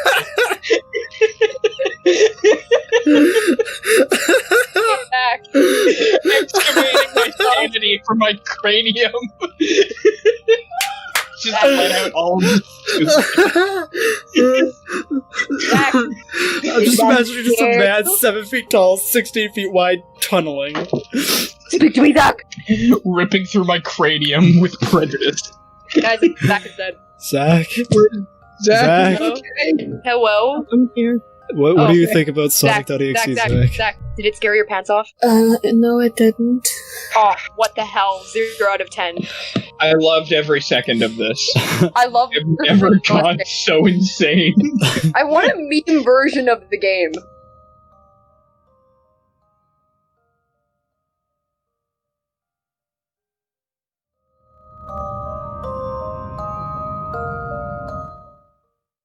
Brody, which one do you think we should read first? Do you think we should read? I think we're gonna read this one first, just because I like it a little bit more. Go for I don't care which one you do first. This one, because I thought it was funnier. Wait, both Brody and I are bronies. Wow. Yeah. It's almost it's almost like I specifically chose it because of that. Toby, would you like to do us the honors and read this? Please. You want me to read this? Yeah, I want you to read it. Okay. Oh yeah, choose the brony. Okay. God damn it. It was a fucking 1 in 3 chance. Are you surprised? Okay. Equestria Famished. Like many strange children who were ostracized by society, I watched a lot of My Little Pony at an age that was considered unacceptable. Okay. Which strikes me as a strange considering... Wait, which strikes me strange considering deep and thought-provoking messages was within each episode of My Little Pony. Oh, okay. I mean, Right. yeah, yes and no. It's not capitalized. None more so than the lost episode of season 8, The Munchies. I love the fact that you genuinely sounded so disgusted over the fact that it wasn't capitalized. Just, it's not capitalized. Just, Oh, what am I reading? What is this? I was lucky enough to buy one of the original digital Blu-ray copies on stream.com/org. Alright. An experiment that Hasbro tried to reach out to their massive gamer audience. A rare find for sure, but what can I say? I'm a collector of fine artifacts. The episode from season 8, titled The Munchies, is strange. Yeah, no kidding. That's strange in 3 times now. Yeah, unlike any other from the show, it seems at first glance that the creators were trying to address some of the more girlsy aspects of the fan base. Oh, grizzly. But I think there's more to Grizzly. it than that. Grizzly. Oh, I read that as girly. I was like, how could you get more girly? Girls and X-Men. Grizzly. Oh, Jesus, I can't read. Okay.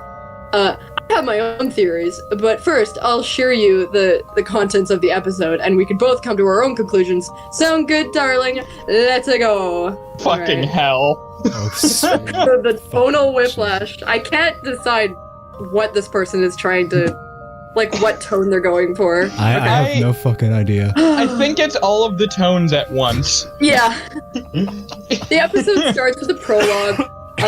On-off joke.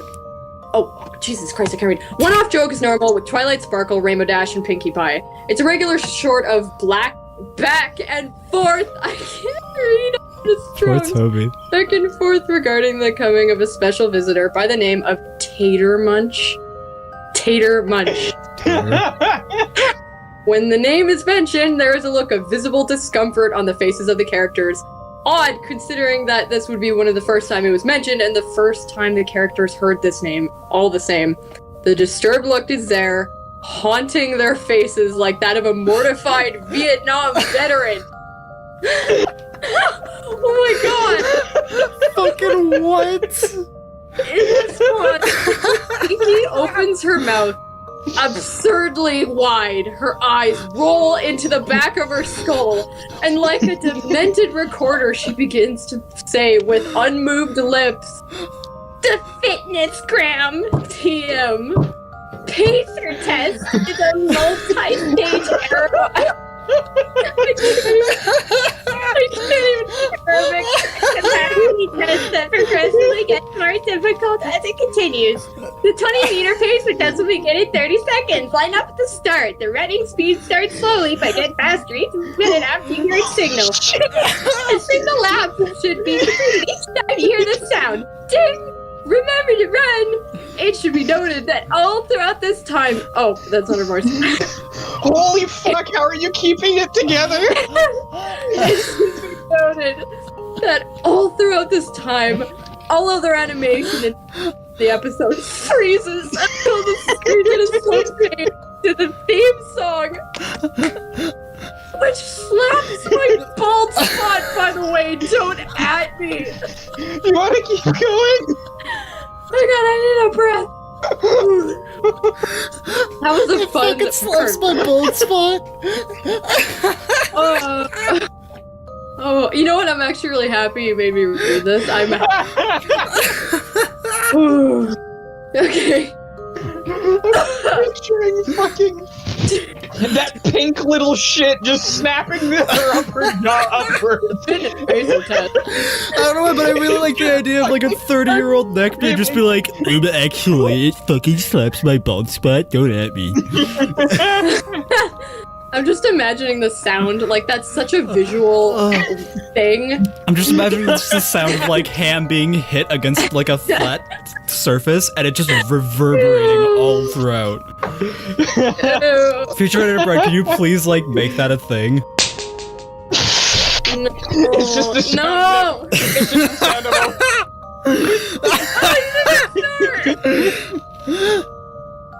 It's just the sound of a fucking wet sandwich hitting the floor from like 3 streets. Want to think about that? Oh my god. Oh god, this is a long paragraph. Okay, well, okay. There you are want to some- keep going? Okay, yeah, keep going. I gotta. Please continue. There are some there are some few key discrepancies with this intro. The vacancy of a few of the student characters and the absence of Twilight School, which suited me just fine. Everything about that place I found offensive to my niche abilities. If I want a plot about grade schoolers coming of age, I'll watch High School Musical, not this lamestream media libtard trash. I'm choking on an apple. Every fucking word. Every fucking word. He's got a fucking entire apple just lodged in his throat. Oh, Brody. I'm like lightheaded from reading this.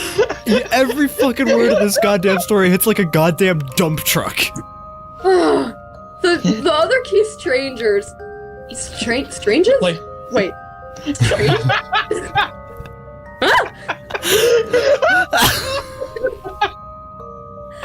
What? Just keep going, Tommy. Keep trucking away. The other key. when your thesaurus is so fucking bad that you can't find any word other than strange, and you just make it grammatically incorrect. The other key stranges would be that of the main six's lack of a right eye. Each one for a split second loses their right eye for just 0.27680 seconds of a frame. An odd detail at first, those gifted in old mythological literature like myself can deduce that this is obviously a subtle nod to Odin from the Norse Bible. Removed his right eye so that he could be better to see the world's truth. Fucking what? What are you on about? What? What the fuck is going on? Clearly, this episode was trying to say something profound. The final anomaly was a beige-colored pony with a burlap sack upon his head and a potato for a cutie mark, who appeared front and center at the end of the song. That's it, just appears at the end. Okay. Just evaporates. I'm fucking losing my shit every time Brody does. It's so funny. I inferred that this was the titular Tater Munch character. Okay. Yeah, it's a good deduction. But I'll get to the part later.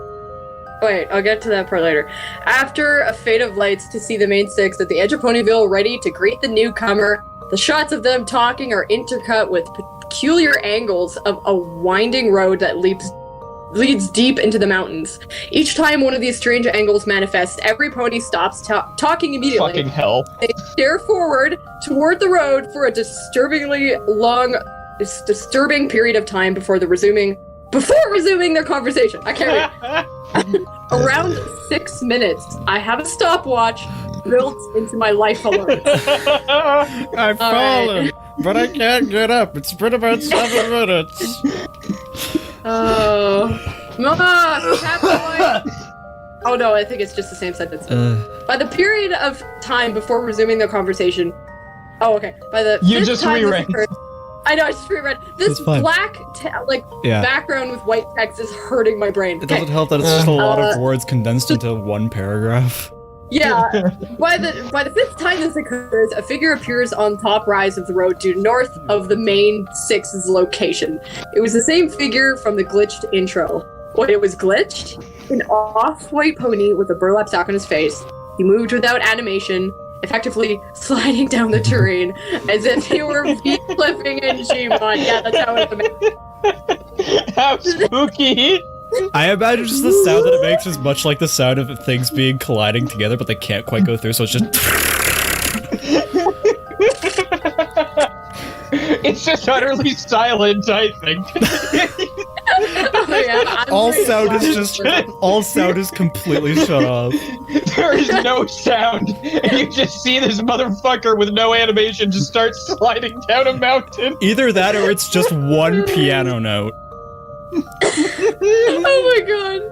We need to. Oh, we should animate this. It's not even like an in note, in key piano note. It's an off key piano note. You want me to like shittily animate this? Oh my god, I'd love for you to fucking draw Tater Munch. I might. I don't know. Oh my god. I would love that so much. The manes, not the ponies themselves, just their hair. The manes looked and more than a little worried. Twilight sighed silently. Wait, if it's silent, then why? Okay. As if already resigned to the fate that would befall her. As he neared, Pinkie Pie excitedly said, "Tater Munch!" Just as Twilight stood on her hind legs and snapped her own neck. Reasonable response, obviously. Holy fuck! Fucking Twilight Sparkle is a Giga Chad. Everyone gasped after a minute. As an ex-Navy SEAL and 9-time Olympic gold medalist boxer, I would have seen my fair share of shit, but when Twilight snapped her neck, I was the floor! I don't know what that means. That's too much information. I was the floor.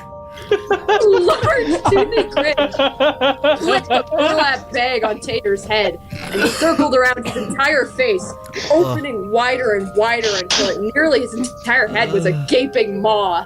The show quickly cut to the footage of the documentary 9/11 Loose Change before returning and revealing Spike, Rarity, and Rainbow Dash had been eaten. Okay. Oh, Brody, no. Oh, Brody, why? Brody, why'd you fucking mention that? No! I'm evil, sorry. And Tater Munch. Delicious. And somehow that's like less weird than whatever the hell I'm reading. That's less weird. Yeah. Yeah, Holy you know you're done a good fucking job writing when Vor seems like the more reasonable option. Yeah. No kidding.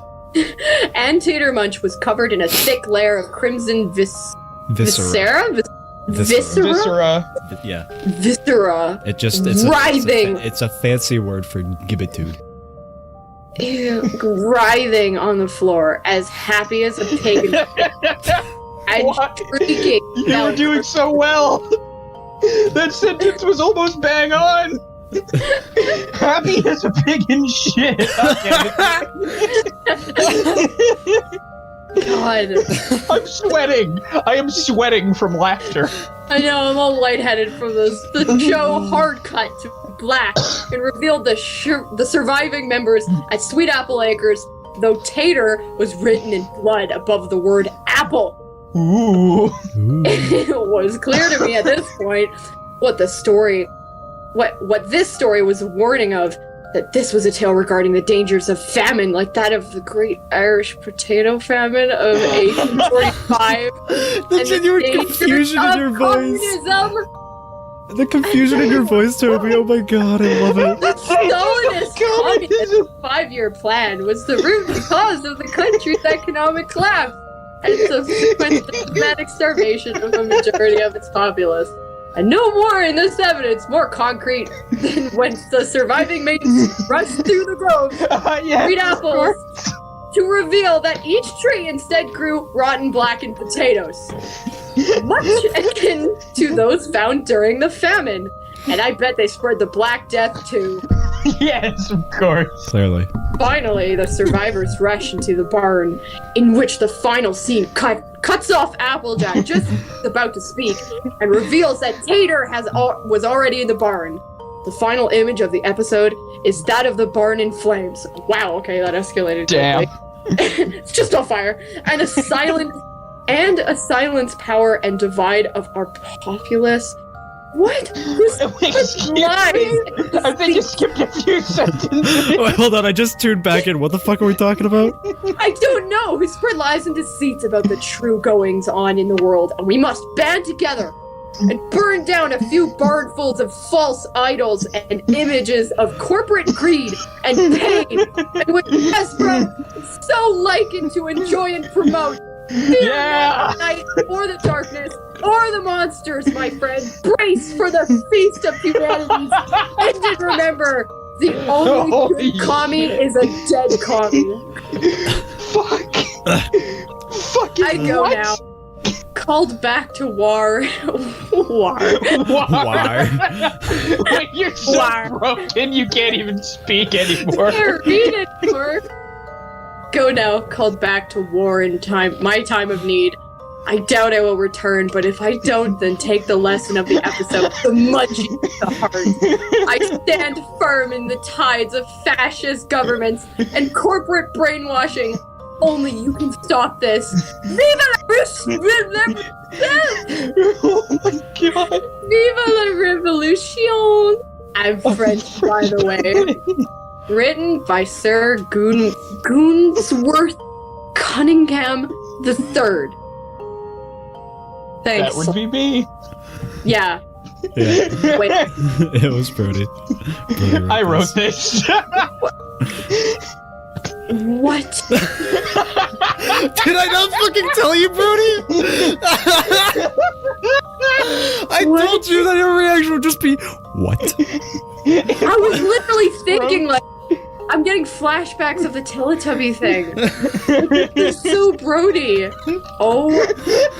Yeah, Oh my God. that's what it is. Oh my god. So, Toby.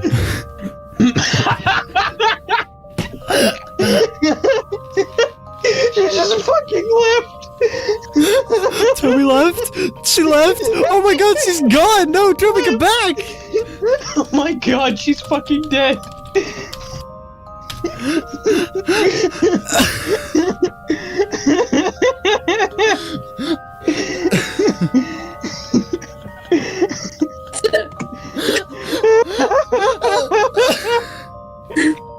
What do you want? What did you think of it? Yes, I want 10 out of 10. Okay. I had fun. I had a lot of fun. So I Good. was inspired by the past few entries of creepypasta we had written. I'm sure you remember the time I lost my shit over Sonic.exe. Yeah. Not 3 days later, I decided to write this masterpiece. Keep in mind, I was on call with him, trying to write my own little thing, but it didn't turn out nearly as good, because everything that I write is held to the standard of Dead Mario Sprite.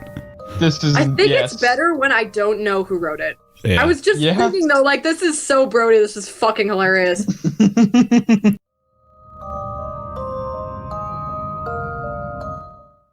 We still have another one to read. We do. Is it written by Brody? No, I promise you Yes. it's not written by... No, I'll be honest, it is. No. Alright, well. Okay. Well, actually, no, to be fair, it was written by both of us. We both decided to buckle down and decide to write a story together. And do you want me to read this? No, I'm gonna read this one. I'm not gonna. Oh I'm gonna spare you the. Yeah, you're. I made that. Whoa! I made that. Whoa! What the hell? It's mystical, isn't it? It's magical. Yeah, that's definitely one word to describe it. What? Alright, so this is the story of Theodore, Ramsel, Gambly, Bartholomew, Schadenfrost, Mercurius, Marlborough II the Killer. The second the kill. Yes. Oh my god. Please, before you start, did you come I up have with to go that to the fucking name? Yes, Brody I came did. up with that fucking name. What is it? It's just a name. It's a string of names. It's not just a name. It is just a name. It's just a string of names. Yes, it is more than just a name. It's a fucking title. What is with you guys? Toby, I don't know if you know this, but me and Brody are quite literally kind of literary psychopaths. Did you just say Freddy? Yes. Yeah, it's a fusion. Being friends with you two is like a fucking fever dream.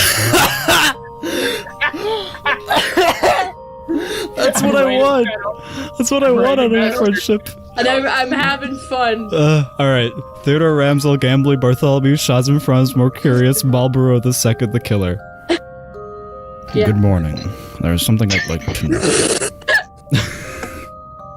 Good morning. Hello. But you likely should know it first, just so both of us will learn to tell the thing we do when we see it about the thing, the man, the myth, the legend that is, was, and will always be. Theodore, Ramsel, Gambly, Bartholomew, Schadenfrost, Mercurius, Marlborough II the Killer. The killer. Theodore Ramsel Gambley Bartholomew Charles Frost Mercurius Marlborough II the Killer was a child born to this world alone and abandoned, except for his 4 fathers, which were in a mutual polyamorous relationship. Oh, cool.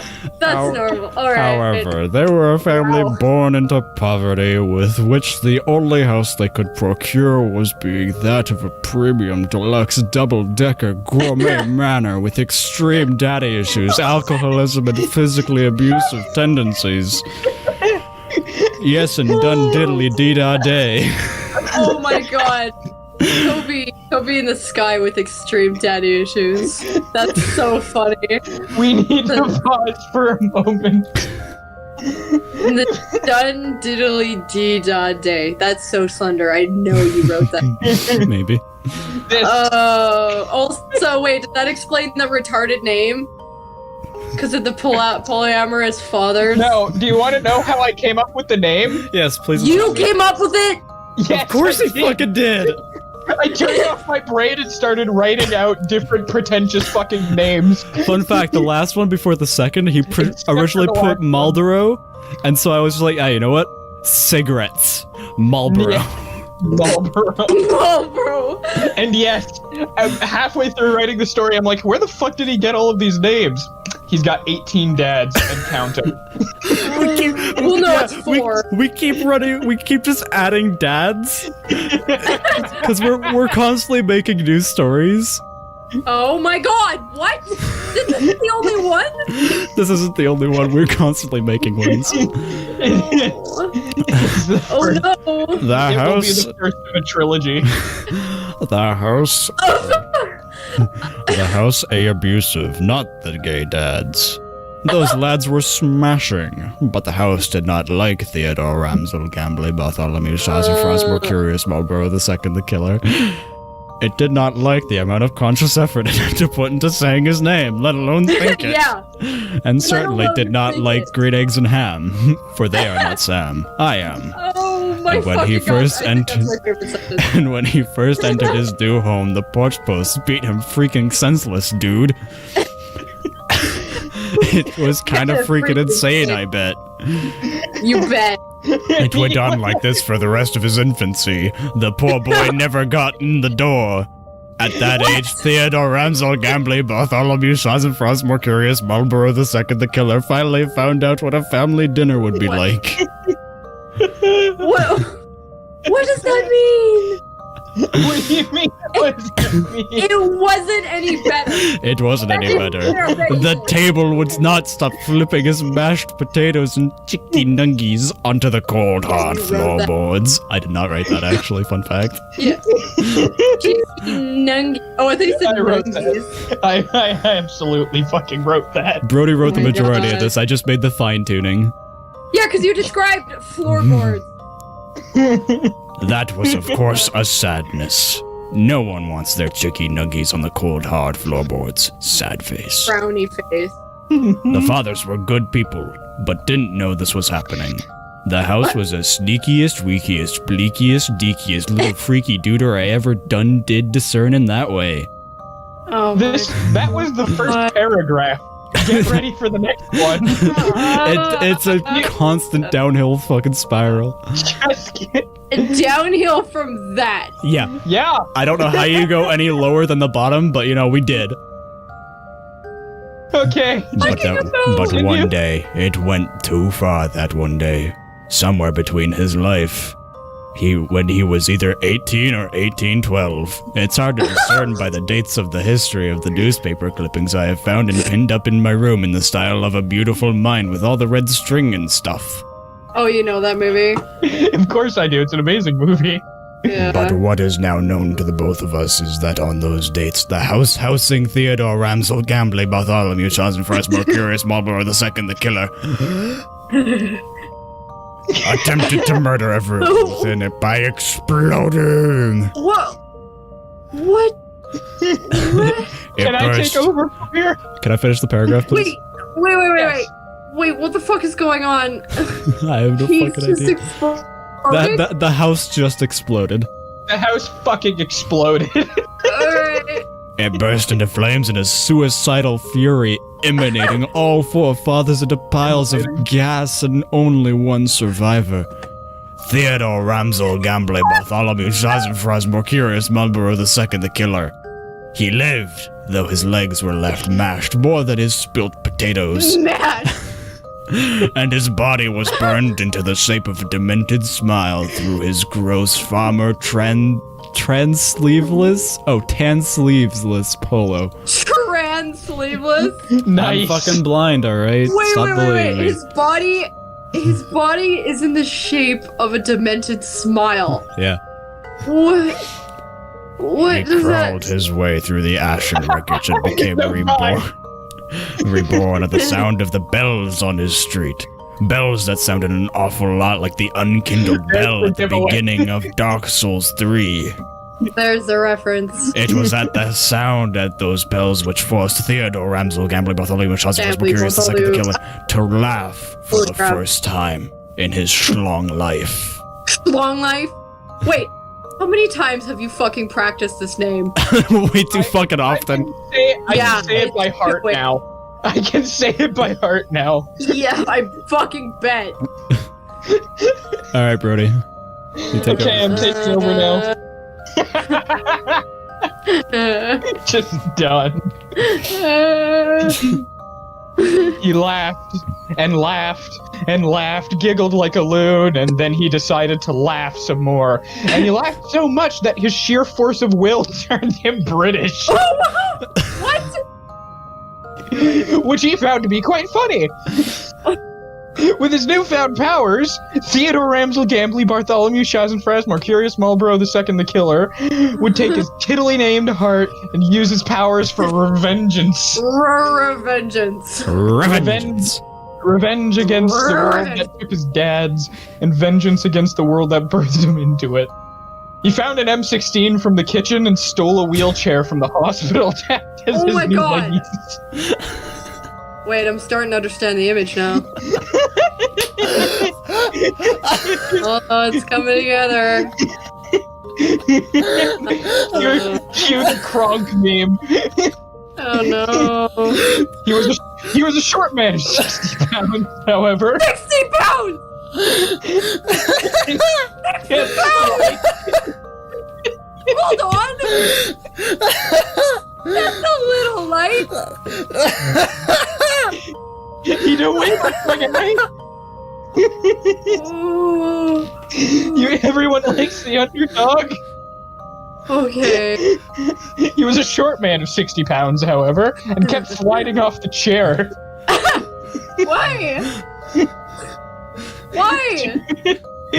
To remedy this, the good now British boy, man, guy, fella, bro, man, dude, amigo, rammed 2 massive nails into his thiggity-thaggity thights. What? Thights? Yeah, it took a while to guess who wrote that. Thiggity thights. Who wrote that? That would be Brandon's contribution. Thank you. I like the word thights. Well, because Brody put thiggity-thaggity, and I was like, you know what would make this better? Tea. What better? Tea. Thiggity thaggity thights. It sounds like you have a list. That's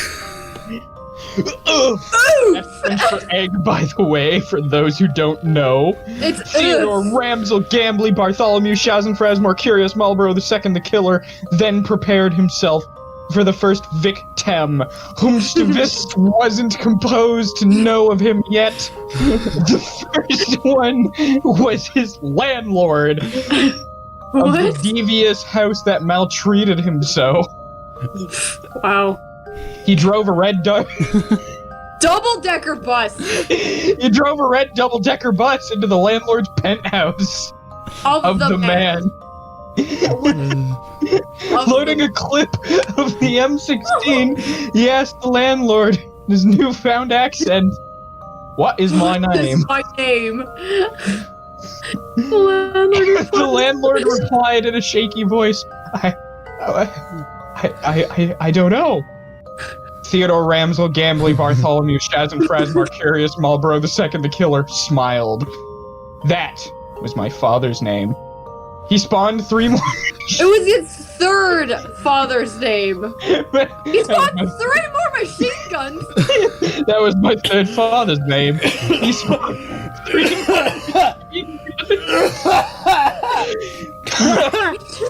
Okay, I need to get through this. Decimated him in 1 second.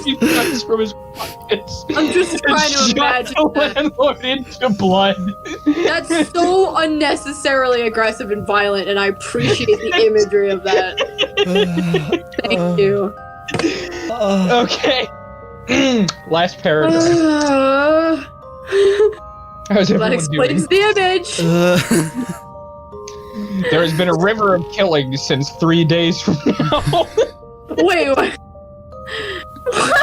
What? You know, I'm getting No sign flashbacks of of Theodore like... Ramsel, Gambly, Bartholomew, Shaz, and Frazmore, Curious, Marlborough II the Killer. But he is out there. Wait. I'm getting fucking flashbacks. I'm getting Vietnam flashbacks of... It's been a week since I died. Do you remember? I don't remember which part. Was that in Crab Factor? I can't recall. They're all blending together. It was, I think. There have been a river of killing since 3 days from now, and still no sign of Theodore Ramsel, Gambly, Bartholomew, Shaz, and Frazmore, Curious, Marlborough II the Killer. But he is out there, hunting and stalking and killing, in other words for committing the unalive. Unalive! But if he comes for you, do not forget his name. For, with an E, he will ask you, and if you get it right, he just might let you live a live life. Sounds like you're stuttering. He just might let you live for a life. Wait, what? Toby, that sentence sounds like the way that you talk. Don't make fun of me! I'm gonna make fun of you, fuck you. That's the stroke sentence. Yeah, I couldn't even fucking read that. I can't believe I said that. But now I must go, and I hope you now know what I know, because we both know what we know. We know that he's going. I make sure to make sure. He will find us, and he will make sure he will remember, and I hope you do too. It's time now for me to leave and bring this message elsewhere, for I am a mail carrier, and I hope you do the same. The whole world must know the plans of Theodore Ramsel, Gambly, Bartholomew, Shaz, and Frazmore, Curious, Marlborough II the Killer. He comes for us. He comes for Jeffrey. He will find us all and shoot us into blood and take our toes, I bet. Wait, hold on. Who the fuck is Jeffrey? Good question. Yeah. For now? Dun dun dun. Created by moi. Unless? Unless? Dude, I love that meme. Haha. What if we were to end it? Unless? What if I place my Minecraft bed next to yours? Haha. Unless? Unless? Toby, no, what do you think of me and Brody's love child? Oh no. Bastard love child. He was born out of wedlock. You know, I'm sorry, but I'm biased. I like the Equestria one better. You know what? That's perfectly fine. I love the image of the second one, though. Theodore Ramsel, Gambly, Bartholomew, Shaz, and Fraz, Curious, Marlborough II the Killer? Theodore Ramsel, Gambly, Bartholomew, Shaz, and Fraz, Curious, Marlborough II the Killer. So, I should probably explain myself now, huh? No need to. What is there left to explain? Have you made any more ridiculous shit? No, these are the only two that we've made. These are the only two. Thank God.